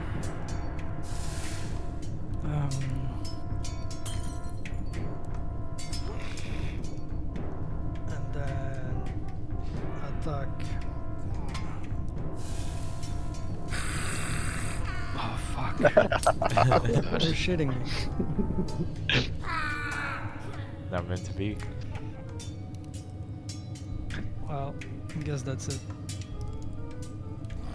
Come on, guard. And the Sandpoint guards- guard just What is the Guards guard gonna supposed flank to us. do? Fired Sandpoint guard. Is the guard supposed to run after? I mean, you guys are he's ahead. inspired, you know. Inspired. He's fired. The guard rages.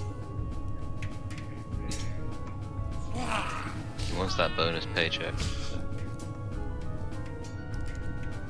Well, he's heard you say don't let him get away. So he's gonna try to. By the way, you cannot go. You cannot go diagonally across the corner. You have to go around.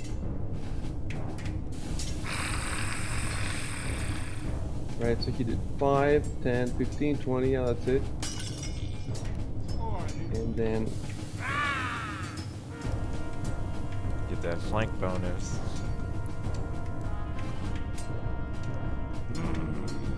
Oh yeah, nice. It's just +2, right? okay, we have a problem now. I'm trying to untarget the goblin that you're standing on. Oh, you can click on it in the combat tracker, I think. Yeah, Control but I don't see. 6. Oh yeah, yeah, okay, okay, I see it now, I see it now.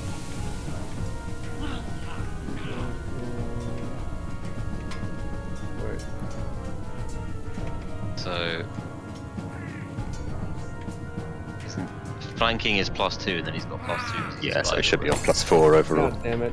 Alright, But it's a hit anyway. I think it's. yeah, but I want to do it properly with the number though. So we're gonna delete the hit. Okay. Delete attack above. We're going completely above flanking. So I should just put a +2 as a modifier. +4 because you're flanking as well, right? Yeah, it depends on if that effect you added is adding the +2 already, or if you just added that in his text.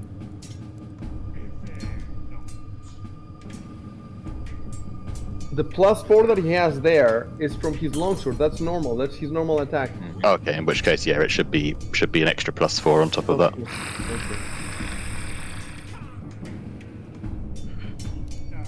Here comes the one.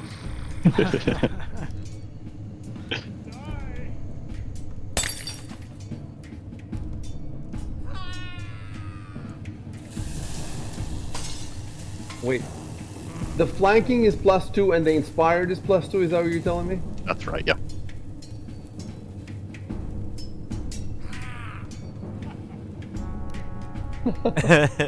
See?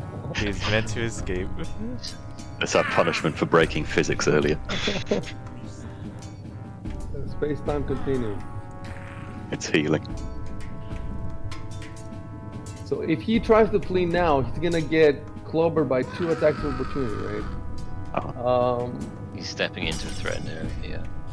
I think he has a lot of stuff though. First of all, he has acrobatics, and he has acrobatics +10.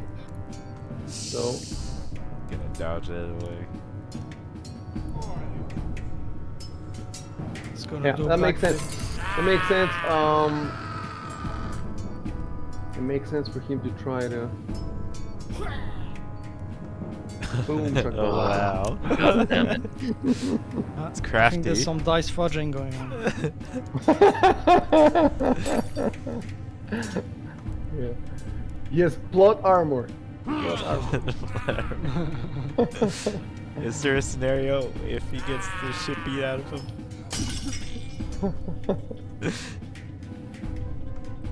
Alright, I need to pull out the acrobatics, see exactly what it says. Skills.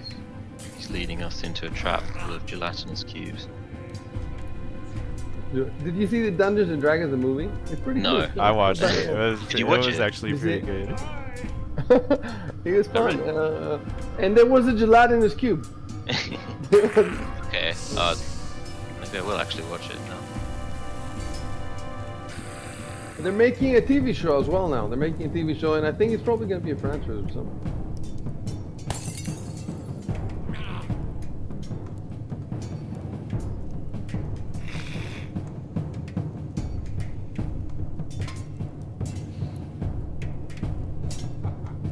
backflip away and flip us off.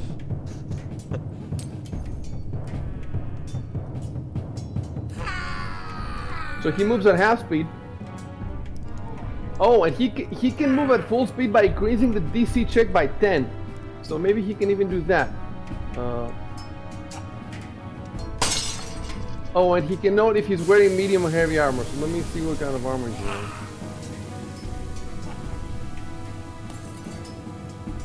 So he's wearing, it seems like he's wearing no armor. Arrows, blue. Yeah. No armor. No armor.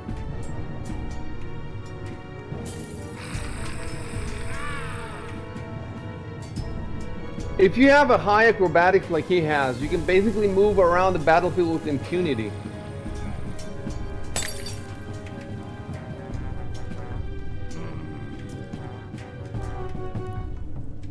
Does he have to roll for each person who's threatening him? Probably no. Probably. That's an interesting question. I think it's one acrobatics roll for the entire move.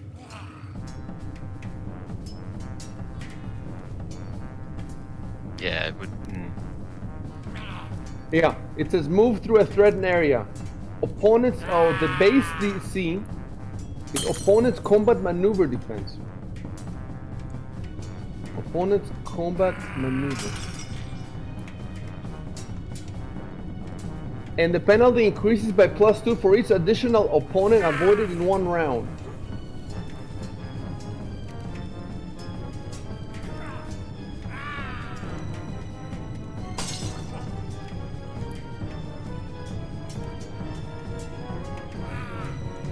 So you said My question is, it says that you can move at full speed by increasing the DC by 10. So do I have to make this decision before I roll, or can I look at the roll and decide?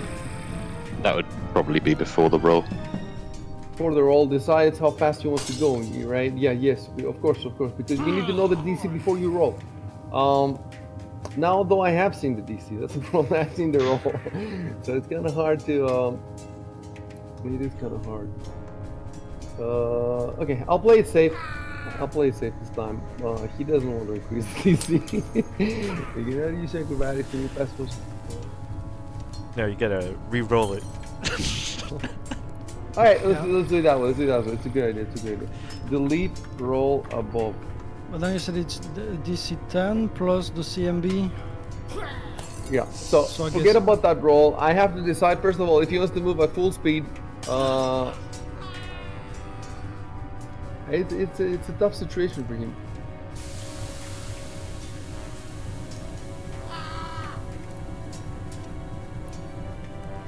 Yeah, okay. He's gonna try to move at full speed. I'm going to write Tuto.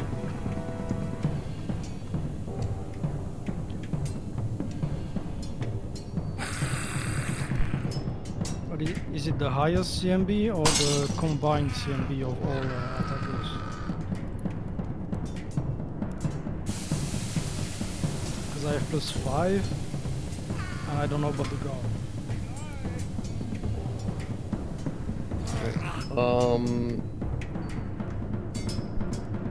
So first of all, he's gonna try to move at his normal speed. So that means that would be an extra 10 to DC. Second, there's a +2 for each additional opponent, so that's +12. And then, opponent's combat maneuver defense. Right, so I'm looking at Victor's now. Combat.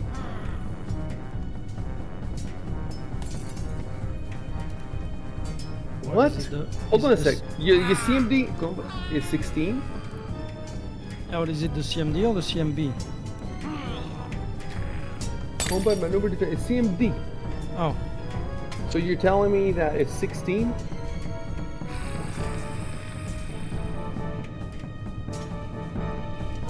Let me see the guards. maybe it's the +1 that's on the line. I don't know.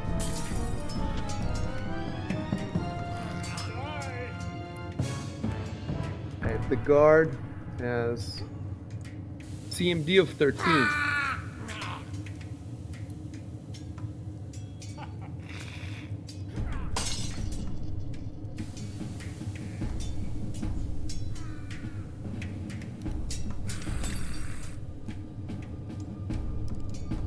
Yeah, so it's possible that he might avoid you and not him, or the other way around. So.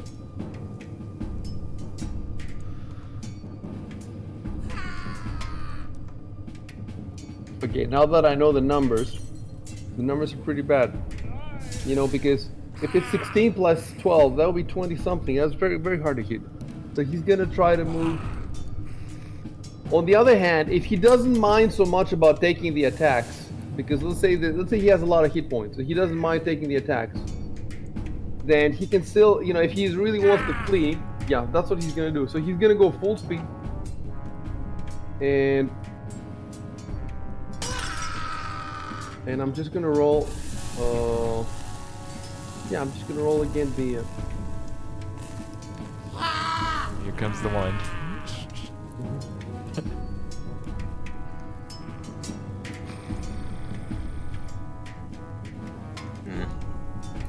A bit worse. So the DC for let's do Victor first. Yeah, 16 plus 10, 28 plus 2, 30. Wait, So 16 plus 10 is 26, no? 26 plus 2, 28. 28, 27. So he failed you. So I think it's shift and for attack of opportunity is shift, right? Hold on, I think I have it on the fantasy grounds.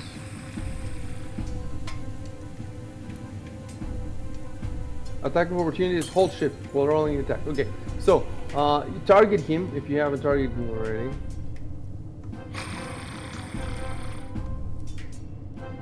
Okay. Target him, and then go to your actions, and then make sure you're holding shift while clicking the double clicking, I suppose, the little.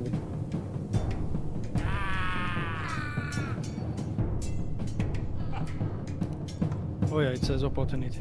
Yeah. And then, so for the guard, it's 13 plus 10, 23 plus 2, 25. So the guard's attack, he did manage to avoid that. The way it's written, I think he might have to roll twice, and only one of the rolls gets a +2 to the DC. Because it says the DC is used to avoid an attack of opportunity due to movement. This DC increases by 2 for each additional opponent avoided in one round.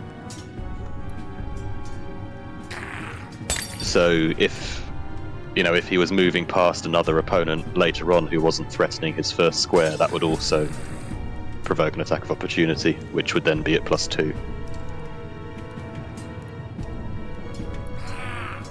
Could you do all of them through the same acrobatics check? Revolve all of them through the same acrobatics check? I don't see why not.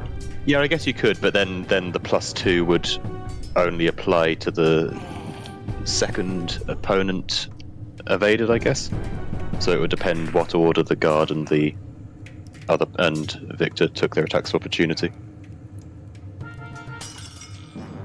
See any technical problem with using the same roll for like 10 people? Why would you need 10 rolls? It's one. Yeah, it's one action, so it makes sense to be one roll. Yeah, I think that works. I think it's the first. So there's probably a rule as to what order the attacks of opportunity go in.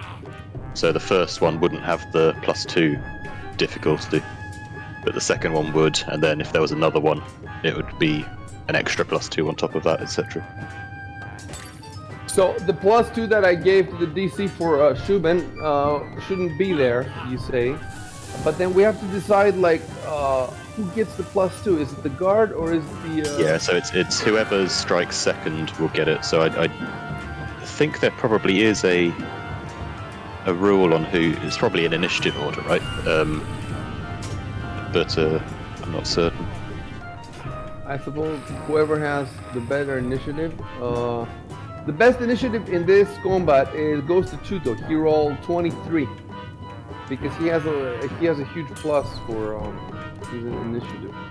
And between the guard has the worst in the entire. He has 8. Victor has 11. Yeah, so we did it in the correct order. Within the correct order. It's just that the +2 that there's nothing in the combat track in the chat log though, so we don't need to change anything. And the math for the guard is like I said, 13 plus 2, 15 plus 10, 25. And he rolled 27, so he got away with that. And now he can move his full movement, which is 30. He's getting away. So now he's done 10. 5, 10. And 15.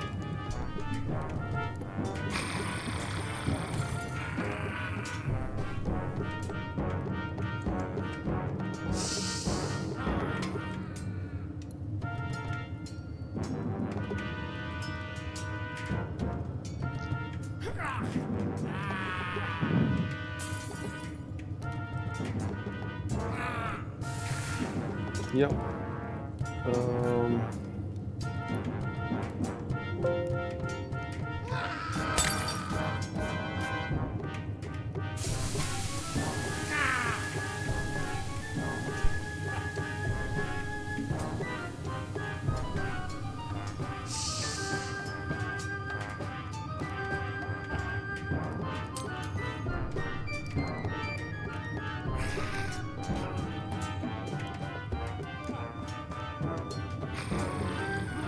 It's 15.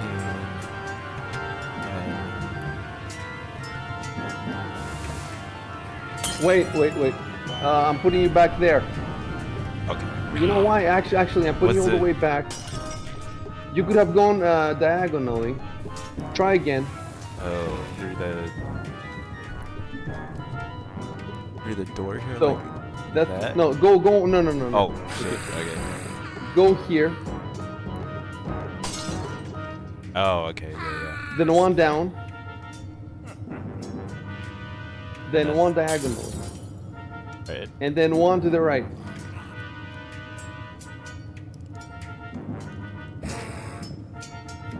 That's it. Oh yeah, I don't have a bow drawn anyway. Okay. Where's your bow? Oh, it's because well, I drew the bow initially, but instead we changed that to a torch. Here. So there's no. You couldn't. I think you could draw the bow now, but you would have to drop the torch. I could draw this. I could draw my sword instead. Would that count Yeah, as you could- like two-handed though? By the way, I think you can move more if you wanted to, because you haven't done an action. So you could move another, more. But I don't know what you will do. You're like a dog chasing cars, you know? Like, what are you gonna do when you catch it? Yeah, I guess I'll just draw my sword. Just try and antagonize him, make him want to hit you.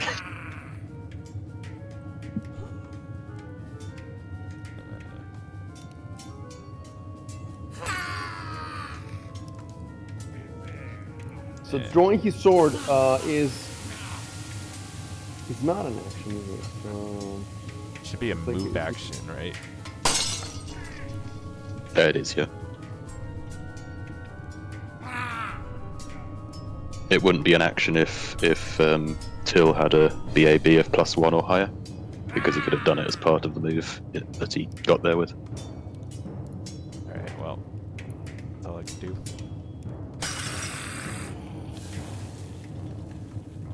Maybe we should just let him get away and get our goblin ears.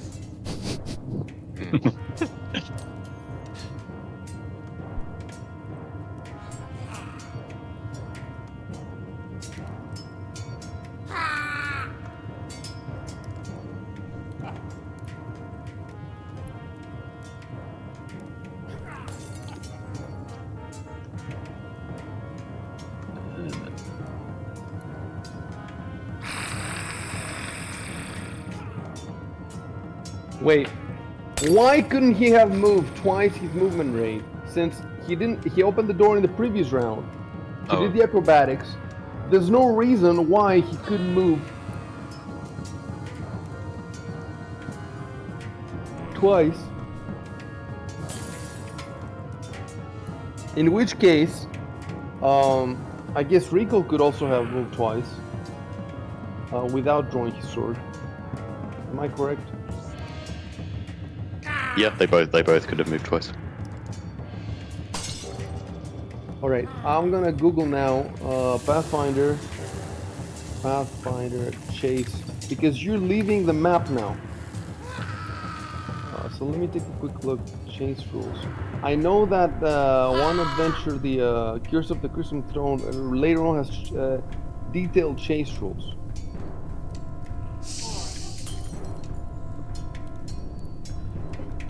I should have kept my horse. Just pull it out the backpack. You could do it in Right, I'm gonna put the rules for you. I don't know which book these rules come from. Are these rules from the because I don't know.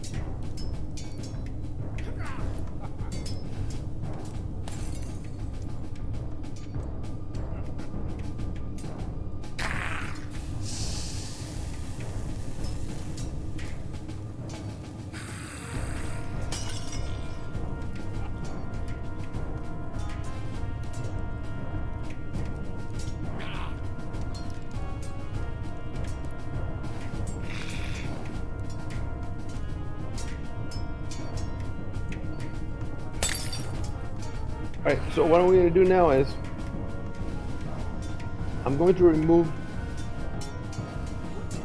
recoil and okay, and I'm going to well, recoil, do you want to keep by the way, have I given you a description of the tunnel? No, I should give you a description.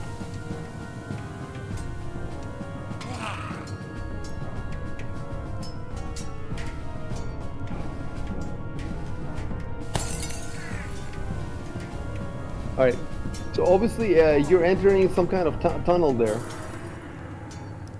I don't have a special description.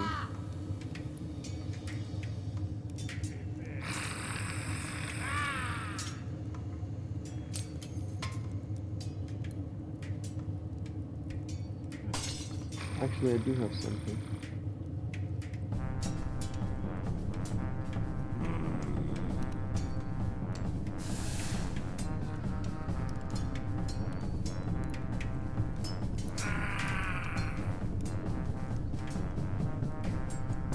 I'll be back in a sec.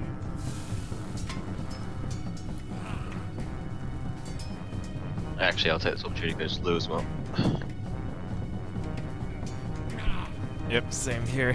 I'll be back. Alright.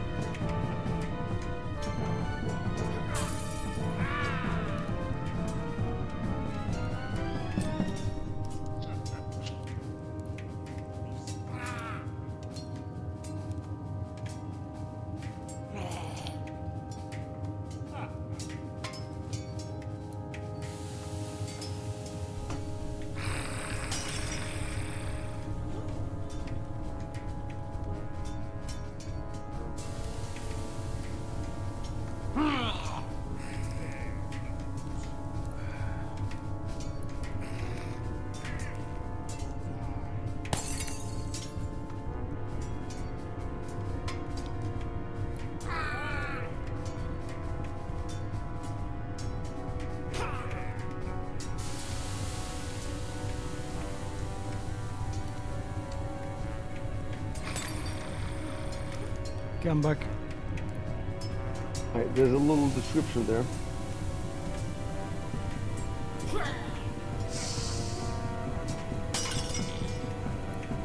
Okay, I'm back. Check this little description that I posted.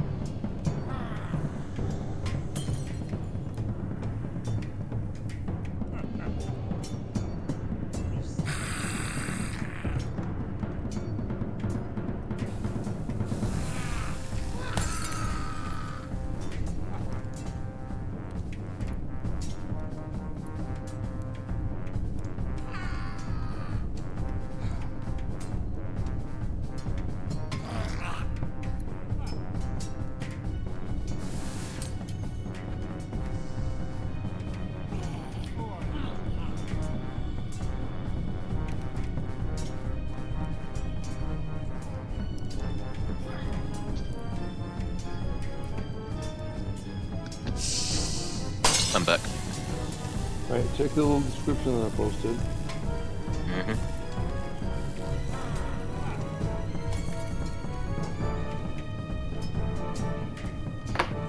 Alright,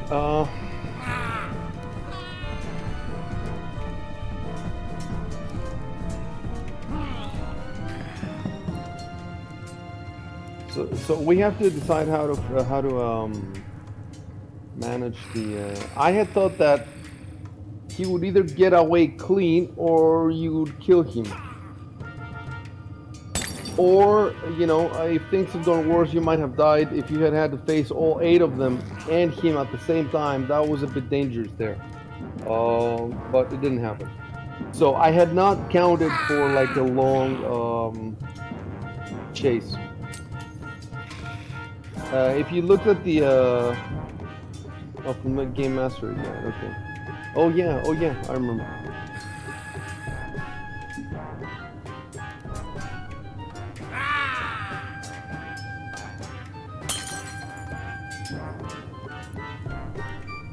It's supposed to be, so Chef says in the Discord that it's from the Game Master Guide. It's supposed to be a highlight of the book. So, we could take a few minutes out and read these rules. They are quite involved though. And what bothers me is that the beginning says you're supposed to take 10 small pieces of paper. Like, you know, okay.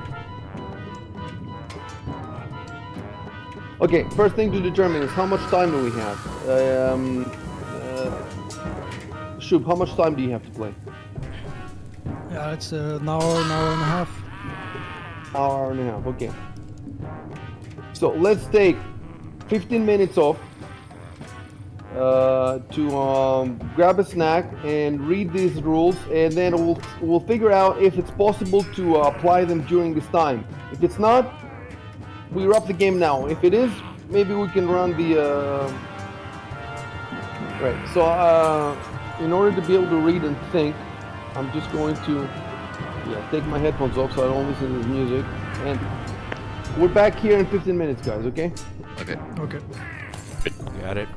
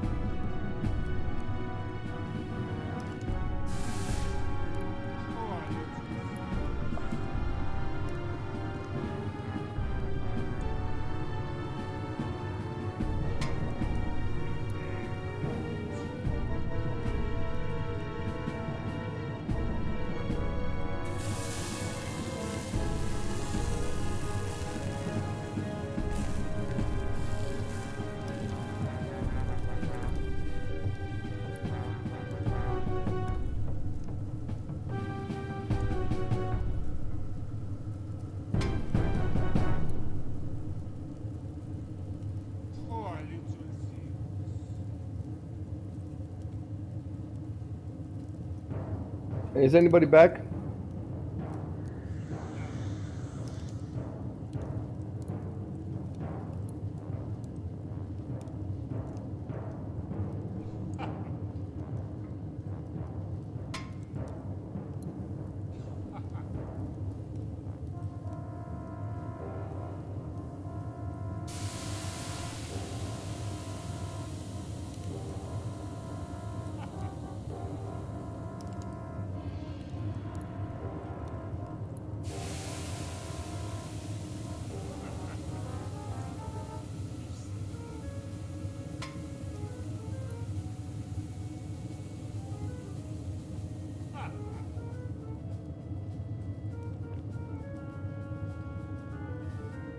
I'm back.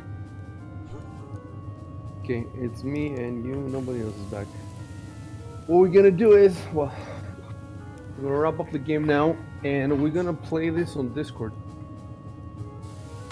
later in the week. So we're gonna play it before the next session. Anyway, I'll wait until the others come so I can tell everybody it's the whole story.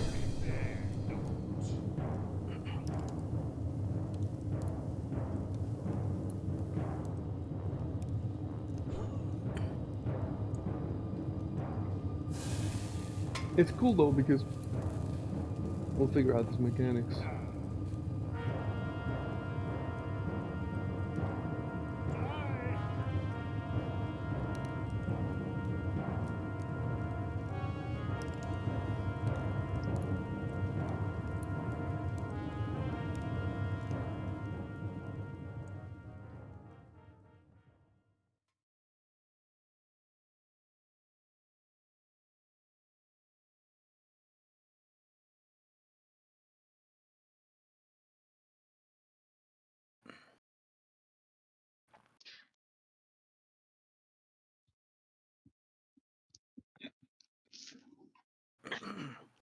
I'm back. The chase mechanics seem pretty cool. They're cool and they're complicated. Hold on. Who else is? So we're waiting for Recall and Yeah, I'm back. okay. Recall is the only person we're waiting for now.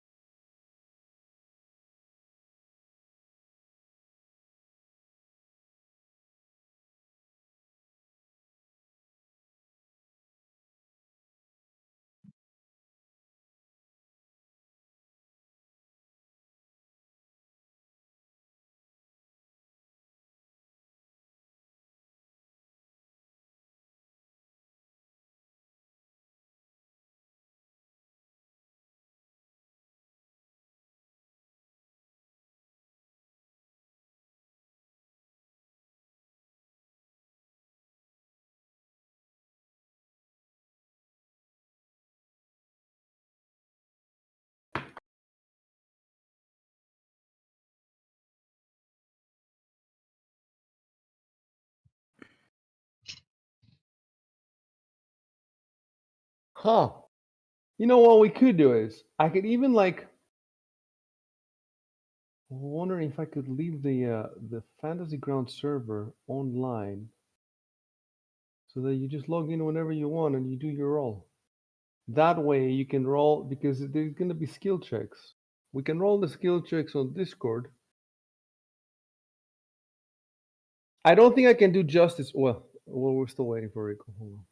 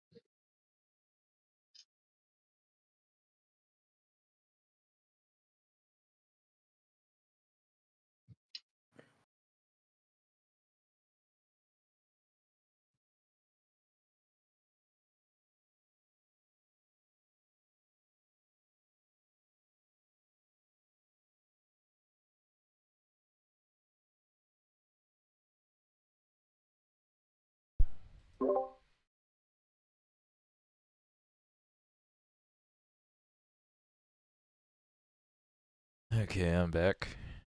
So there we could roll something simplistic like an endurance or speed or whatever check, but the rules are pretty cool, and it would be cool to learn them and to run a good chase. But I don't see how that could happen now. Like there's no way I can understand these rules and set it up because it asks you to be creative. You can't. I don't know how I'm gonna be creative because it's just a tiny passage. So it asks you to add obstacles and so maybe there won't be any obstacles here. Maybe I could figure some out, but it will take thinking. I mean, I think it would take me like some time, and I don't even know what I'm gonna do with these cards that it says. I guess since you can get post-it notes, you can use. Maybe I could just buy some post-it notes and put them on my desk. I don't know how I could show that in Fantasy Grounds. You know what? Maybe there's a Fantasy Grounds extension. Let me Google Fantasy Grounds Chase extension. Jason Coleman. Pathfinder. Yeah, Pathfinder. Can we could use the notes? Yeah, you could take like a simple image and turn it into a map, you know, with the grid, Yeah, and then you say, okay, that's square one, that's square two. yeah, yeah. There might be something like that, even on Google and images. Let me see. But definitely this cannot be. That's what I'm saying. This cannot be resolved now. I was just thinking that we could do it midweek on Discord. The thing is, though, because it's going to be all these skill checks, it's better if they're documented on the. I think if I had everything set up, I think the chase would go fast. So it's not the chase itself that takes time; it's the preparation for it. Um, so I could just prepare it and we'll play it in the beginning of the next time, and it's not going to take as long. It's going to half an hour, 20 minutes, 15 minutes, something like that. But yeah, I just don't see what we could do now to cover the rest of the hour. It's not like you can search you cannot search the basement. You have to resolve that first. And there could be already something for us. Like if there could be something even outside. If there's no Fantasy Grounds extension, maybe somebody has made Chase Pathfinder. Let me see. Yeah, for example, let me show you. Somebody has alternate chase rules. Somebody has made some alternate chase rules that have a little diagram there.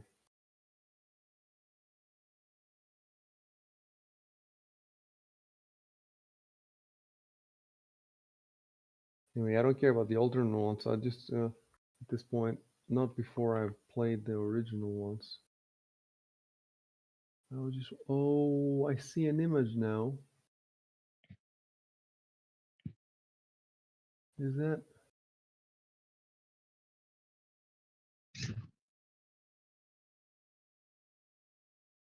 Right. Somebody has made this. And so you can see this could be a plagiarization of the Pathfinder rules. When did he post that?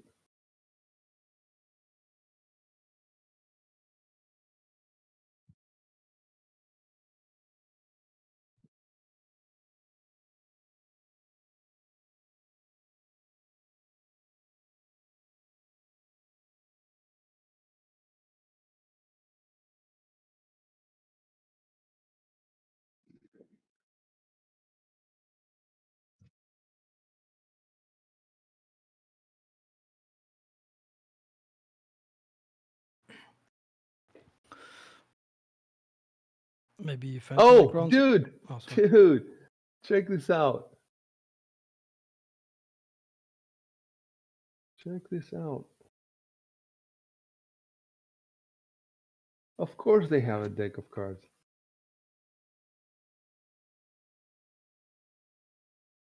I wonder if you can get that on Fantasy Grounds. Probably not. Yeah, but maybe they have something like a map or. Fantasy Grounds.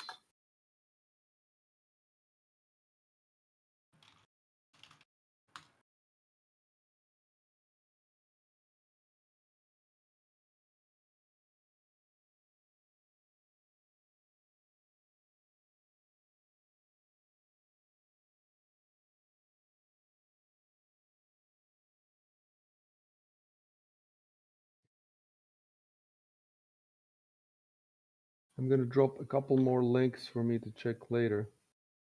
I wonder, can I even get the cards in PDF?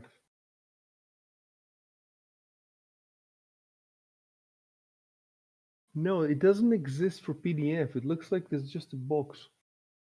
Probably though, I can find them, pirated.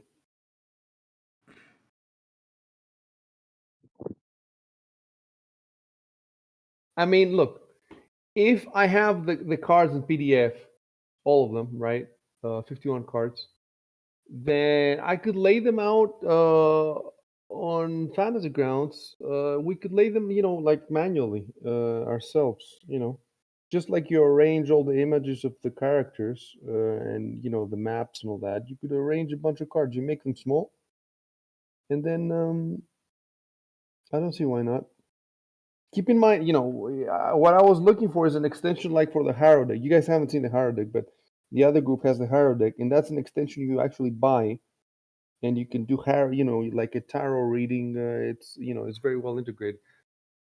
But this they haven't done this for the chase yet. But it's good to know that these cards exist. So first, I'm gonna have to find them pirated. Maybe you have them. Maybe I have them too. We'll have to look in our files. Yeah.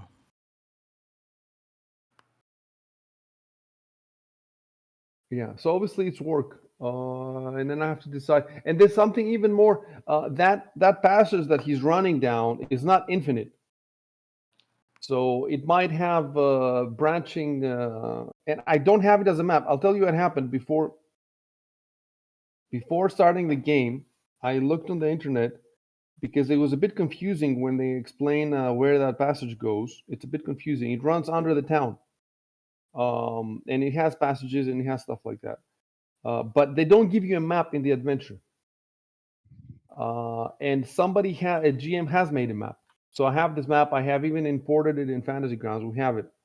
Um, so I will know where you are. But for example, let's say that the map tells me that 2,000 feet later, the passage comes to a dead end. So we're gonna have to track exactly how when are you gonna reach the 2,000 feet.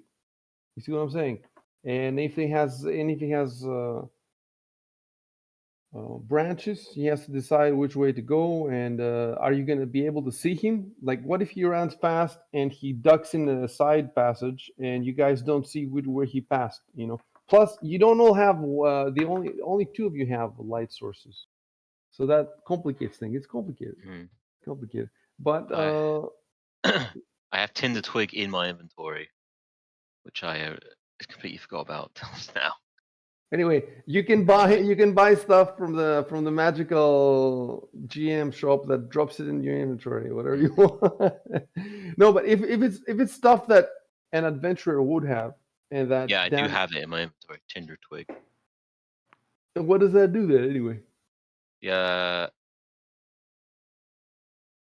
lighting a torch. You just strike it on a rough surface, and there you go. You've got a basic torch. It's a standard action, Really, the Tinder trick. That's what and I it does. totally forgot about it. What is Yeah. the weight of the Tinder? Is that gonna put you above?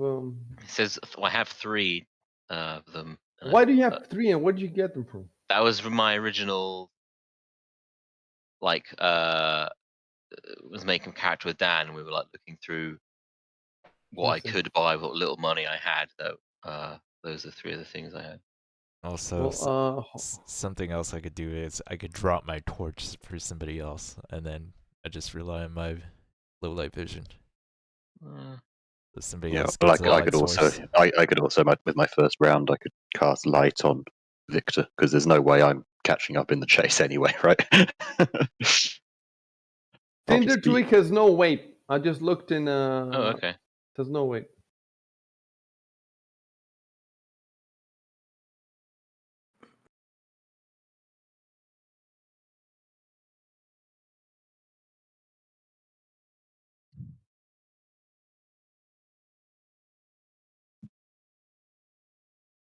Yeah. So we're gonna have to run it next time, and I'm gonna have to prepare for this. It's not gonna be easy, but I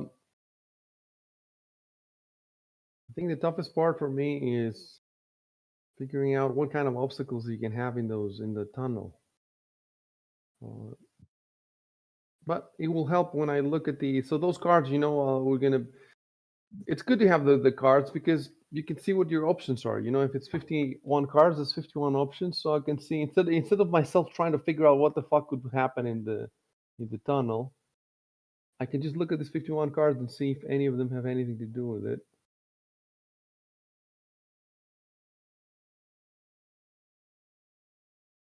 Chase cards 2 hot pursuit. There's even a second pack. Hold on. Look at this. They're trying to take all our money. Man, it's like a whole new world. Who knew there was such a... Look. So, oh wait. Why isn't the second image showing up? That's stupid.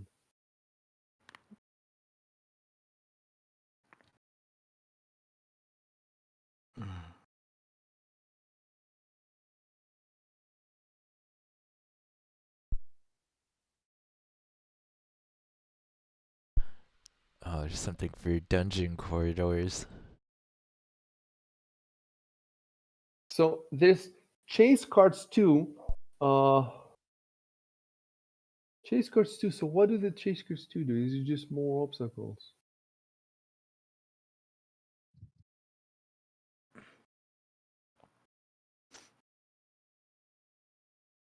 Don't stop streaming, by the way. As long as we're talking, let's keep it.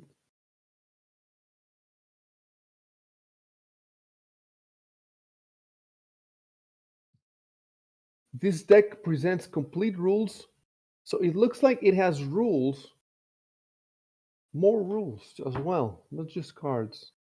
So we're just gonna need to get these boxes, whatever the fuck.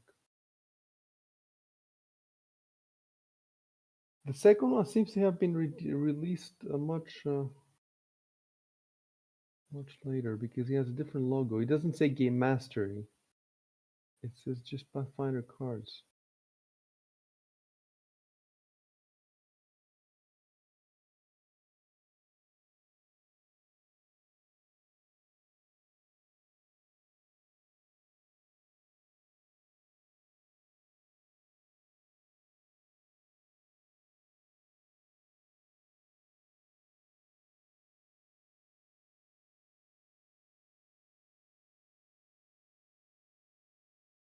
Oh my god, there's even ultimate chase decks. These are from the Ultimate Company. So there's two of them. One for urban chases and one for forest and jungle chases. Those are PDF, but it looks like Países aren't PDF. So maybe we won't be able to find them unless we buy the actual fucking boxes. I hope not, but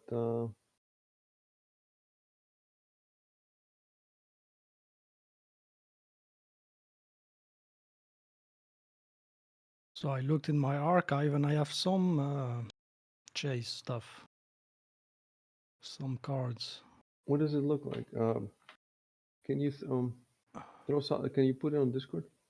Uh, If it's a small file. yeah, I think it's over the limit. There's one that's 8.7 megs, one that's 16. Look inside and look if there's what's the name? Is it Chase Dex 1, Chase Dex 2? Yeah, chase cards deck, ultimate chase decks, forest, ultimate chase decks, urban.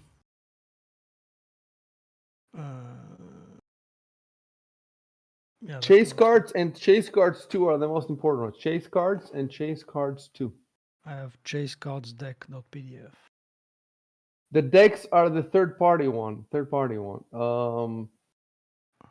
Forget about the decks for now. How about Chase cards and Chase cards 2? I suppose I could order them, but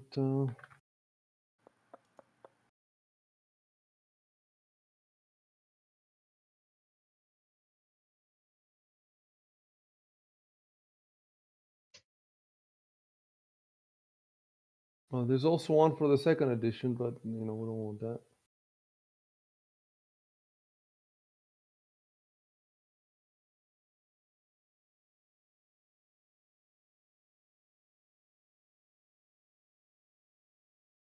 Anyway, Paizo does have 3 cards as a preview. So they do have, look at this. It looks like this. So when you see a crumbling stone wall, you decide leap over with acrobatic check or clamber with climb DC check. So it does make things interesting. So if they have 3 cards like that, why shouldn't they have all of them? But for some reason, at PFRPG, is that supposed to be a PDF?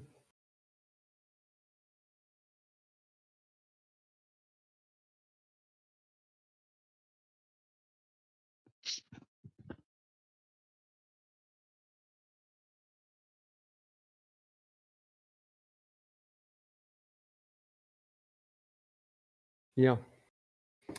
So one of the guys here says the whole idea of the chase started in the Curse of the Crimson Throne.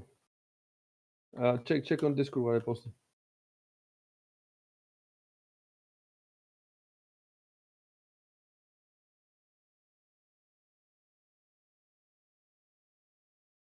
So the first iteration of the chase rules was in the Curse of the Crimson Throne.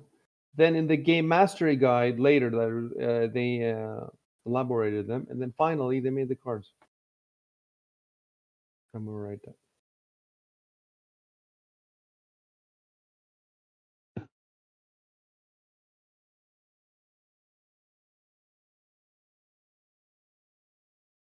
In fact, the chase is coming up. The first chase in Pathfinder history is coming up. Official chase. It's like on the rooftops. It's pretty cool because you can fall down and stuff like that. It's coming up soon for the other guys, and then Game of Curse of the Crimson Throne.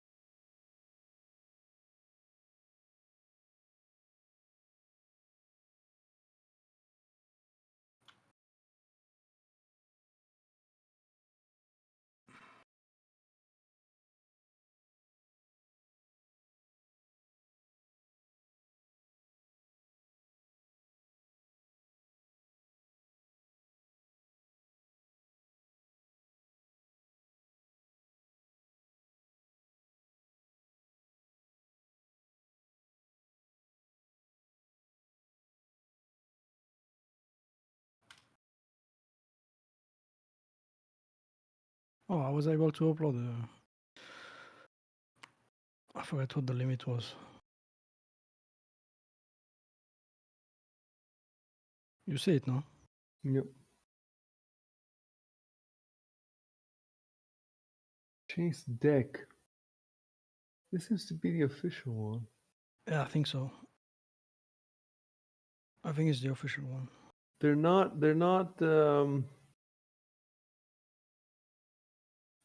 separate though. They're like one page.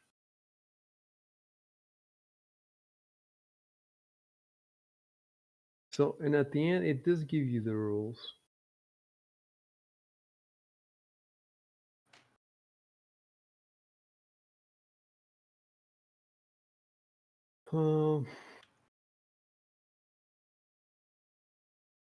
The obstacles don't seem to apply to us. Like, oh, well, maybe a couple of them. But for example, Tangled Forest, Cliffside, yeah. So I am gonna have to figure out which of these. So that's why we need the second deck as well, because the second deck might have more cool stuff. Yeah, since they have stuff for dungeon corridors, that might, some of those might apply.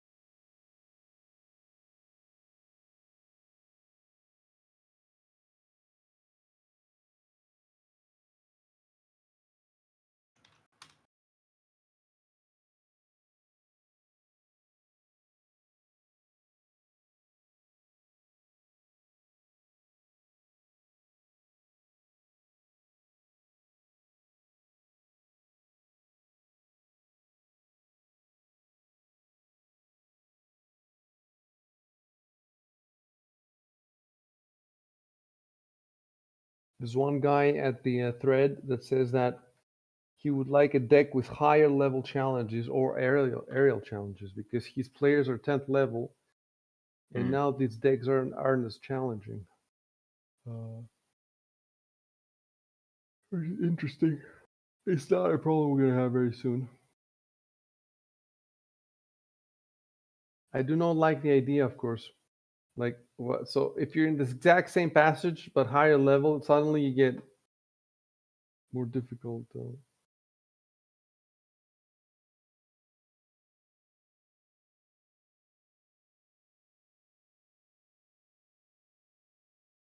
I wonder how good the third-party ones are.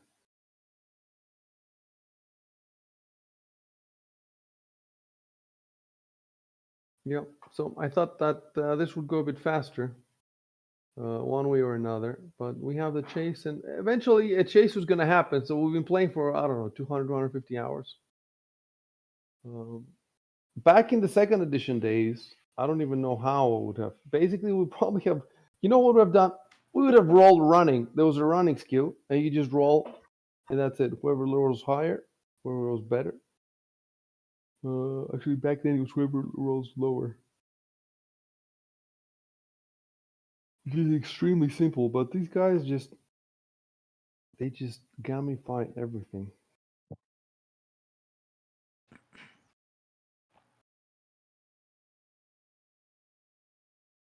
The cool thing is that now the War for the Crown campaign has unlocked some rules for diplomacy and stuff, where you can become friends with somebody, and influence them.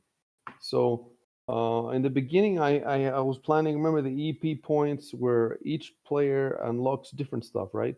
But afterwards, I trashed that, and whenever any player unlocks anything in the entire multiverse, then those rules are available for everybody. So I think I posted them in the forum in the other thread. So you now have available for you all the diplomacy rules from War for the Crown. You can use them in the town. You can use them in Sandpoint, and also now everybody else will be able to use the chase rules that you are unlocking now.